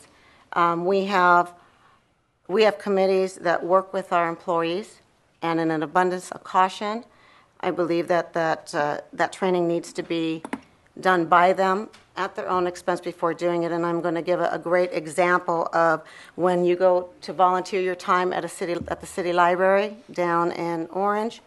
You have to have your background check. You have to be fingerprinted. You need to have testing. You cannot be a volunteer without that. And the reason for it is because you're working with employees. So that is something that I'd like to discuss. It's something that is elsewhere, and it's an issue. I guess the only issue I have is if we have people that are coming in here and volunteering, why don't we pay for that? Is it a big burden, or, I'm curious. I asked what the cities don't do it. They don't pay for it. It's not a common thing to do because it's part of your volunteerism. You want to volunteer. I mean, you can pay for it. I don't suggest the city pay for it. You know, I hate to take it out of the coffers at that point. Because it's like a 2-hour course, as I recall, that mine was 2 hours. Or you can have a seminar and have everybody come in at one time. Mr. Barnett, can I ask legal another question, and I will not argue with him this time. My understanding, correct me if I'm wrong, but this training is mandatory just for supervisors. Is that correct? Okay. So volunteers are not supervisors. No, I'm being proactive. They're not being proactive. Yes. Yeah, you're being proactive about it. First of all, in my opinion, you're putting up blockades for people volunteering. You know, No, I'm we not. had, you are, we had on the investment advisory committee at one time, you recall, we had somebody that didn't come on the committee because of the Form 700. Well, we've gotten rid of Form 700s for the investment advisory committee now. Now you want to put up another block. It's going to be the investment advisory committee, the LEAC committee, the schools committee. We're going to have all the schools people to take harassment training. The only people on the school committee is the council people. The what? other ones are invitees, they're not a part of the committee. No, it's the They're not school, committee the school members. leadership, the school PFO leadership, the school principals. They're invited. They are listed on there as participants.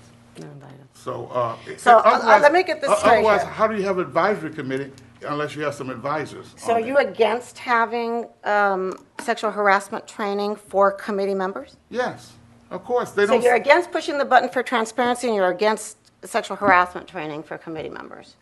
Yes, I am. Boy, that says a lot. All right. Yes. Any other discussion?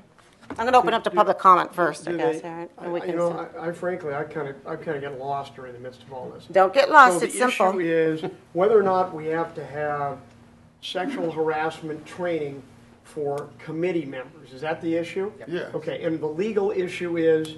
Well, and answer is- counsel. The AB 1825 applies to supervisors. It's, it is our position that it applies to city council should take the sexual harassment training. The mayor's, as my understanding is that the mayor is asking that the council apply this further beyond the scope of AB 1825 to include committee members as well. You lost me a little bit again because you said that it applies to supervisors, and I think you just said we're recommending that council take it. Now, you just mean the city council. The city council. Okay, but you're not recommending that it be taken by committee members unless there's city council members? She didn't actually say anything about Two that. different Yeah. heads here. We recommend that the city council members all take this training. With respect to committee members, that's at the discretion of the city council, whether you would like to require committee So they're members. not legally but they're not compelled legally under the act to take it? Okay. Nor are we. All right, and it's the same thing for city council members, right? City council members, it is our position that the city council members should take this training because while the bill language isn't clear, city council members could be seen as supervisors. Okay. Do you understand? Yeah, I understand. It's- So what are we doing? Are we just dealing with committees, or because frankly, I'm not going to vote for it for city council members either. I hope that the city council members here have enough wit, wisdom, and experience that we're not going to have a sexual harassment problem. And I frankly have got enough exposure. I really don't want to go out and mess around with another one of these courses. So where are we on that? Is that on the table, or are we just talking about committees? Well, actually, we're talking about both because the memo came to you and I from I them. remember So, that. yes. And I called in on it and understood we weren't compelled to have it, and I didn't do it. Yeah, we're not compelled currently, but I think it's coming down the pike for Comes down the pipe. Comes down the pipe. supervisory personnel. Correct. Elected officials are not called out in the current form. It's how they're construed sometimes. January, February next year, there will be legislation specifically calling out. Many cities Requiring elected require it. Many cities don't, the attorneys firms don't just recommend it. It's required. Do you see any relative exposure if the council people do not, the committee people do not have that, Megan? For committee members, I think that there is less of a supervisory role. There's always benefits to additional training, but it doesn't give rise to a supervisor level that Jared's position does, or arguably council does. Okay, well, I myself, because some of these other organizations that require me to have it, so it's no big deal for Let me. me open it up to public comment, if anyone would like to speak. Got you. There's a race. Sandra Merg, 9281 Tritt Circle, Villa Park. I would say forget this whole thing. You don't need to do it. You're all good at being harassed already. We noticed that. Thank you. The only person I get to supervise is my wife, and rarely, and I regret it each time. I thought you were the No, harassee. Wayne Selzell, 18202. I think I agree with Bill.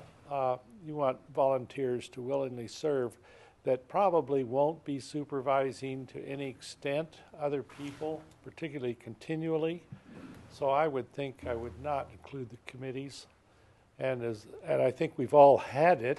No, we haven't. That's how it's come up. Well, I have. Years ago, our company had all the officers. But that's why, that's what we're talking about, because it's not here. So why would I want to serve on LEAC committee if I have to pay $50 or something to be sensitively trained, which I don't say that I shouldn't. I mean, there are times when I'm sure I deserve, but no, I don't think, don't make your committee members do it. They're volunteers. I'm sure all the people on LEAC, except me, probably have been recently. Yeah, I think whatever sensitivity training, it wasn't even dreamed of, I don't think, in 1975, because we all had manners in those days.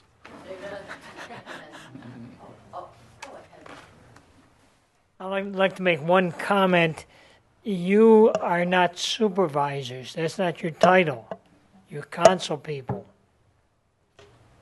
And it says clearly supervisors. Have you been referred as supervisors before? Probably not at that term. So I would imagine that doesn't apply. Anyone else? Mayor Fasinelli, I'm still Deborah Pauly. When I saw these two items on the agenda from Fasinelli, code of conduct of council meetings and inappropriate code of conduct of council members, I knew right away that she was thinking there's more than one way to skin a cat, isn't there?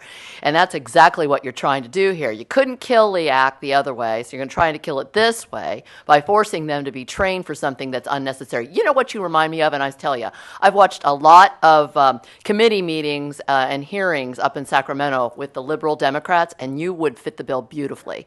You're using all the buzzwords like transparency and you're opposed to, sexual harassment training, all of these things to try to shame everyone into listening to your side. You make it sound good, but it doesn't sound good at all. I cannot believe that a council member in the city of Villa Park would be advocating for extending additional mandates that are already coming down from on high that are just clogging the system up. I'll tell you what's a sexual harassment. We've heard stories about you coming in here and asking the city manager to zip up your dress. You could start by stopping that, and that's your sexual harassment training for this evening. Have you been drinking, Miss Polly? That is an awful, I have not been awful. drinking. That's It's not awful. awful. Everybody knows that it happens. That right there is inappropriate behavior. What you do there is inappropriate You behavior. know what? I'm a married woman, and I have never, ever, ever conducted myself in that manner in this office. Oh, you absolutely have, and people have seen it. I have not. And that's why there's cameras now, and that's why I want audio recording. Do you understand that? Excuse me, Miss Buxton. Donna Buxton, Dodson Way. I think this whole thing should just be dropped. It's not necessary. Thank you. Well, we received a memo from the city manager, and unfortunately, it had to be dealt with. So what I'm hearing here, there will be no sexual harassment training required of council, although it is recommended from our attorney firm, Rattan and Tucker, but it is not required of the city council. And there will not be a requirement for committee members to have a sexual harassment course, and we won't have any audio recordings that are mandatory of any committee meetings. And that's the end of item number 19. Oh, wait. We were going to have the staff could either write the memos or record it, correct? Or both, right, Jared? Yeah, we'll start preparing Okay. minutes and then send advice for audio recordings. Okay. But staff will take care of that, not council. Yep, thanks. And then with that, though, then if the staff member is not present, there needs to be an alternative. You can't take minutes at one meeting and then next month if a staff member is not there. I guess we'll let the city manager take care of that somehow. I would suggest, though, that we have the meetings like closer to like the end of your day or beginning or whatever we used to do on some of the committees. That would help out. Okay, we're on to item number 20. All right, item 20, and I brought this also. This is inappropriate code of conduct of council members here, and This discussion, I recommend the City Council update its policy manual to promote communication, understanding, fairness, and trust among the members of the City Council and staff. All right, so bear with me a little bit here. Let's talk about my late insurance policies, and that's where this is going to come into. Some items here. When I was late, I said this 60 days ago when it came up. I was late. It was no secret. We had two other men in this office that were late, Dr. Helton, Dr. Sajarini, who were 90 days late and who have been historically 90 days late, and I didn't know how historically until this particular item came up. In being late for the health insurance, the staff would give me my invoices, write a letter. I was asked by the administrative assistant whether they should be mailed to me or put in my box, and I said mail them to me. I said put them in my box. I then was getting invoices mailed. Then I was getting them put in the box. But there's no excuse. I was late, doesn't matter. I acknowledge it. I apologize that I was late. It is not a good character trait to not pay your bills on time. For it, I've paid dearly, because no matter what I've done, nothing matters. And I've paid dearly for it. And I paid $1,700 on top of it. And I went 2 months without health insurance, which is not a problem. And I apologize. And I apologize for the time it took. And the staff time it took. And the ugliness that appears that this particular item is taken. Regardless of whether there were two other men who were late. It doesn't matter. That was my bill. I was late. I paid for it. I apologize to you. I apologize to the community. I apologize to the staff. And I hope to put that to rest. Now, with that comes our role here as council people. When I became mayor, I was missing mail. And it was an issue for me because I felt that somebody had been going through the mail. This was continual. I kept asking where documents were. They moved the mailboxes a few times. Still was missing mail. Didn't know what was going on. But it seemed odd. Had a little bit of just some confusion. There was, at one point, I came into the office and our finance director came up to me and said, I apologize, I did not send that letter to you. I did not authorize it. I did not sign it. It was sent when I wasn't here. It's already been dealt with. I had no idea what she was talking about. Apparently, a letter had been mailed to me under her name that was unauthorized by an administrative assistant here. And it was wrong. It was wrong. I didn't know it was wrong. And our Michelle found it through her own auditing process, went to the city manager and said that the letter was fraudulent. Sometime this summer, I get a phone call from the city manager and says the DA called. DA called wanting to discuss a complaint that had been filed, and that was it, about a misuse of public funds and my health insurance.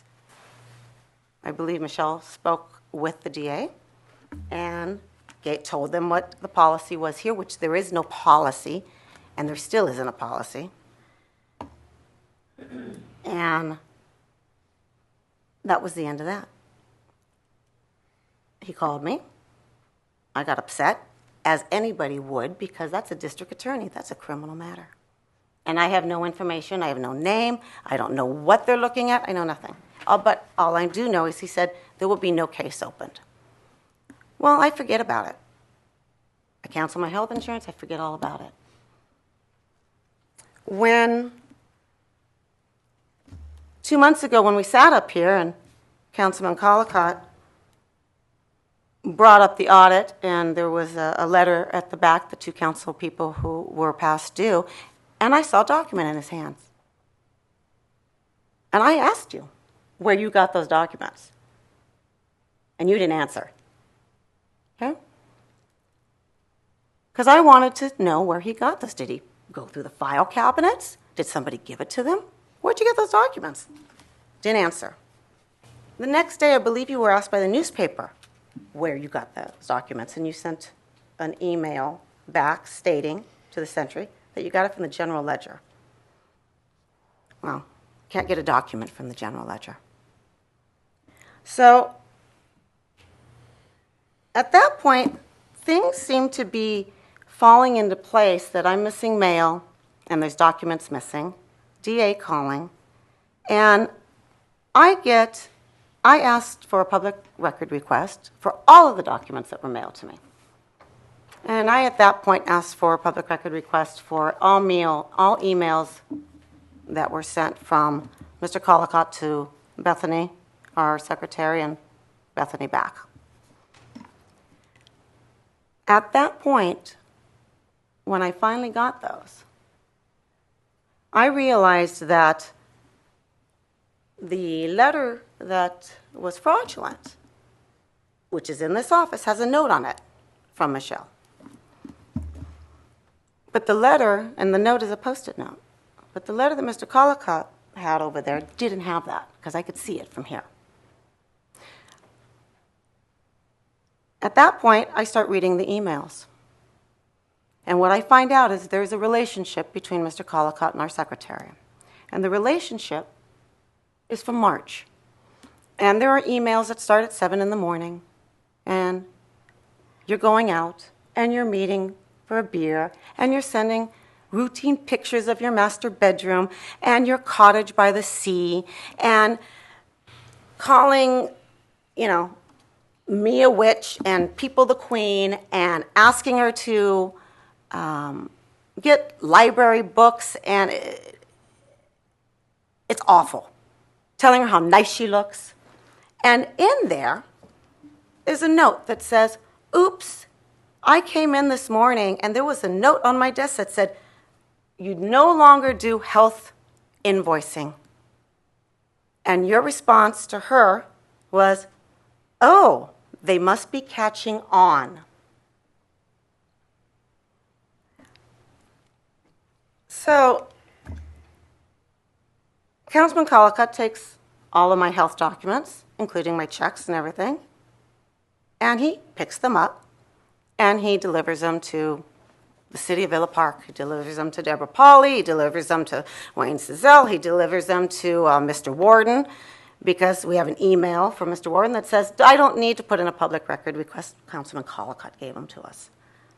When I got those 51 pages of documents emailed to me, because I'm not on that list, there is a handwritten ledger there that has the date of June 29th, DA called.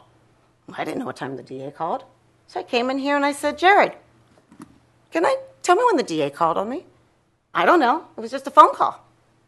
Well, how do they know he called? Well, we have one person who answers the phone most of the time, and that would be our administrative assistant. And when I start reading again through these emails, there are people that call, and what does she do? When they call, she contacts Councilman Collicott. And she says, ooh, this person called today. Ooh, we got a big letter in from the DA. Oh, we have a piece of paper with plaintiff and defendant. Talks about it. I think to myself, wow, she's telling people who's calling. I then tell my husband, who puts in a public record request to the district attorney. And that is included in your agenda. And in that agenda, you'll see where we get it, and I get the complaint that was filed. And the complaint that was filed by Bill Nelson under Orange County Signature Properties, stating to him that I'm violating public trust, as well as, for lack of a better word, using the government's money because I'm not paying my premium. It's a very detailed letter. And attached to it is an invoice. But it's not the invoice that comes from this office. It's the fraudulent invoice that was produced by Bethany. It is not the one that's in this office that I received. And that was sent over on June 11th. And in that letter, it says the city council doesn't know. You're not telling them, so he needs to get back to you. So I get a complaint, a criminal complaint filed to from the DA from a councilman here, an elected councilman, who thinks I'm stealing public funds, but doesn't tell the city manager, doesn't tell the city council, doesn't go to our city attorney, but goes directly to the DA and says, don't contact them, contact me.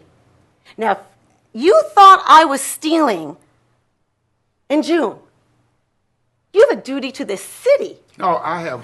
Let me finish. Let me finish because the city has asked me for an explanation, and it's bigger than that health insurance because this is where it's gone. If you thought that I did this, and you sit there and you put the Constitution article in there, you had a duty to this city to go to this council, to go to the city manager, to go to the attorneys. But this document was printed and given to you, which was given to you also. And your note in there, they're catching on.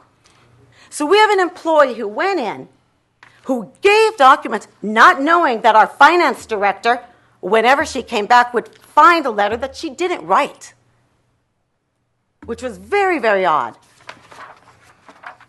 So I found all that. That you want to talk about trust? I didn't hide my late payments. Jared knew. Michelle knew. When that DA called, I even told Councilman Barnett, I told Councilman Mills, because I was scared. I called the city attorneys.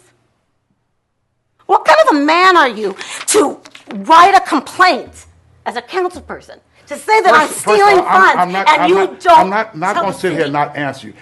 When I feel it's wrongdoing here, I have a duty to report it. You do. You didn't report it to the city. I have a duty to report to whoever I want to report it to. So your duty is not to the city. I think the district attorney was the appropriate place. It wasn't the appropriate place because it is December. I make no apologies for reporting. It's December, so I've been stealing since June to now, and you didn't tell these people? That's crazy. The staff already knew you were behind. They already knew. What am I going to tell them? Did you tell us? If you thought I was stealing, you had a duty to tell the citizens, to bring it to this council, to take it there. But you filed a complaint with a fraudulent document. I have a duty to report it wherever I think it's appropriate. Well, you have to change your duty. And who do you get the documents from? You get it from your little love interest. My love interest? Your love interest. And those documents, guess what? Come read them. They're public. They are public. And you know what? Well, you should be ashamed of yourself. As Deborah Pauly put it, don't look at me and what I was doing. Look at this other bright object. No, I own up to it. Something that's a little spicier and more interesting. So you want to talk about sexual harassment training? Read these emails. There's about 25 pages in there about Bob wanting his certificate for sexual harassment training. Well, you just exposed us to a great lawsuit. Calling, emailing, telling this person to do all of your work. Jared didn't know how much work she was doing for you. We have a duty to go to Jared. We don't go to the staff and tell them to do stuff for us. You go to Jared. That's who we go to. You have hours and hours of work here. You have binders you took home. You have notebooks you took home. You have secret manila envelopes that you've marked confidential, and you tell her to mark them confidential so nobody sees them. Okay. Binders and so I suggest to all of you, because these emails are public, and you have filed a false claim. And today, by the way, I will say, I did call Ron Nakanero of Orange County Signature Properties because I wanted to know why he sent a letter to the DA with his broker's name. He didn't know. You put your name under his company. He didn't know that. And he had nothing to do with that. And he had absolutely nothing to do with it. He did. You're right. So you used his company, not the city letterhead. So I am sorry that I paid my health insurance, but it wasn't late. They knew, and obviously everyone else knew from June too. So I guess it wasn't all that bad, but I paid for it. Now, who didn't pay for it? The other two men. At the same time you knew, and You knew. I did not know. You don't know what I did. I only knew that you had not paid. You I didn't knew know anything about anyone else. You know what? You have the ledgers. You have the ledgers, and it's very easy, and you knew. Dr. Helton's been late months. In these emails, it's confirmed because our secretary says, for years, Saldarini's 90 days late. He marches to his own tune. I didn't have that information. You know what? You had it who gave you this document? Who gave you the fraudulent letter in That's June? none of your business. It's none of my business? Right, exactly. This is fraudulent. So see, someone did give it to you and you took it. You stole. I did it. Well, I said I make no apologies for reporting what I think. Wonderful. Was You a can tell that to misuse the of DA county also funds. and to the Ethics Committee for doing that too. Yeah. All right? There's nothing unethical about reporting what you're suspected misbehavior. Well, your loyalty was to file a criminal complaint. And maybe when the DA calls you, maybe you'll understand the severity of that, and maybe you'll get a little bit scared also. It was wrong.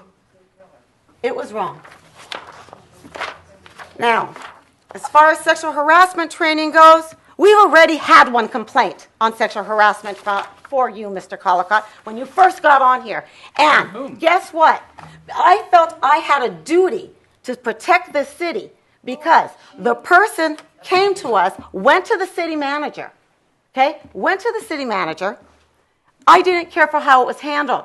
I went back to the city manager, emailed the Human Resource Department, other partner of mine, and said, we have an issue. And at that point, I contacted Rattan and Tucker and said, I don't work here. I'm a councilwoman. We have a harassment issue. She's taken it to the city manager. She's taken it to me. The public knows exactly what happens, and I want the city to document it, to protect the city. So, Mayor, at this point in time on that issue, because of the nature of it, I would counsel you not to discuss that particular matter any further on the sexual harassment discussion you're having. Okay.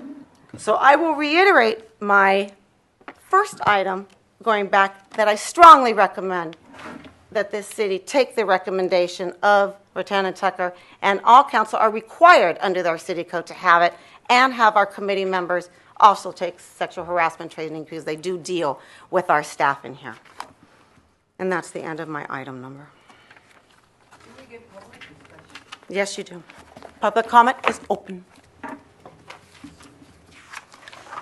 I've taken many sexual harassment classes, and they're a total waste. They're garbage. Okay? Thank you, Mr. Merck. If I were late like you and took advantage of the city, I'd be very ashamed of myself. And to pick on the other people because they caught you, that's not right. No one caught me. Everyone knew. No, well, would you paid the money would you have ever paid it if they hadn't have done something?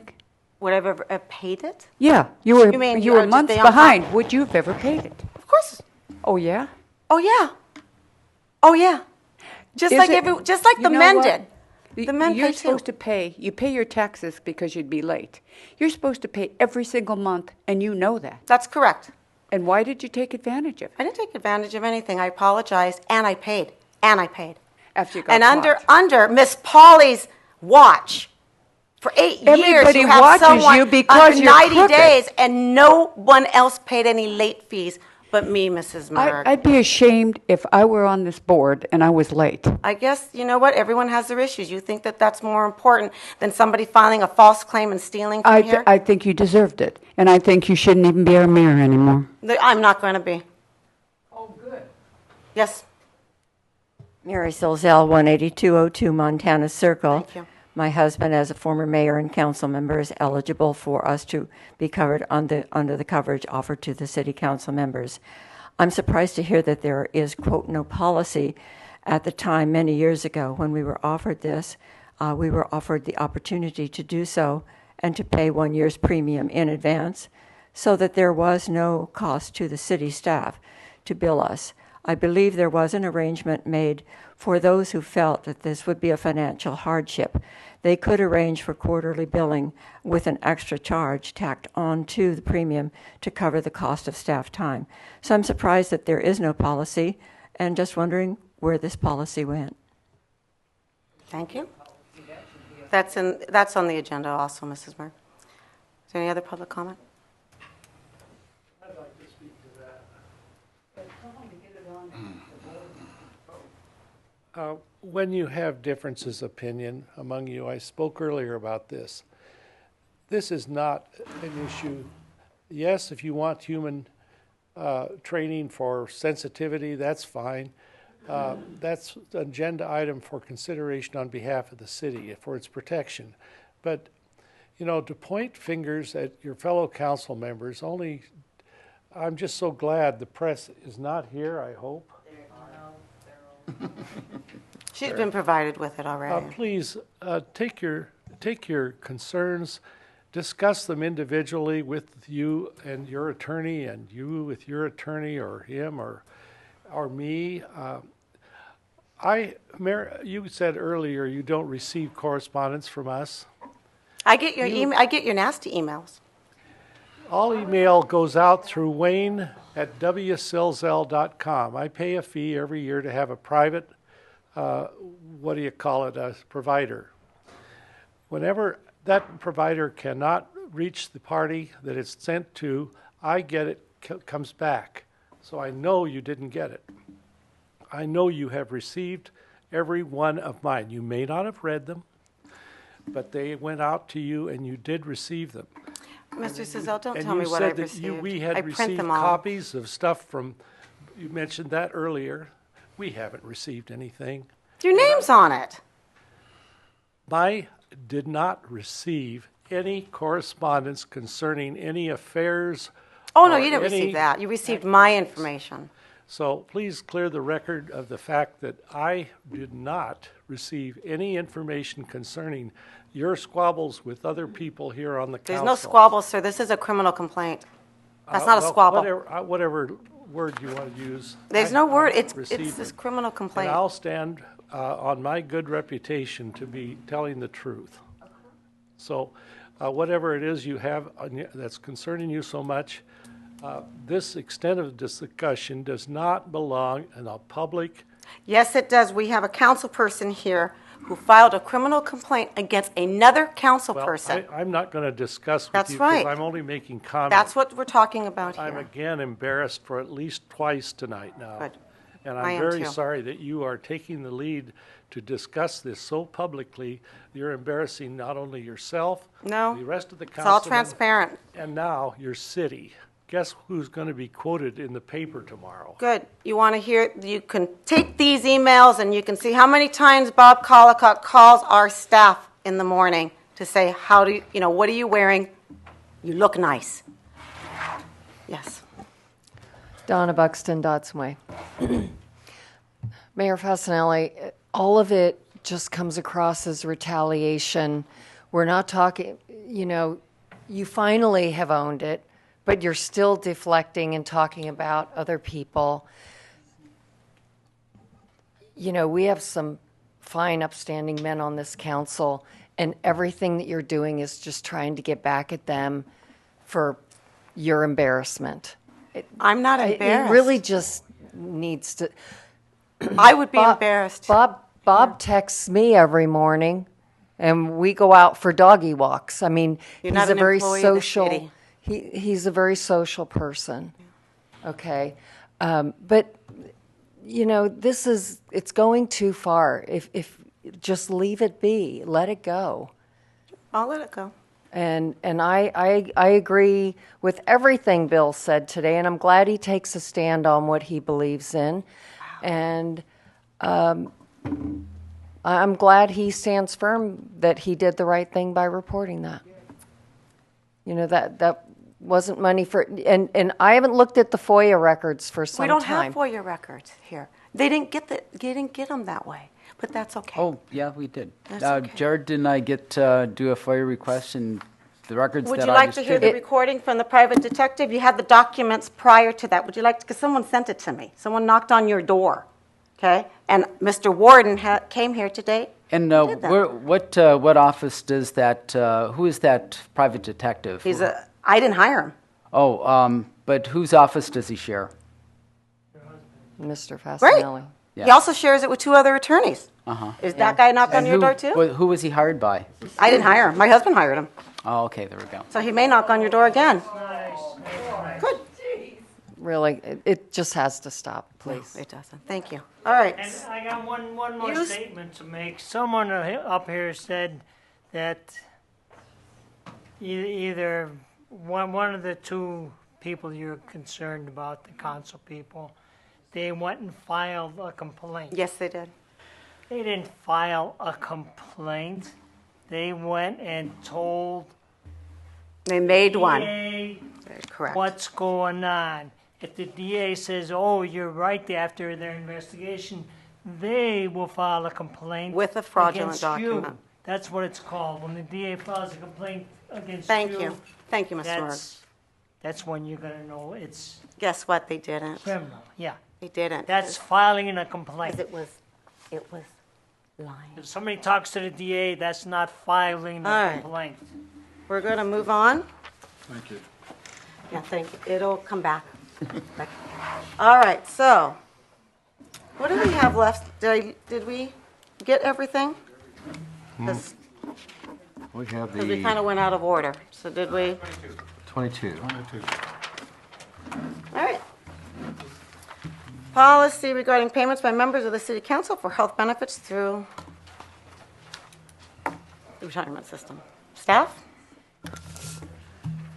Madam Mayor and members of the council, at the direction of council from the last meeting, our office drafted a policy relating to payments by members of the city council for health benefits provided through CalPERS. The policy sets forth, the draft policy sets forth a proposed payment plan and noticing system. By and large, this is, after rewatching council's meeting last time, actually to try to get the direction. Megan, I think I would like to recuse myself here for the benefit of the public, so that I'm not in that decision process when it comes to this policy. I think that would be prudent of me. At your discretion, yes, ma'am. Okay. All right, I'm going to do that. Just call me back. Okay, well, in that case, can you give us a little more rundown on this, Megan? Yes, sir. The proposal right now is that the invoices will be sent out on the 1st of each month for the payment for the following month. The city pays on the 6th of each month, although CalPERS bill is actually due on the 10th. The invoice will be, let's talk in specific months to give an example. The invoice for the April 10th bill will be sent out on March 1st, and it becomes payable on March 15th. If it's not paid by March 15th, between March 15th and the last business day of the month, there would be a $50 late fee assessed for not paying on time. If that $50 late fee and the premium is paid, then there's no consequence, and the invoice for the next month will be sent out.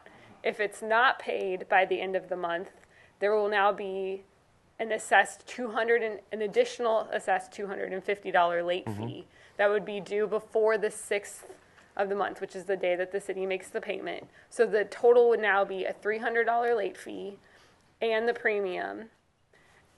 And if that is paid, then there's no consequence except for the $300 late fee. After that, if that's not paid in time, then a notice of cancellation will be sent. So if by the 6th of the month, so for example, if an invoice was sent on March 1, by April 6th, if the premium plus late fee has not been received, then a notice of cancellation will be sent to the party that has not paid their fee. Okay. There is, within CalPERS, some noticing requirements, so 2 notices have to be sent. This is where it gets a little bit tricky in that CalPERS is going to be the one to effectively cancel the policy, and depending on how quick they move, that It could sounds go like on. the affected party it will be liable for anything extra. That is correct. On That down is the road. correct. And we just can't Plus- promise plus- how long that's going to, Yeah. quick or long that's going to take. And there is a provision in here for hardships if that becomes necessary. It would go to initially to the city manager, and that would eventually go to council. Okay. And then there's a re-enrollment provision that the city council member could re-enroll during the next open enrollment if their policy has been canceled. The next fall, basically. The next fall, okay. yeah. I noticed that you did ask for some other information from CalPERS that you haven't received yet, but I guess that's going to be completely independent of this proposal policy here, correct? We've incorporated what they've told us. They communicated with Michelle and told us. Yeah, if I can add, what the direction that we received was, don't recreate the wheel. Let's kind of jump onto PERS, kind of how they would deal with somebody or an entity. And they kept talking. The woman, our eligibility enrollment gal, said that there's 2 requirements of cancellation. And so I kept saying, okay, well, what, does that consider the late fee, the first late fee, is that considered a notice, or does it have to be a termination notice? She's like, I believe it has to be a termination letter. And then I asked, well, how far, time frame do you have to be between the 2 cancellation notices? Mm-hmm. And she's like, well, that's not my department. She's on vacation. How you get the runaround. So I am waiting for a call back. So I would say that this policy could, if everybody agrees with it, it could be modified once we get, what PERS requires in order to cancel somebody on their behalf. Okay. With that, I'll take that to council. Well, council members are privileged to obtain their or their health insurance for themselves and their families at a discount through PERS through the city. And this was, as I understand, Wayne, this was established as a no-cost benefit to council members. Absolutely, and it was also suggested to us that if you wish to finance your payments through the year, do it privately, but come in with the full payment for the year at the beginning of the year, so no staff time and no policy was necessary except for those who had salary deductions. So non-paid representatives of the city that qualify has paid full year in advance. And that's what you do, correct? I just pay it, yes. Yeah. I don't finance it anymore, thank goodness. Okay. Well, as a city, we're a small city. We're not in the health insurance business. We're not in the loan business. We're not in the debt collection business. And I guess my view is that this privilege should only be continued if there is no cost to the city to offer or administer the program outside of invoicing. That there's no use of the city treasurer to offer this benefit. And this would require payments in advance, such as you're paying. And this is like most insurance premiums. I know I pay my other insurances in advance, my car insurance, my homeowner's insurance, all well in advance. I'm mandated to do that by my carriers, otherwise they cancel the policies. Certainly health insurance is more expensive than other forms of insurance, but I think that the policy that the previous council had that Wayne suggested, obtain your financing elsewhere if necessary. But, if CalPERS requires, for example, 2 months of notification before we cancel, perhaps if we have at least a requirement to have to pay 2 months in advance, and you step across the boundary of not having paid 2 months in advance, your invoice will state that, effective 2 months from today, your policy will be canceled. And then the next month, you've got 30 more days. You've already received this is your second notice. And that way, when you get to the end of the period where you've paid in advance, you're canceled and you're no longer, but you're not stepping over to where you're using the city treasury to cover your insurance premiums. Again, our city's not in the business of selling life insurance or health insurance or financing insurance. That would also take us out of the business of trying to do loan collection. I think under the current staff proposal, we still get into the the business of assessing fines and loan collections and all that other stuff. We should make this real simple. You pay up, you keep it on your own dime. Once you get off your own dime, you find your insurance somewhere else. And that would be my recommendation for going forward. Okay. Is there any other requirements that CalPERS has that you're aware of besides this ones you're missing? Because I thought we were going to make this kind of congruent with what they do. I understand, I appreciate Bob's comments about this. We'd like to make it real simple because honestly, when I look through this, it's kind of involved. And we'd like to make it a little more streamlined in some fashion. Maybe somewhere, so I'm not sure where that would be. Because in the end, we've got 4 or 5 people, or was it 7 people on us total, something like that? I think we have 8. Okay, well, whatever it is, it's not a huge number, Not a but big number. Not a big No, number. yeah. And the other thing too is that there really wasn't a policy per se that was official. Now, at the time of all of this stuff, there's been a lot of talk about that, and that's fine. But things should have been paid. And myself was late a couple times. Well, by that time they realized they were being paid. So that's on me. I didn't hand it to him properly, I guess. But is there anything else from other council members that you'd like to add to this? Should we have? I have some questions, Okay, Michelle. good. What's been the loss to date, aggregate on all these policies? Has there been, What's has there been been the any what? loss? Has the city taken any loss on these? Has it had to write off any of these premiums? Write them off? No. So all the premiums have been paid? Oh, yeah. Okay.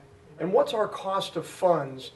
If these monies were paid in, where would they go? What's the interest return on the account these monies would go into? 0.1%. Okay, so it's I mean, it just virtually goes in- yeah. non-existent interest. Okay. And the council or Mayor Paul, oh my gosh, it's really getting late here. Mayor Fasenelli paid $1,700 in penalties.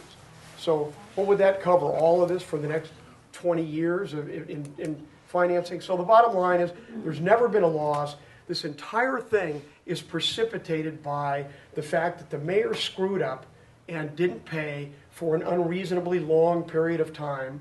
She's now paid it. She's paid an exorbitant late payment that has been a windfall to the city, okay? And all of this is over this issue. She finally apologized tonight, which I think was appropriate. It was a bad move, okay? But she paid it.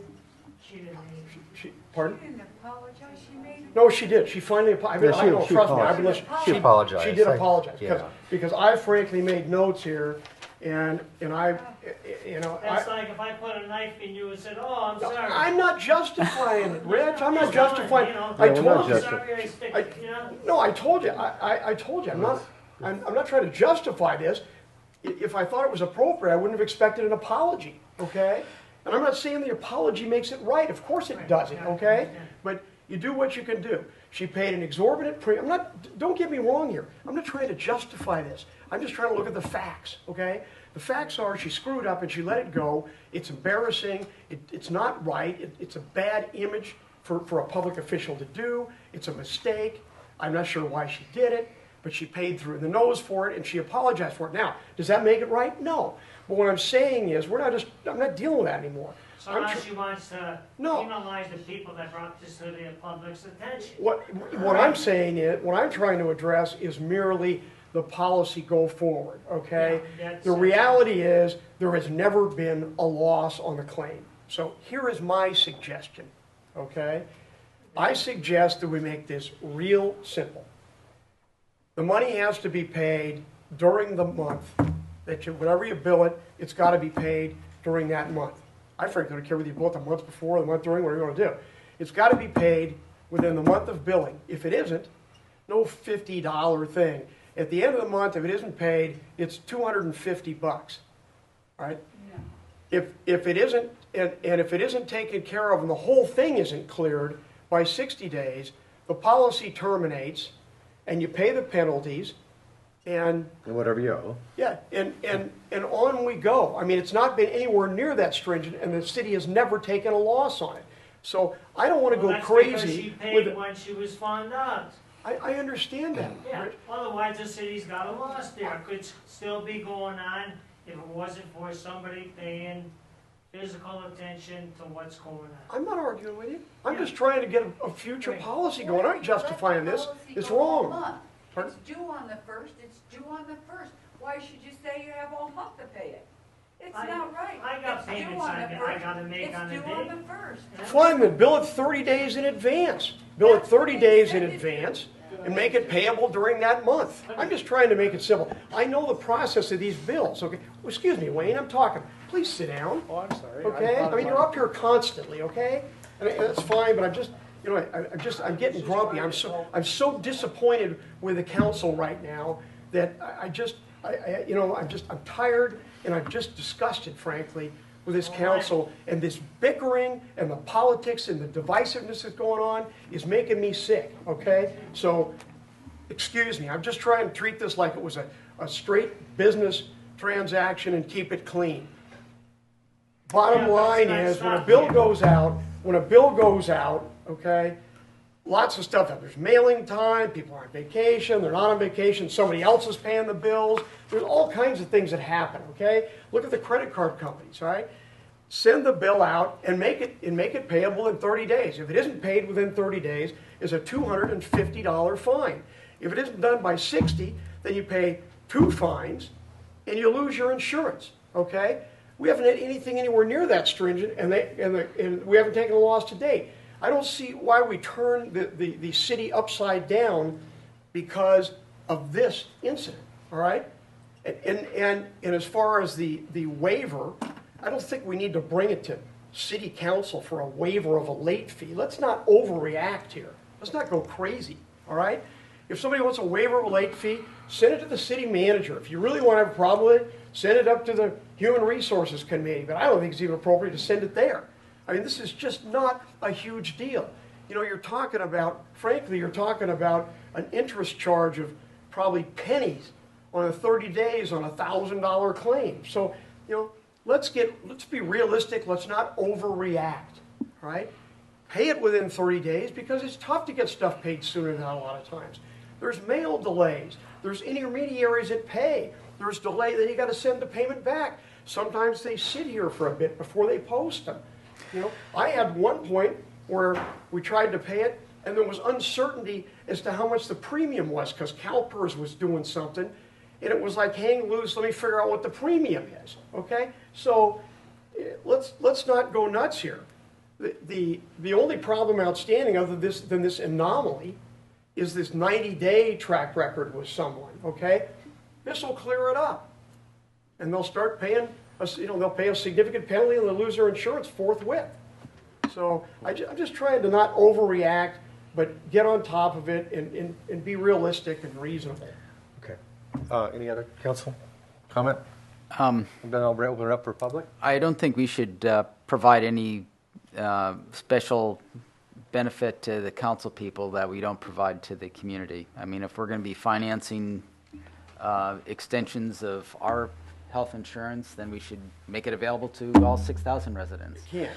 And we can't. So we shouldn't we shouldn't be making special provisions and exceptions for us. We shouldn't have CalPERS. We shouldn't be given the public sector privileged pension plans. Let's be realistic. We should have, I think this is a common sense program that should be no cost and should not utilize the city treasury and should not have a cost to to our treasury. Shouldn't put our staff in the position of waiving or not waiving late fees. The deal should be you pay in advance, and if you don't maintain a certain advance, you get a notice that in 60 days we're going to cancel your insurance.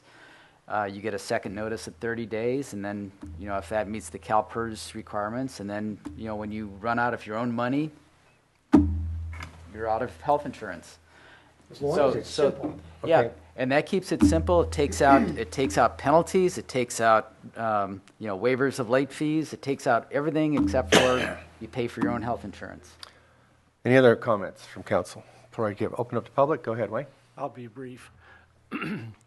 At my age, I have had heart surgery, and I don't want to lose this insurance.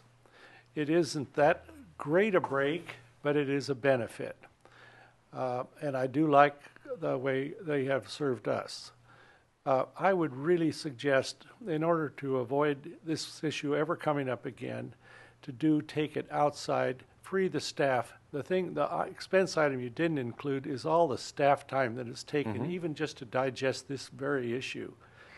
You shouldn't have to have the staff having to bill people outside the city. I believe you have the automatic deductions in your salaried people, so that isn't an additional burden. But when it comes to you and me who aren't paid anything, do your financing outside. I don't know what the premium's going to be for 2016 yet.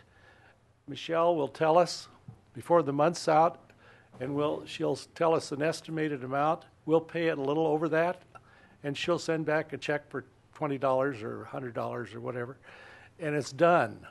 I really do think that's the best way. And then I know that people's finances aren't as, maybe some people don't have the wherewithal to do a whole year. But they can certainly, the reputations of these people are sound, and I believe that any of our local bankers would be happy to advance it for them, and they can pay it back quarterly, monthly, whatever they want to do on their own. But free your staff of this so they don't have to be feeling like there's a political element potential here. So I'll pay mine before the month's out. I don't have to think about it for the rest of the year. And read the headlines, and you'll find that the cost of insurance is going up. Really, PERS doesn't get affected as much as some of these other insurance companies because they're the largest single policy holder in the United States in this. And that's why I wanted to join it, because I knew insurance.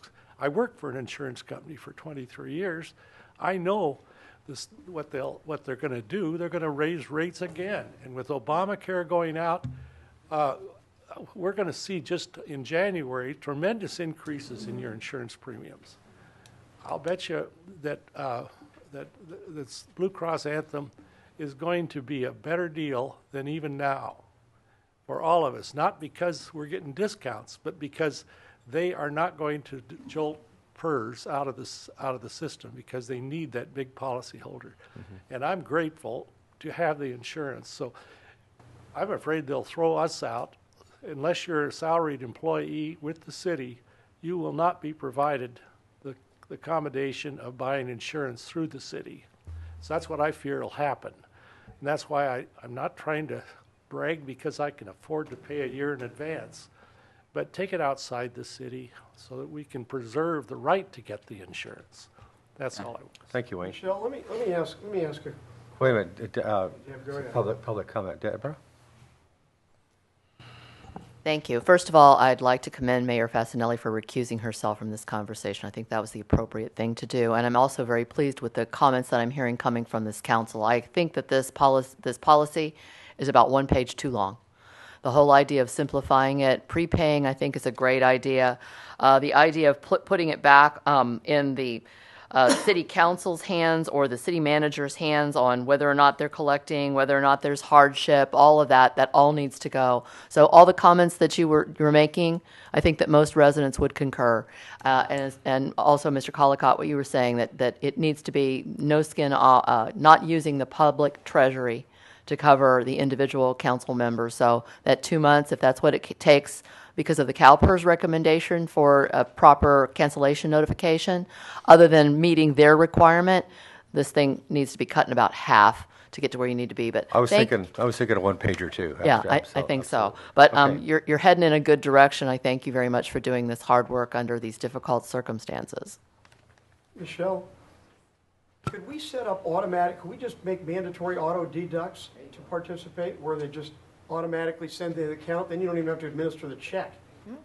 Would that be the easiest way for the city, would just have it automatic go in every time?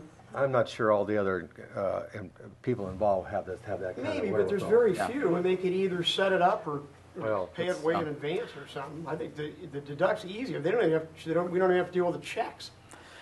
Well, anyway, just Bob, go ahead. funnel it in. Where somebody has has the money in the bank account to cover their insurance premiums, and can maintain a whatever 2 months or whatever CalPERS wants is a notification, and just in case there isn't money in the account and it bounces, we need to keep from avoid using the city treasury for this purpose. And by the way, I'd like to thank Donna Buxton for making the suggestion at the last meeting of prepayment as a elegant solution to the problem.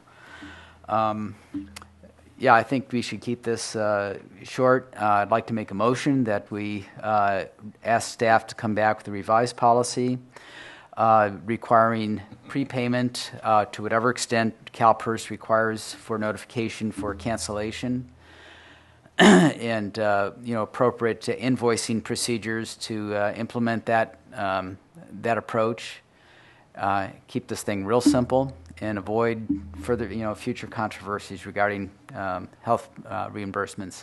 And in making that recommendation, I intend myself to participate in this program when it comes up for open enrollment. So That'll be next fall now. Yeah, next fall. So you have all the recommendations you need for now? And we'll bring this back next month? Okay? Yeah, that's fine with me. We have a motion. Is there a second? I'll second that. That we're going to rework this a little bit and then bring it back. Okay? I'm sure we'll have more discussion then. With that, that item is closed. And we're going to vote on the motion, or we just? Oh, excuse me. I'm sorry. A voice vote to bring it back? Yeah, I thought it was a voice vote. Yeah. Voice vote. All in favor? Aye. Aye. Yeah, there you go. That's it. There we go. Can you get the mayor back, please?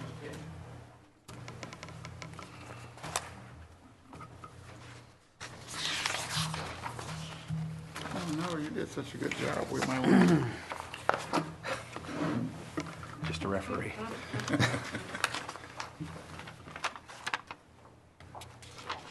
Barnett, discretionary expenditure policy. 23.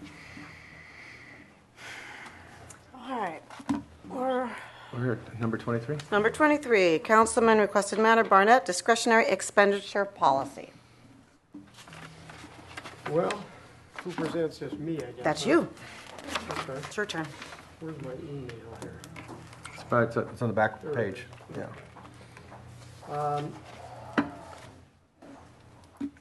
This is something that was probably going to, if we elect to proceed with it, that staff's going to have to bring it back to us with some detail. But, you've got my email there, and the bottom line of this is, I think that if this city is going to spend more than a set amount of money, perhaps $100,000, it's a round number I picked, $100,000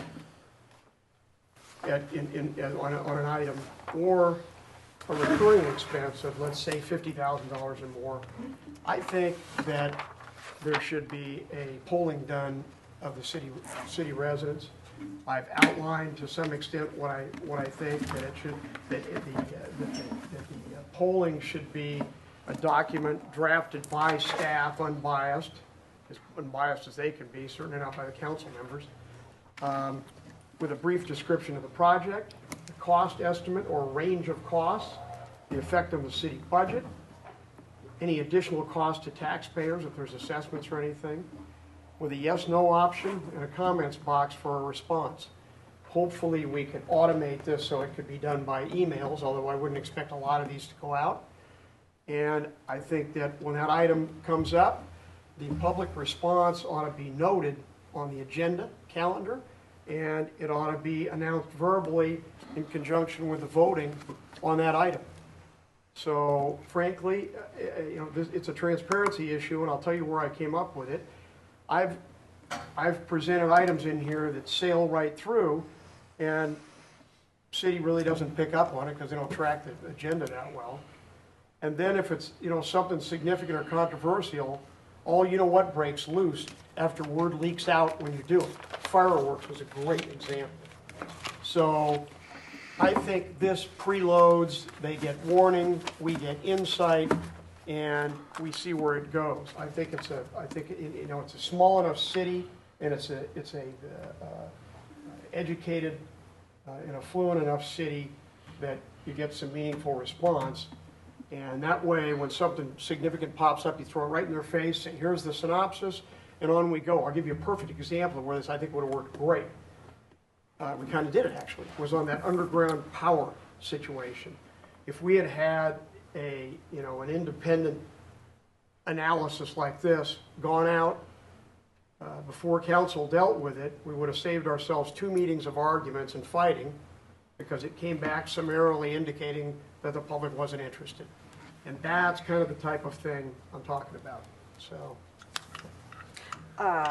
That's a nice example, but I think that I disagree with you with the example because when the public did come, they figured it out. So I think, you know, I disagreed with doing a survey then because they told us when they came here, all the residents, that they didn't understand that they had to pay for it.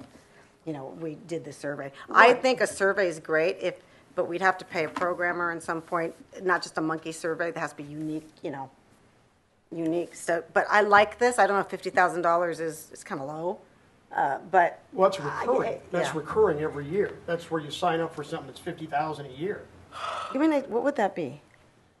I'll give you one. If you did the motorcycle issue. Oh, yes, Motorcycle okay. traffic All right, officer. there you go. Okay, I don't know what Okay. the ultimate net cost city would be, but that's a recurring cost. It is. Okay? Or an additional SRO or whatever. Yeah, I mean, there's probably a lot of them. I just thought of that because it's on this agenda. Yeah, but- that's just I think it's it needs to be tweaked a little bit, but I like the reason for it. How's that? I like the reason for it. It's conceptual.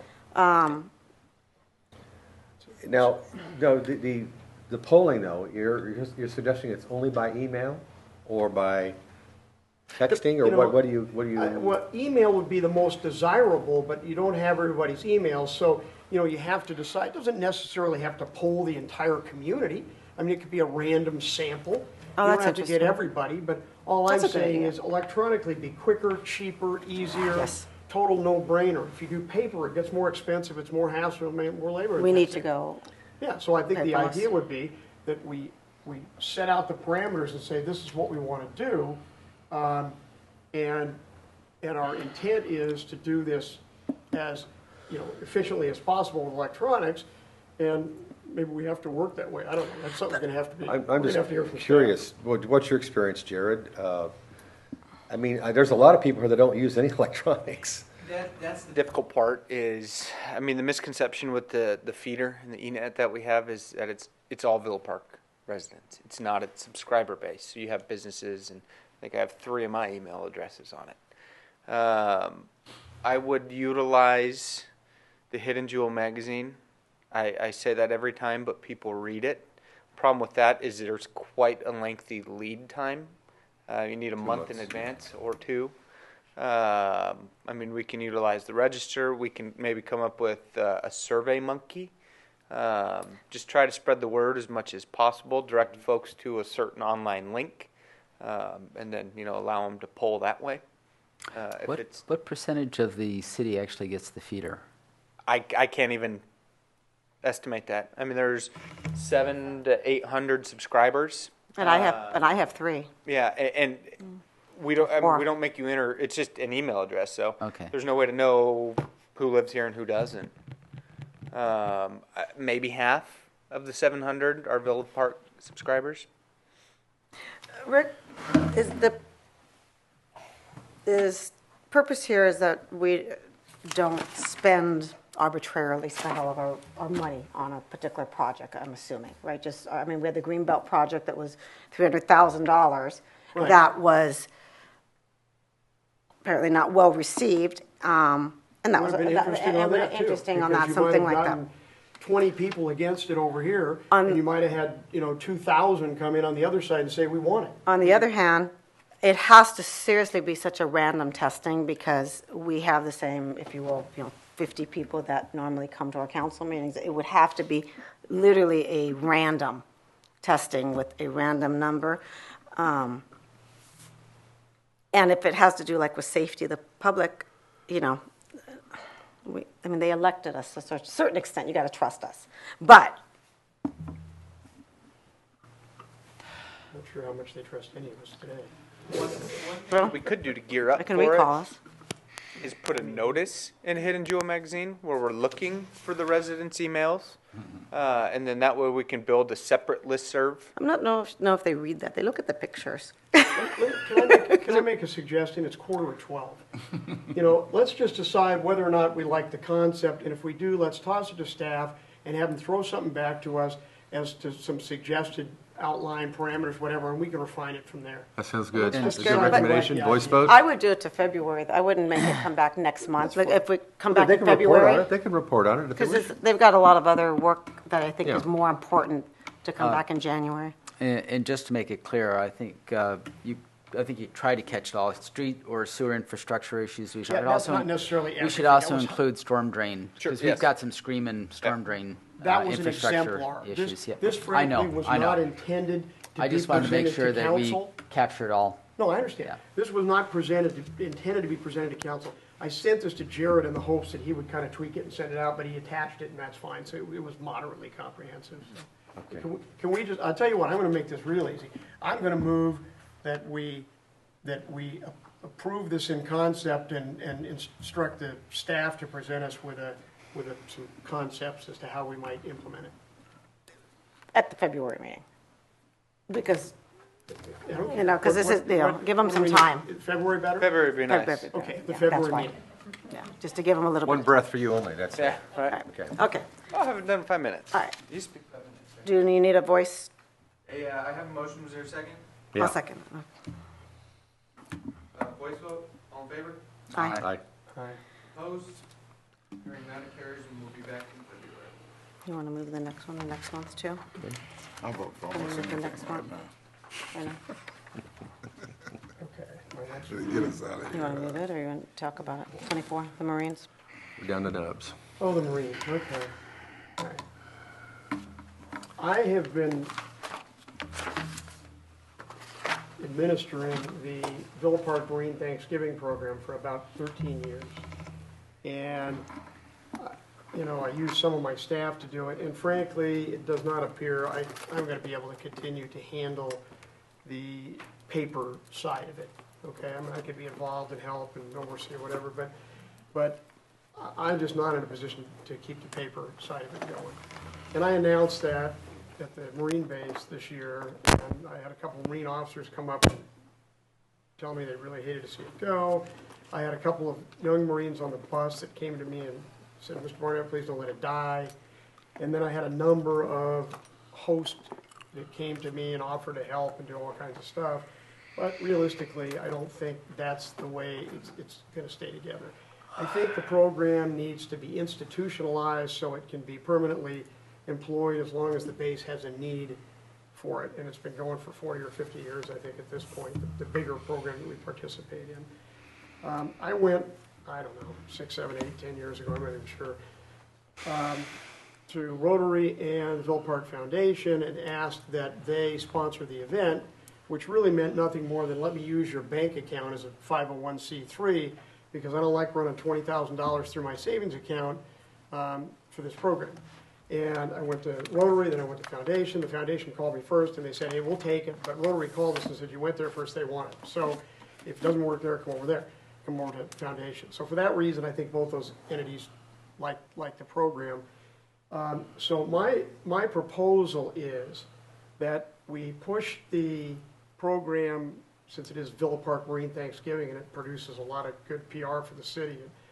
They had two Fox, I think it was, news vans here all day one year. They've had front page register stuff on it for years. Marines, city accepts Marines as family, blah, blah, blah. I think it ought to be handled by the city. I think the city is the only entity that really has the staff in place permanently to comfortably handle it. It's not a big deal. It involves a few months every year. It's not a giant deal. I have it down to a science. I've got all the forms. I've got the Excel spreadsheet. Half the people probably do it year after year, and it's just duplicated. So it's not a major event, but it's a little burdensome at my place now. We've leaned down there. My area's a little quiet in practice, so it's a little bit stressy on my staff. So don't see it as a huge deal. I don't think it would present a measurable burden on city staff. I can give you a ballpark if you wanted me to. I would say it'd probably take maybe, I don't know, 10, 20 hours a year, something like that.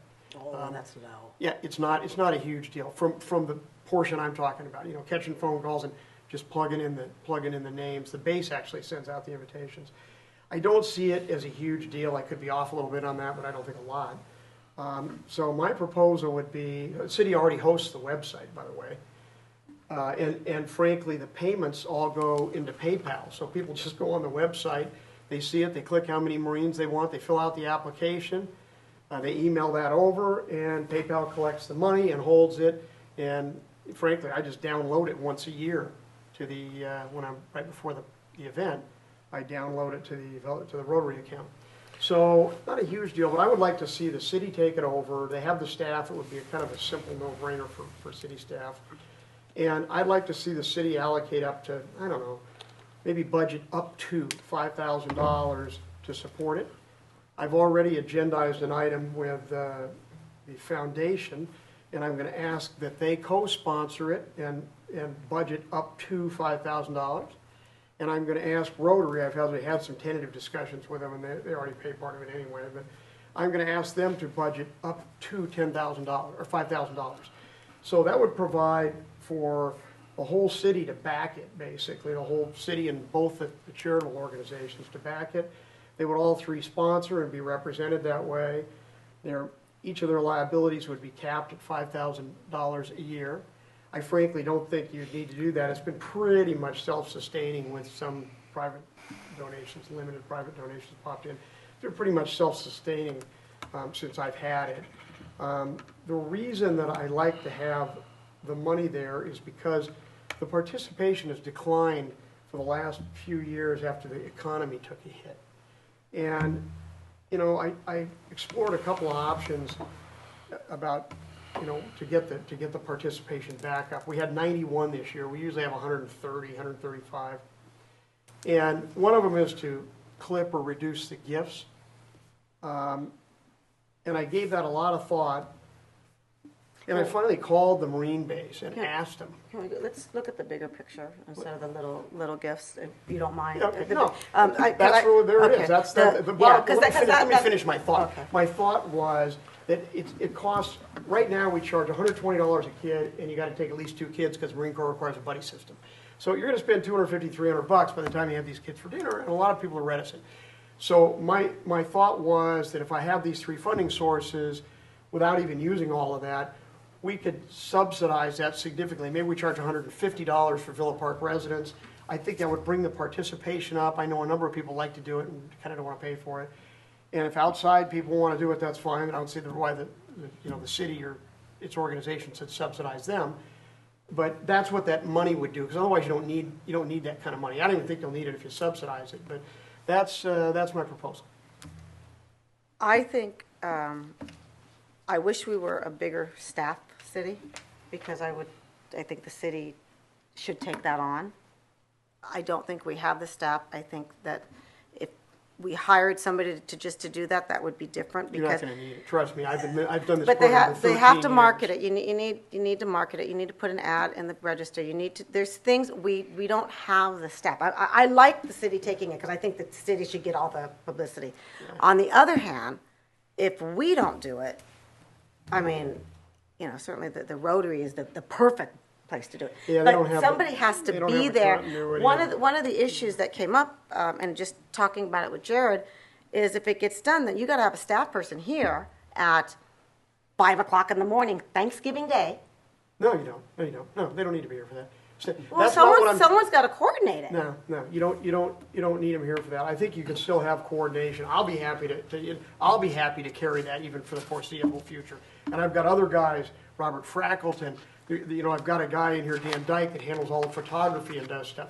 It's the clerical part of it, and I'm telling you, I don't think city staff would have a problem handling it. It's just not that voluminous, and there's just not that. It is so down to a science now. You talked about publicity. The publicity is real simple. You get a phone call every year from the Villa Park magazine saying, hey, I need the article by this date, okay? And then you write out a 2-paragraph blurb, and I'd probably be happy to do that. It's just, it's the clerical accounting end of it. Have you That's- gone to Rotary to see if they want to take it on?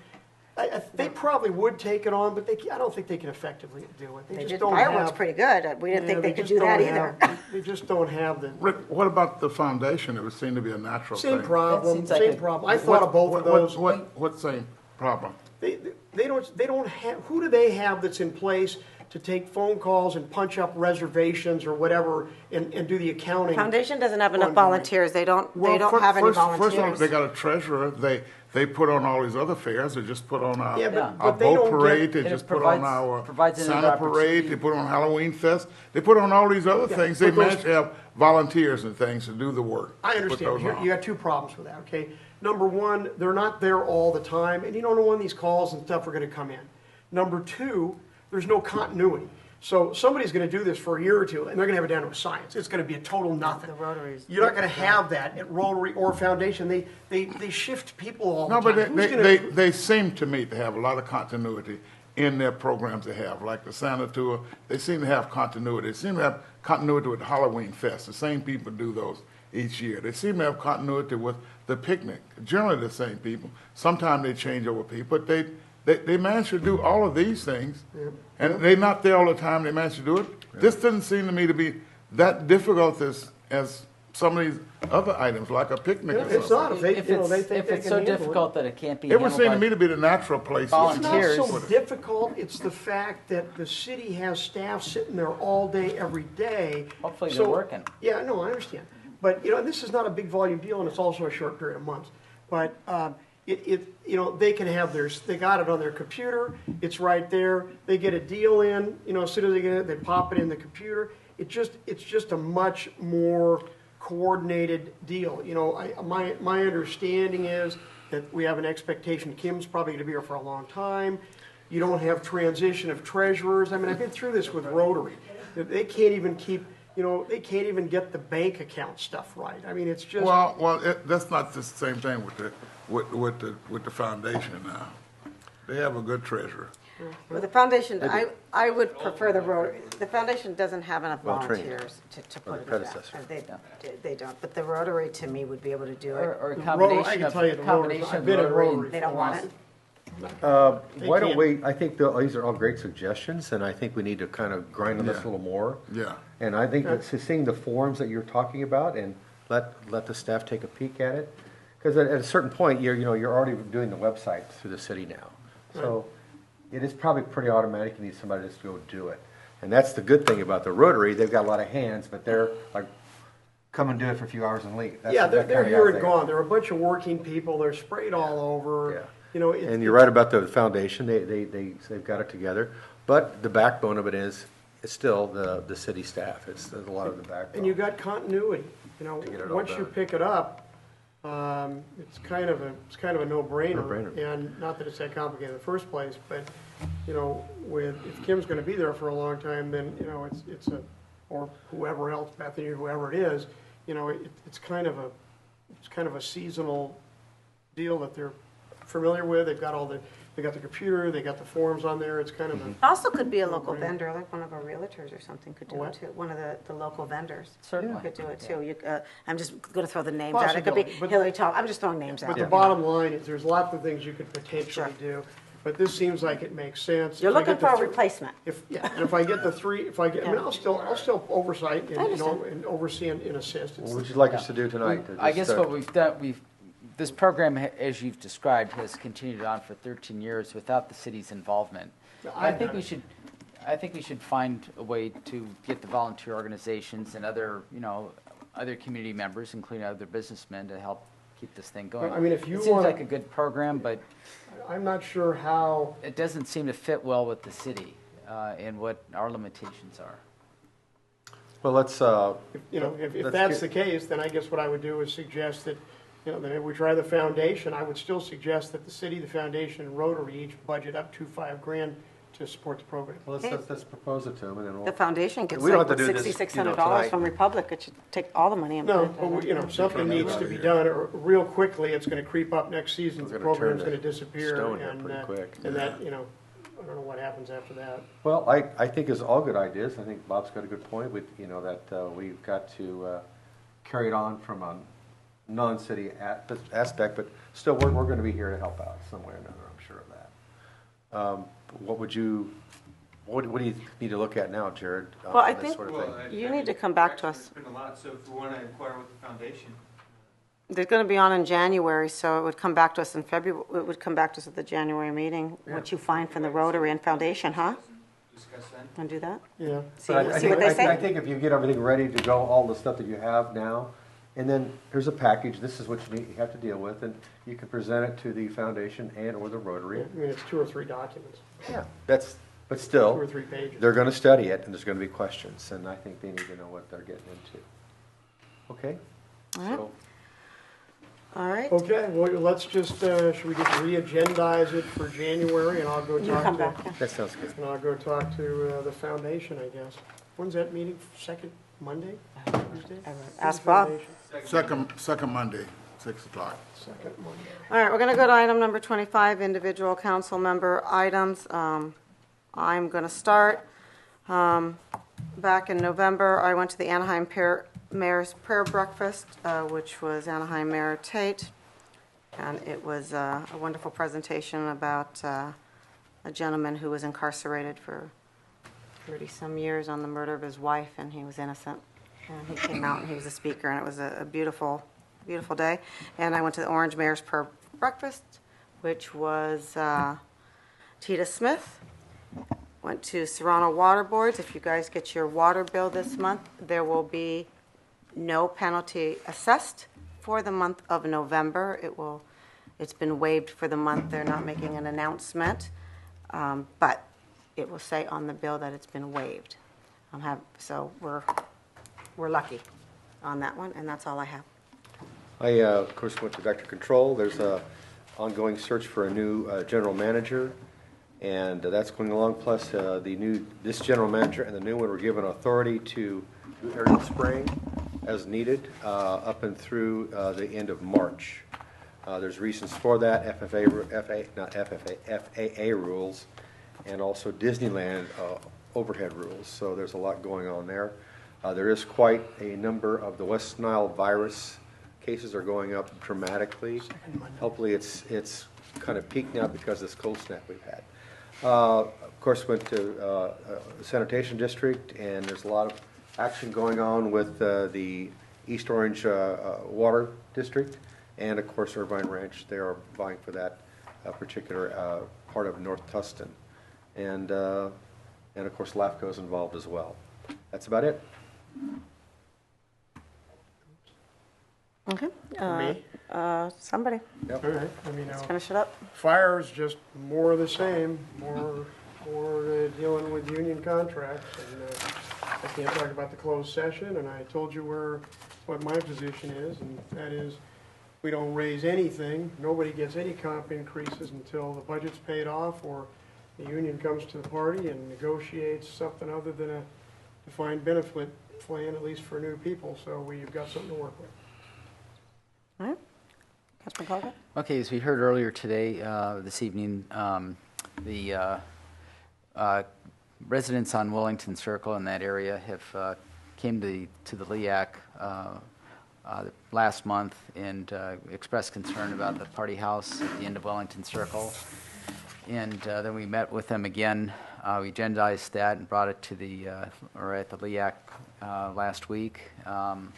Councilman Nelson identified a couple of city ordinances. I think Chula Vista had a couple of good ordinances dealing with underage drinking in party houses.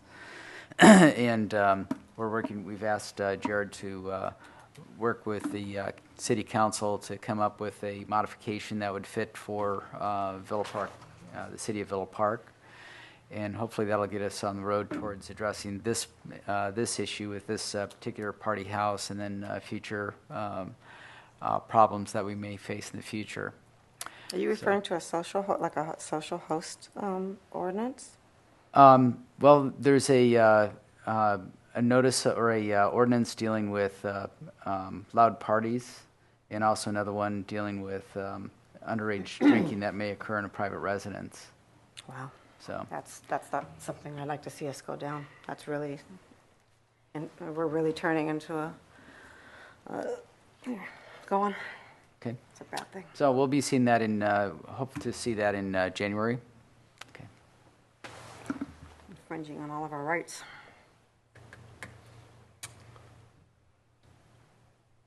I have nothing. Okay. Okay. Staff? Nothing to report. All right. Item number 26, election of mayor and mayor pro tem. All right. At this point, I'm going to declare the offices of mayor and the mayor pro tem vacant. We are now stripped of our prestigious titles, and we'll all equal. And if the city clerk, Jared, would you please conduct an election among the council for mayor? Yes, are there any nominations for the position of mayor? I nominate Greg Mills. Yes, I was going to do that, but that's fine.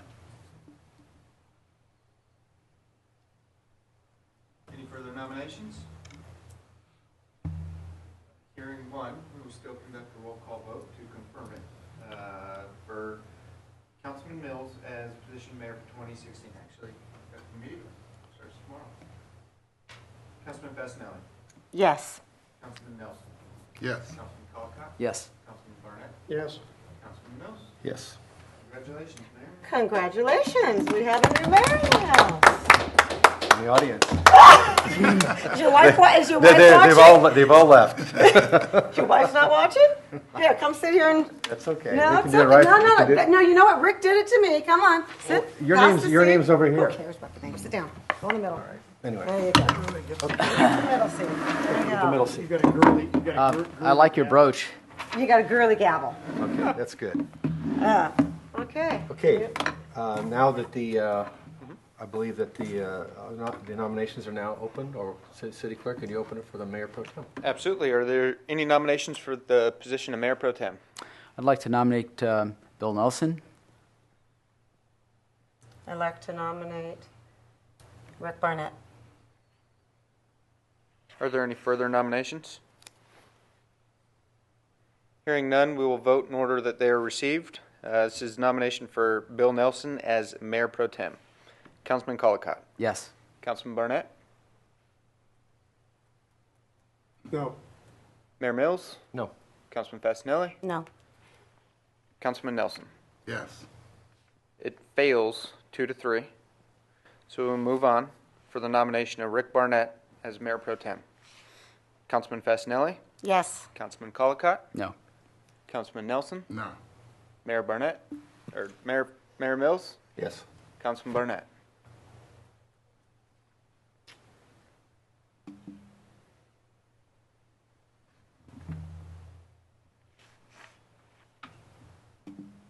I'm frustrated. The cat got your tongue? For once? Really? Yes. Yes. Wonderful. Congratulations, Wait, Rick. was that the right answer? Congratulations. Yay! Okay. Anyway. Let me make a comment too. 'Cause I had a lot of trouble with that because that's not generally the way we do things here. We pass those positions around, and the idea of the mayor pro tem is to put you back in as mayor. Is to put you in as mayor, and that's obviously what everybody looks forward to. We set up the mayor pro tem. Not all the time. And- I've gone yeah. through the minutes. And frankly, it's very unlikely that I'll be back here to be mayor. I'm frankly, tonight was a real straw that broke the camel's back here for me. I am so disappointed with the divisiveness and the level of bickering and politics and game plan that happens even at this level in this little city that is highly unlikely, I think, that I will be around. So in reality, I didn't vote for me. I voted to be a placeholder so that you all can review and figure out who's going to be the real mayor next term. At least that's my current state of mind. So, I have so many problems with what's gone on and with existing council members and things that have occurred and the politics that are underlying it, that I really just voted against everybody and elected to play placeholder until you guys get to the next round. And I'll be happy, I'm not gonna throw dirt, out here in the middle of the meeting, but if anybody wants to talk to me, I'm more than happy to fill you in on the basis for that. So, Okay. there will be no secrets, it will be transparent if you wanna know where I'm coming from. Well, I'm not gonna, there's been so much dissension and bickering through this meeting that I can't deal with it right now, so I'm not gonna participate in that. Any other comments? Oh, yeah, I have a couple of comments. Obviously you passed over me and Bob Colacott for Mayor Pro Tem. It was our turn to be that. You guys were all taking your term. You're giving it back to him, so somehow you are trying to play some political games or punish us. Well, I'm not trying to play any games. Yeah, you're playing political If you wanna games. come talk to me, I'll tell you exactly why I did what I did. That's exactly what you're doing. And it's very distressing to me too, when some people told you, Bob Colacott and I got more votes than any one of you here on this thing. In fact, two of you have not even ever been elected. Yes, they have. No, they have not. I'm tired of hearing that's They have. Deb Pauley talk. Okay, and that is exactly. part- Did and you that's get one of elected my by the reasons, residents? Will. That's one of my reasons here. There's no cobble here. The cobble. I didn't The say cobble is you, I didn't say Bob, and I didn't say anything about a Deborah. cobble, did I? Did I say anything about a cobble? I'll tell you. I'll give you one item. You want to press this? Yeah. Bob doesn't know how to vote on his own.